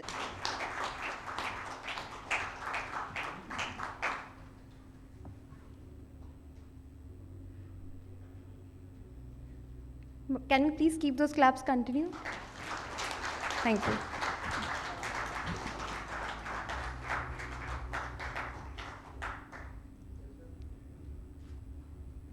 Congratulations. The next on the list is Gaurav Saluja, American Express.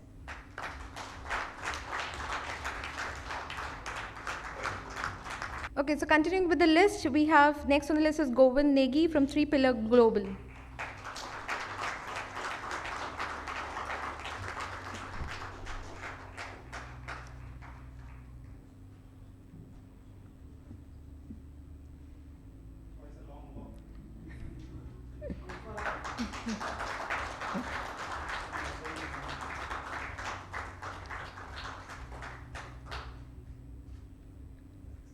Congratulations.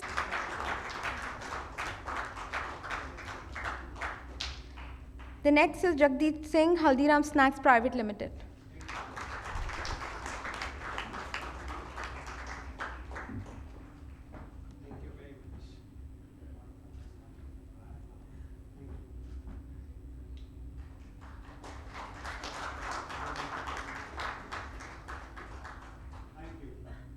Congratulations. The next on the list is Jyoti Chopra, Cast 24 Service Private Limited.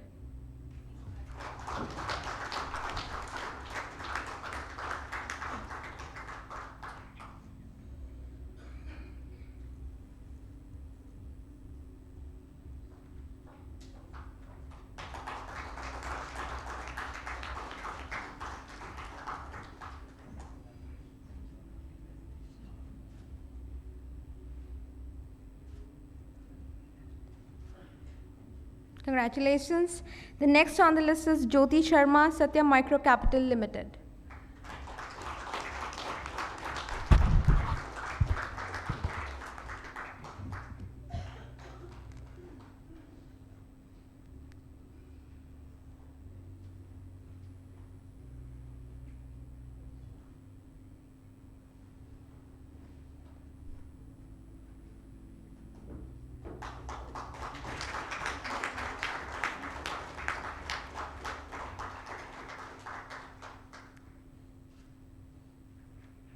Congratulations. The next on the list is Karanjit Singh Uppal, Bata India Limited.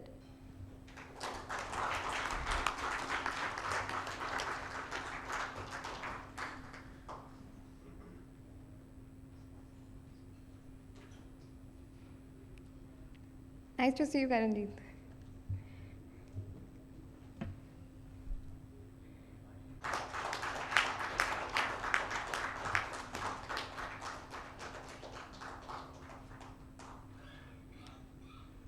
Congratulations. And the next on the list is Prashant Breria from Baxter International.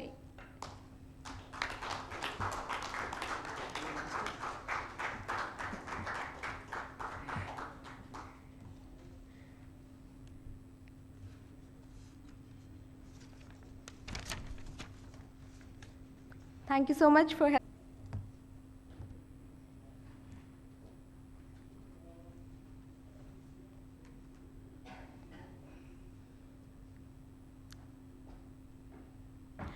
to continue with the list, we have Prashant Srivastava from Green Lamp Industries Limited. I think he's not around. The next on the list is Rajesh Kumar Tripathi, NSIC Limited.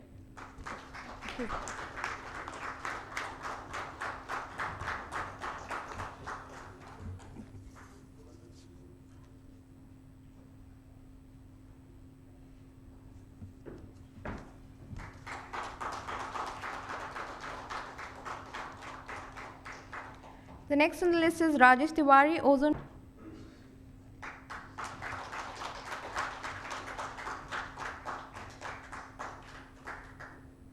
Congratulations. The next on the list is Saifullah Khan, PwC.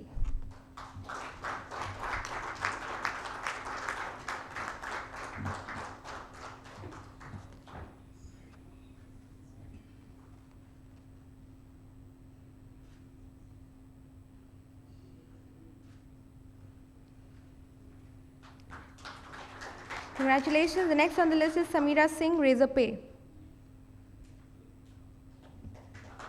Not around.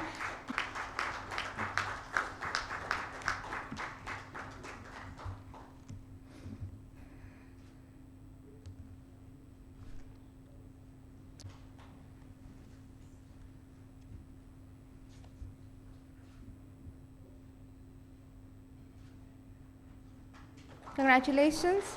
The next on the list is Surbi Dewan, Ashiana Housing Limited.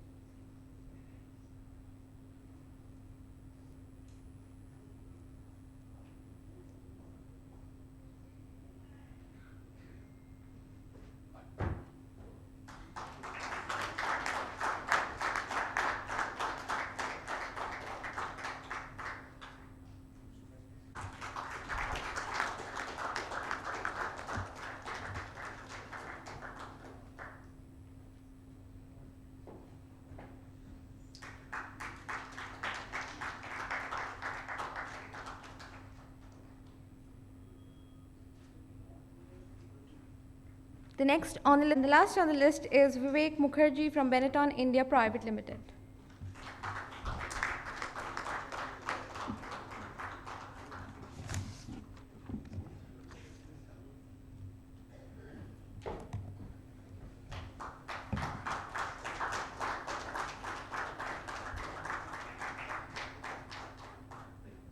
Thank you so much, Durva, for helping me out.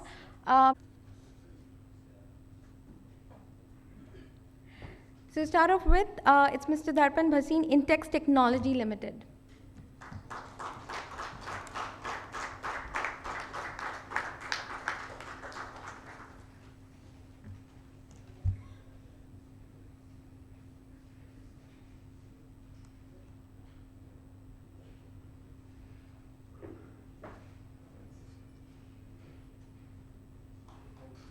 Congratulations. We need to take a picture. Yeah.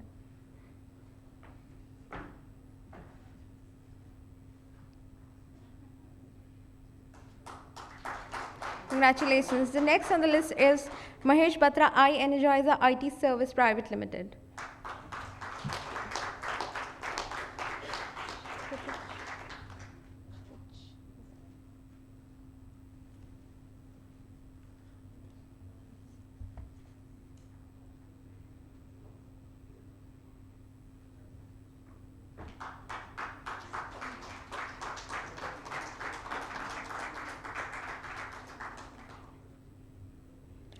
The next on the list.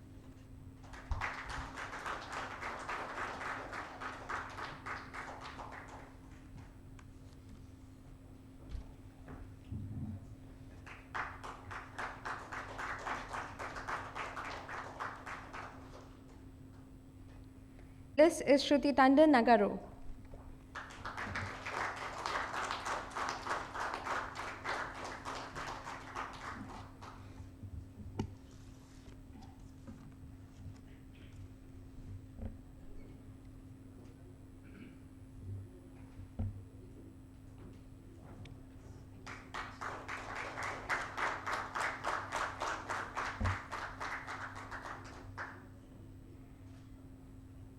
Thank you so much, Dr. Stitches, for helping me out. And Hari's congratulations to all of you.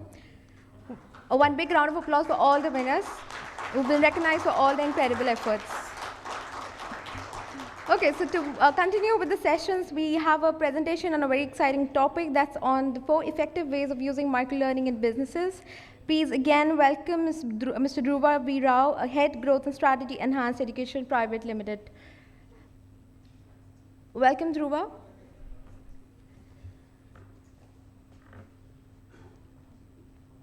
Hi everyone. I know it's after the lunch. Probably it's not very right time to probably talk for more than few minutes. So I'll try to keep it very short and sweet. Probably a couple of stories that might actually make it better instead of the theory. First story actually. I don't know what's the prices of the tender coconut here in Delhi. Maybe about 100, 150. Back in Bangalore, I'm from Bangalore, so it's not so costly. It's about 25, 30, 35, 40 maximum or 45. So this is a story of how a telecom giant was inspired to come up with ethical training and compliance training modules in a microlearning fashion for his organization. It's a very popular telecom giant, which is in the the implementation is still on the way, so I'm carefully not talking about their name. So this goes like this. So and one of the coconut vendors in his house, near his house, the L&D head of that telecom giant company, it was winter, so tender coconuts don't go well in winter, at least in Bangalore. So it usually costs about 35 rupees. So the tender coconut vendor reduced the price to 25. Only condition was that he had to buy 4 in bulk. So if you pay $100, you get 4 tender coconuts. Otherwise, the price would be 35. So idea is, you always gets make sure that he pushes the 4 once.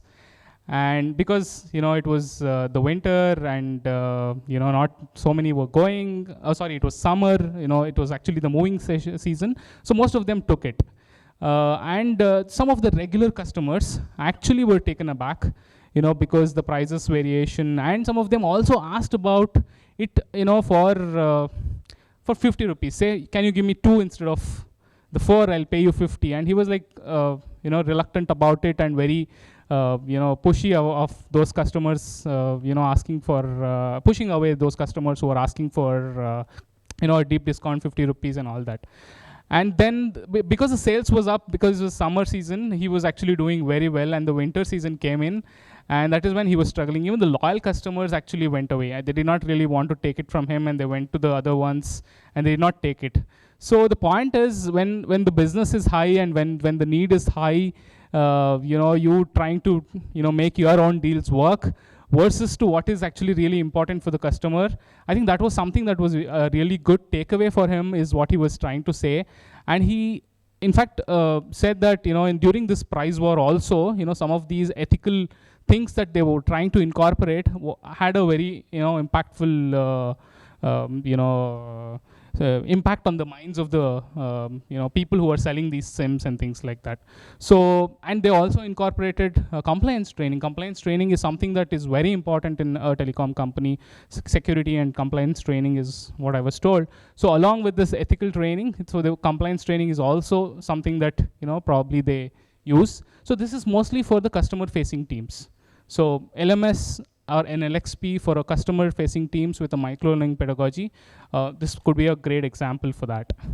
Another story that I want to talk about is actually about a sales enablement, or enabling the sales team to sell better. So that's one of the areas of implementation that we can use. So we have a very big media software company called Marketron in US, which uses our LXP or Learning Experience Platform. we have very unique data analytics about, one of the data analytics is about the link views. Let me explain what is a link view. A link view is that view where you can share the link of the content or the collateral or the marketing collateral outside of the LXP, where you don't need to log in, but you can just view the link. So it so happened that one of the links, a marketing collateral that the sales people were using to sell to other radio stations or media, houses, was actually, getting a lot of hits. And they were seeing big time, numbers there, and that being reshared and, shared and shared again. And one of the things that they used as a microlearning strategy there, it was actually an intern, surprisingly, intern in US who did this. It was actually sarcasm. It was small little sarcasm, probably an animated one, that was used, and it was reshared and shared.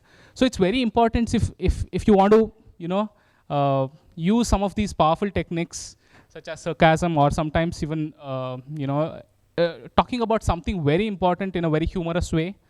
Probably this is where, the application of microlearning can be big time. That's one area that we have seen working really well.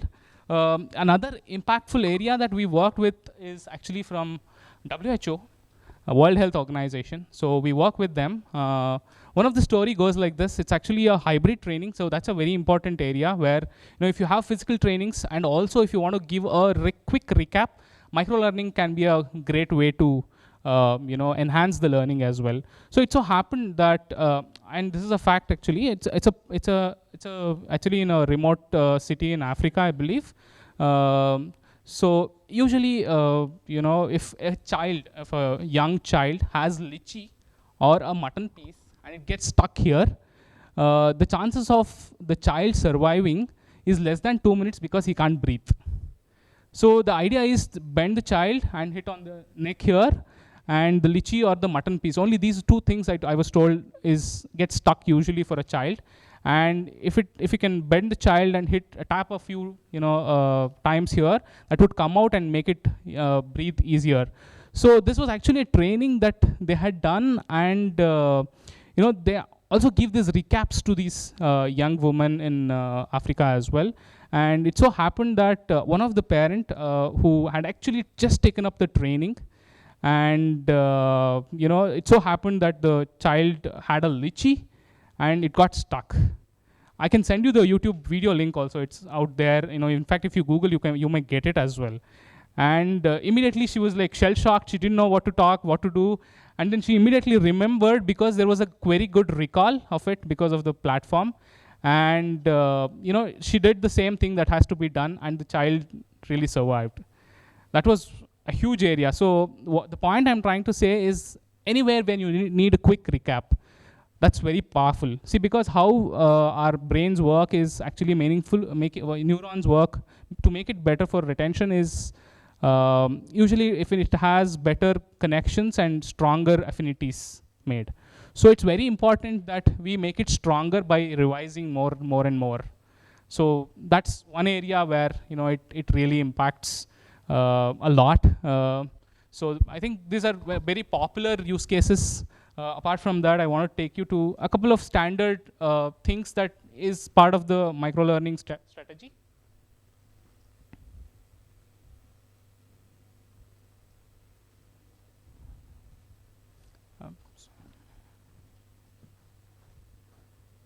Of the digital natives is very flexible. They want it very flexible, very relevant, more engaging, more fun, more gamified as well, and more mobile.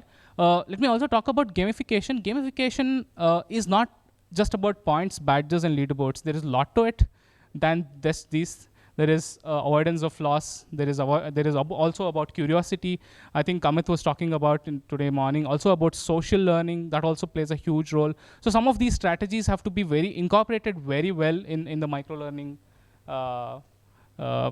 pedagogy that we would follow. So usually, habits of the digital natives is going to be like this: short attention span, bite-sized, relevant content consuming on the go, anytime, anywhere. And delivery models are going to be like push and pull, relevant content at the relevant time. it being very rich in the content, videos, podcasts, narratives, interactives, some of the times quizzes. And why is a personalization also required, and microlearning pedagogy helps is because the rigid paths are like this, and the pic describes how a personalized learning path would look like. So this is why you'll have to kind of incorporate the microlearning pedagogy. So like I said, gamification is a lot more than PBLs. There's a book called Octalysis, if you are very keen about it. Octalysis is about different eight ways of how you can actually gamify a lot of things. In fact, everything is in a way gamified is what he says. So we also have a breakout session. Probably I'll talk more about gamification in the breakout session. And the notifications, rich notifications, right nudges. Like I told you, the WHO case, that right nudges plays a huge role.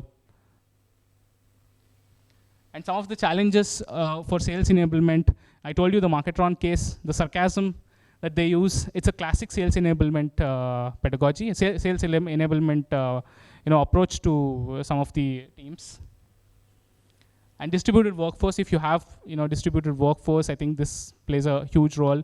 Having a microlearning platform for these distributed workforces, be it on the ethical. See, the telecom giant is actually having distributed workforce, and the only way to get them all into one place and retain those talent, it's very important that you have some of the courses which makes them feel that they are the part of the organization, though they are sub-vendors or vendors beyond. The third is customer education. IKEA could be a classic case. I mean, we don't serve to them, but yeah, if you can have digital manuals, I think that's a great area where customer education, it's a place where you can incorporate microlearning. And the compliance training, I told you the telecom giant that we are working with, they use it for compliance training, training on ethics, training on behavior, and all of these. So yeah, in short, this, I don't want to drag it too long. So feel free to connect with me. By the way, this session was supposed to be handled by others. The name continues to be there, but the email is mine. So sorry for the glitch. Yeah, any questions so far? I am happy to take it. I know it's after lunch.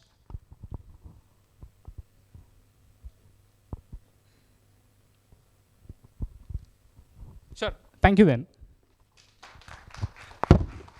So with this, we now move on to the next session, that our breakout session. We'll take a short 20 minutes break. I would request all of you to please carry your personal belongings with you, because you're going to change the setup of the room. There will be 3 parallel roundtable sessions. If you can see your brochures, there is breakout 1. There are 3 labs that you see. There's lab 1, 2, and 3. So we plan to do the setup of the first and the third lab in this particular ballroom, and the lab number 2 in Ebony, which is the other ballroom outside. So may I request all of you to please carry your personal belonging till we do the arrangements, and then we start off with the session at 3:45.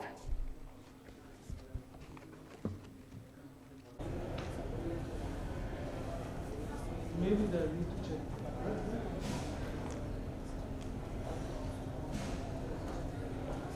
Are you done with the chocolate? No, it's going to happen.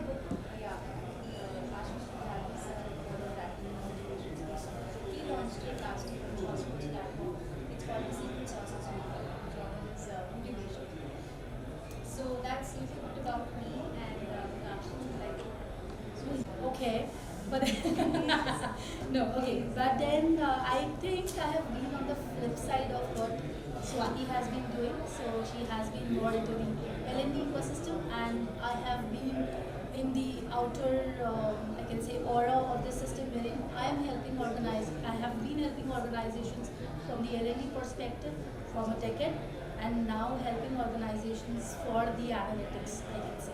So that has, I would love to ask you all that what do you sense how learning analytics or what learning analytics is all about? So any thoughts on the topic? In real short, I think whatever said and done, the learning piece also needs to work towards its own measure of success. And learning analytics in short is a journey which allows us to reach out, do a dip check, do a timely periodic assessment of where the skills inventory is heading, where exactly the organization wants it to.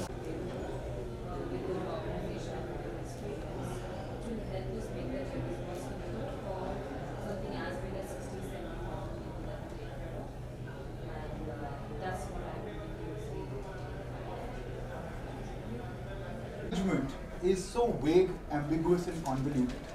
What does it mean? At this point of time, if there were 3 to 4 levels, our engagement is measurement and capturing of information. I will call this as informative level, jankari. Okay? In a year, you divide that into a quarter. Whatever you do, you'll capture the action. Absenteeism, no shows, participation. If it's a Zoom call, 70% people didn't log in, log out, blah, blah, blah. Great. That's analytics layer number 1. It's information. Because so many things are changing so quickly, there is a question being raised.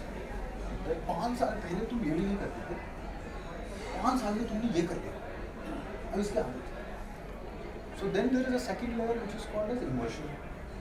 And you can debate the words, which means, okay, some organizations have cracked the code on learning part.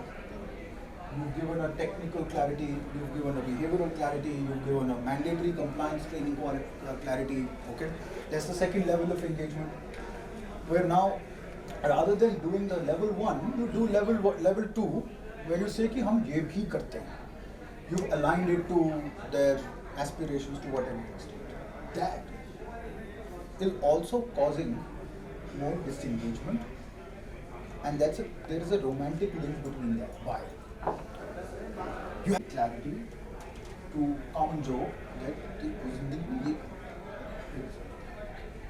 my litmus test to check that is in a cafeteria, now a random guy sitting next to me, that mass penetration and institutionalization of learning path and clarity hasn't happened.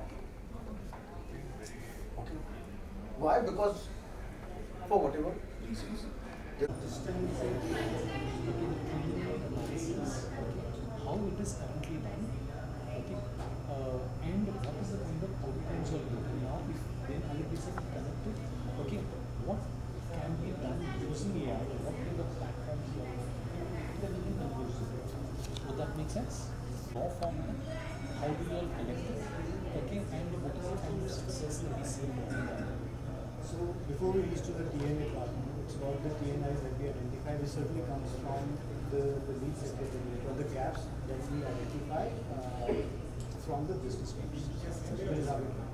Everything is all data-driven perspective. So we just look at the metrics in order that we see which are the metrics which are not doing good. And then we have a brainstorming session with all the stakeholders to understand the major area of opportunities.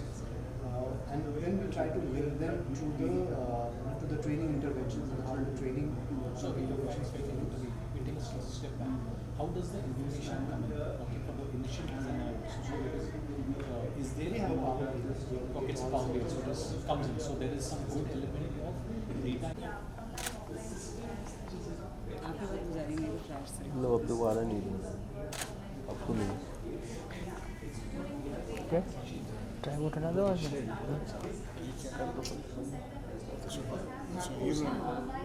will anyways coach. मुझे ना company के लिए onboarding content की बात है. I will reach out. अच्छा मेरे पास तो रोजाना I have to turn the page. That is the stickiness of this.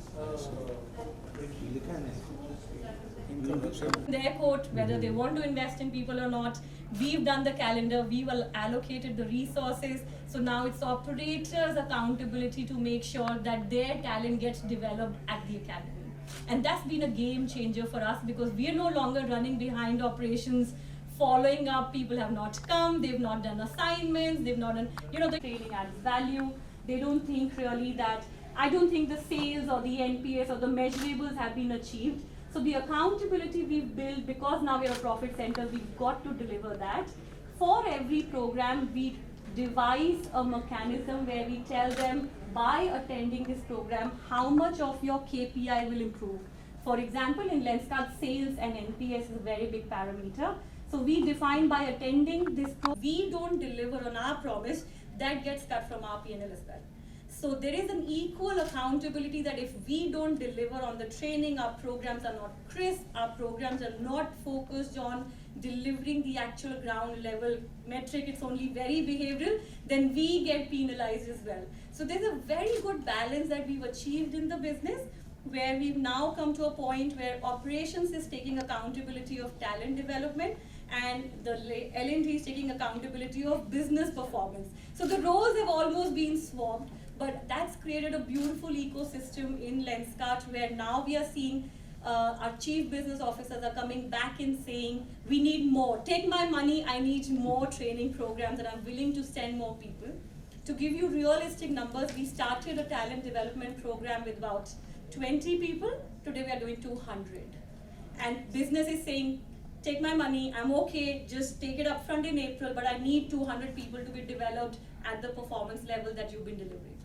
So I think this is a huge achievement that we've done, linking learning and business, where learning is doing business performance and business is investing in learning.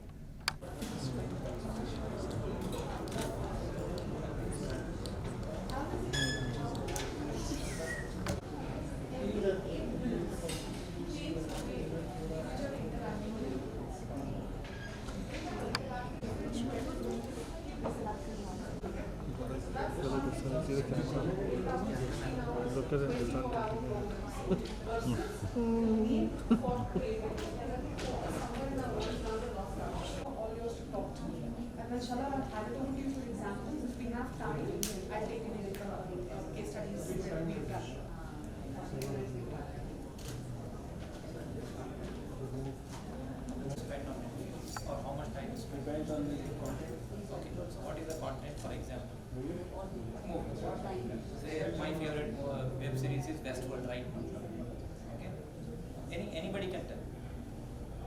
Whatever is your favorite. Game of Thrones. Take a Game of Thrones. What is the duration of Game of Thrones by 8 episodes? How many breaks do you take during that one? None. Why? Binge watch. Binge watch.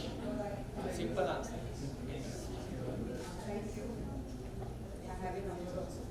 So L&D is competing with whom? Okay. So yes, that attention. So we are competing with Netflix in a, of course, learning is different. I will ask you another question. Do you know about Genghis Khan? Do you know about any of the emperors? You might be, right? Some historical. On which one will you? Book, not for definitely not a book, and it matters between game and movie. Game and game, like web series probably. What type of web series क्या है famous वाला जो together?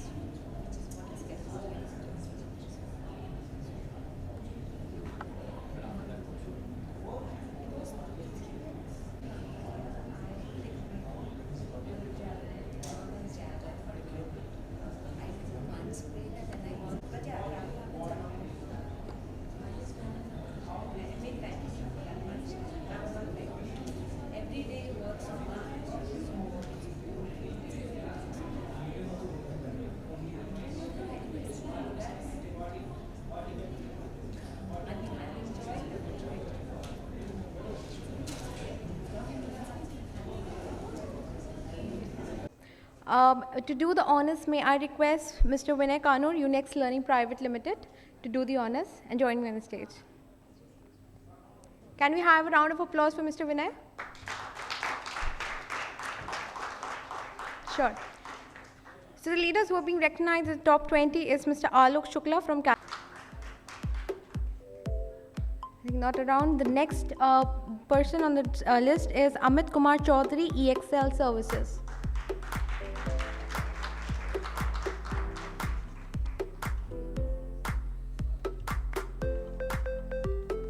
Not around. The next on the list is Anisha Bharadwaj from British Telecom.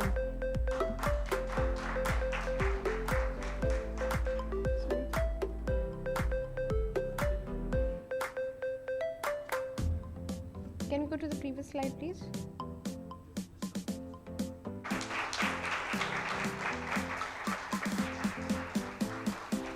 Vinay, may I request you to come to this side of the stage?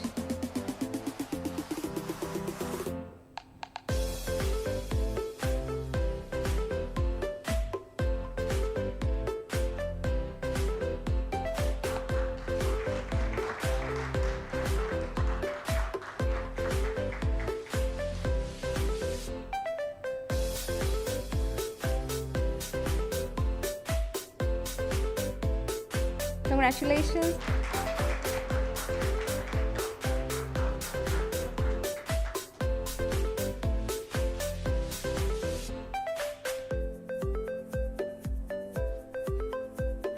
Hardest congratulations. The next on the list is Chaitali Mukherjee, PwC.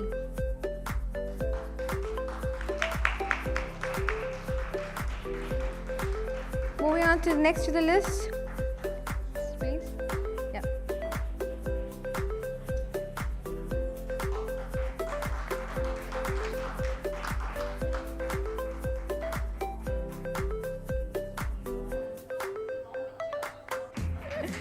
Please take the picture once again, please.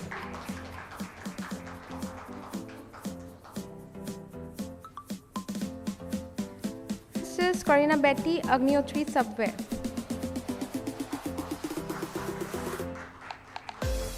Can you change the slide, please?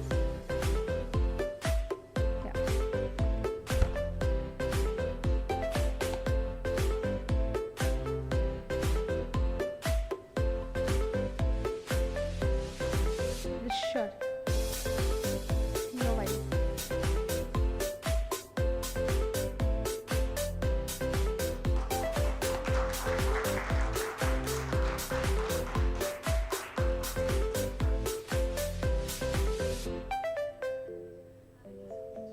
Congratulations. The next on the list is Debanshu Datta, Sonpar, India.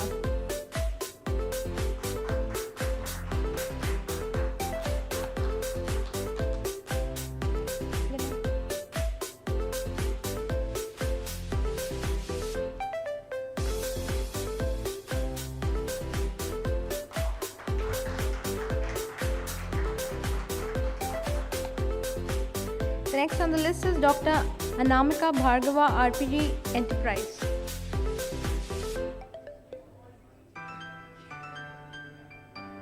You have Dr. Anamika?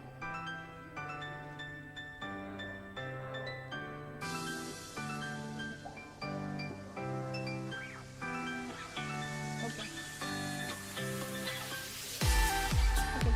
Please stop the slide and just keep the first slide, please. We'll do the honors accordingly. Sorry for the confusion. Okay, so to continue, we have the next on the list is Gautam Duggal, MasterCard.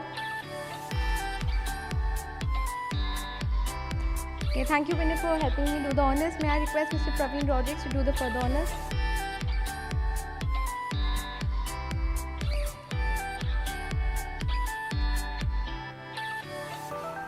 Next on the list is Gitanjali Wheeler from Macquarie Global Service Private Limited.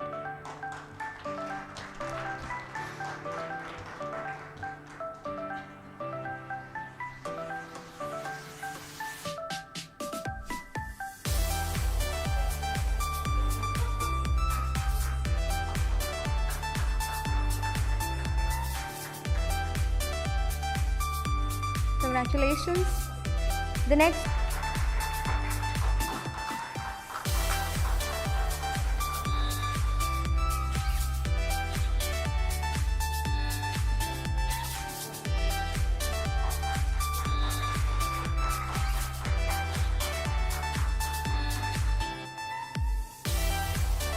Congratulations. The next on the list is Nidhi Vinod, publicist, Epicel.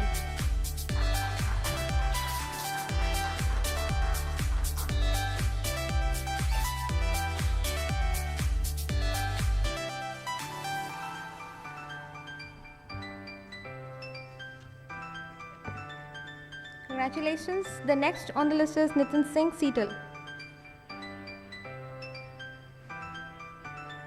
Not around.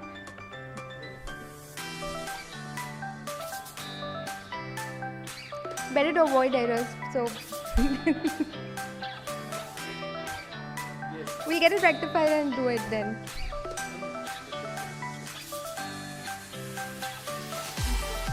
See, please check.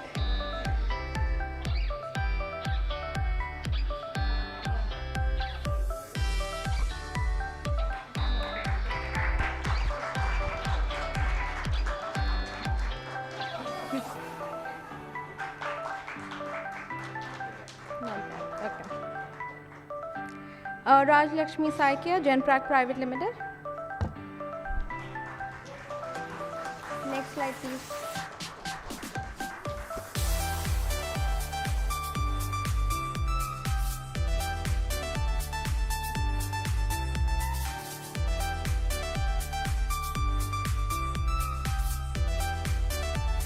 XC Technology. Now, the next on the list is Santosh Rao, Snapdeal.com.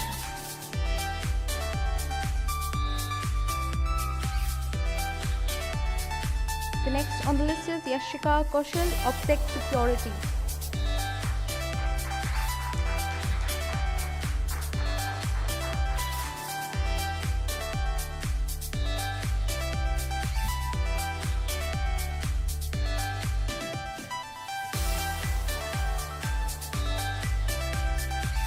We now move on.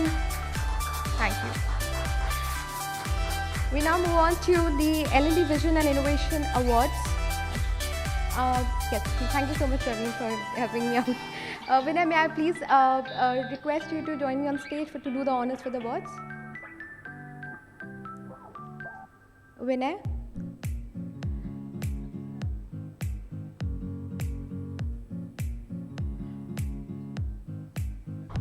Yes, he's not there. Praveen, if we can please have you to do the honors for the awards, please. Sorry to trouble you.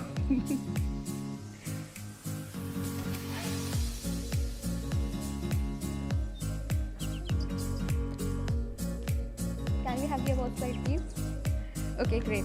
So first we start off with the organizational individual category, which is for the L&D Innovation and Talent Development Awards, which goes to Tina Khanna, Lenskart.com.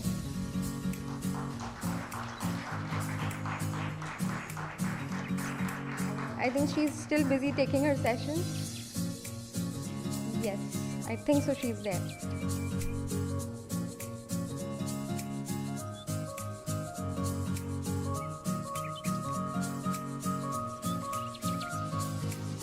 Later on. The next category is for the Visionary L&D Leader of the Year, that goes to Ankit Sharma, Varun Beverages Limited.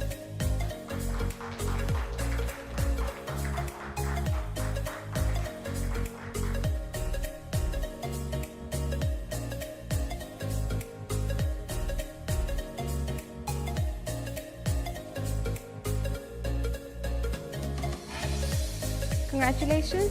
The next category in the individual is Disruptive L&D Leader of the Year, that goes to Dheeraj Jaggi, Z Entertainment Enterprises Limited.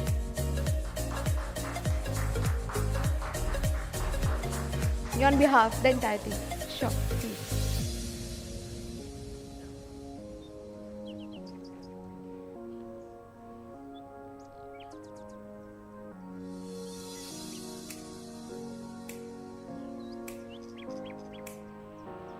Congratulations.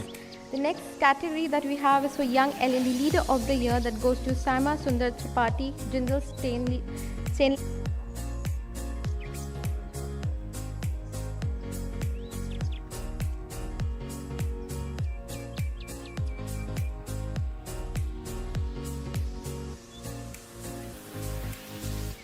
Okay, so the next section of the awards is on the organization categories. to start off with is with the most diverse L&D team of the year. Can you please change the slide? That goes to Motilal Oswal Financial Service Limited.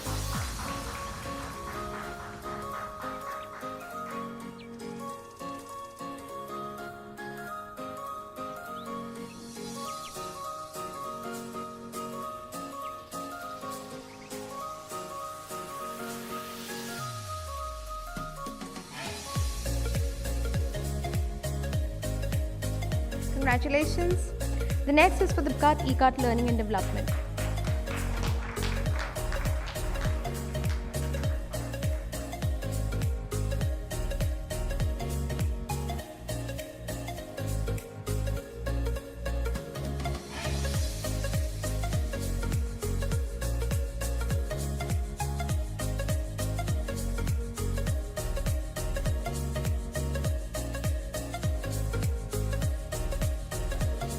Congratulations.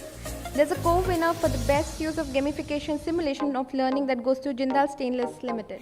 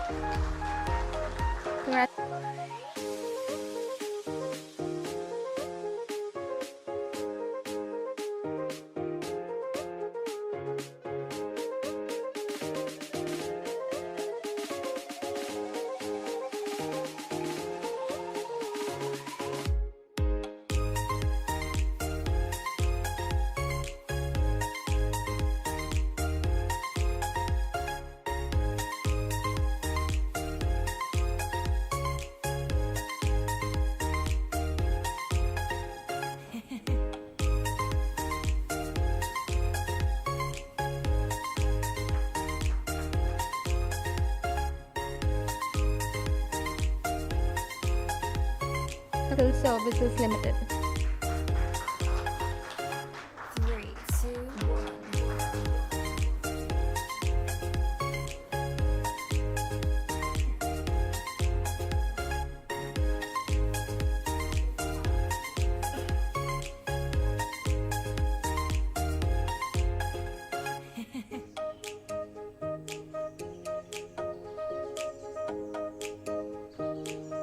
Congratulations. The next category coding induction program that goes to House of Beauty Private Limited.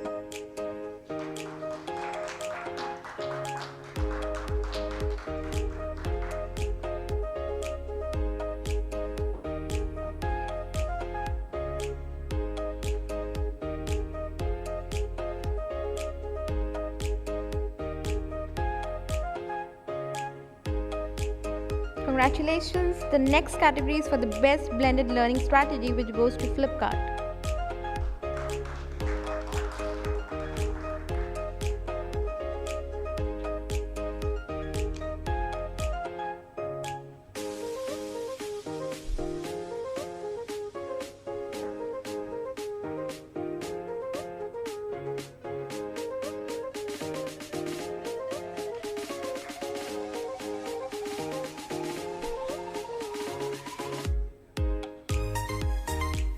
Congratulations. The next category is for the Learning Content Provider of the Year that goes to Wi-Fi Solutions Private Limited. The last category for the day is for the best L&D Microlearning Strategy that goes to Tesseract Learning. May I request the Tesseract team to come across to receive the honor.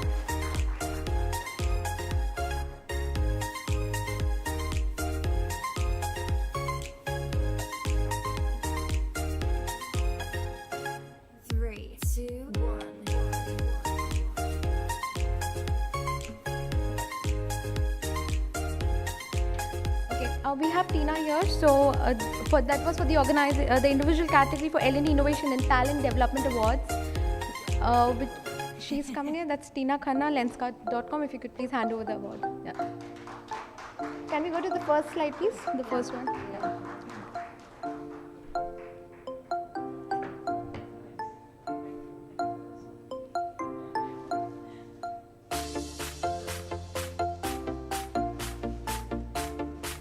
Thank you so much, Praveen. Thank you, Tina.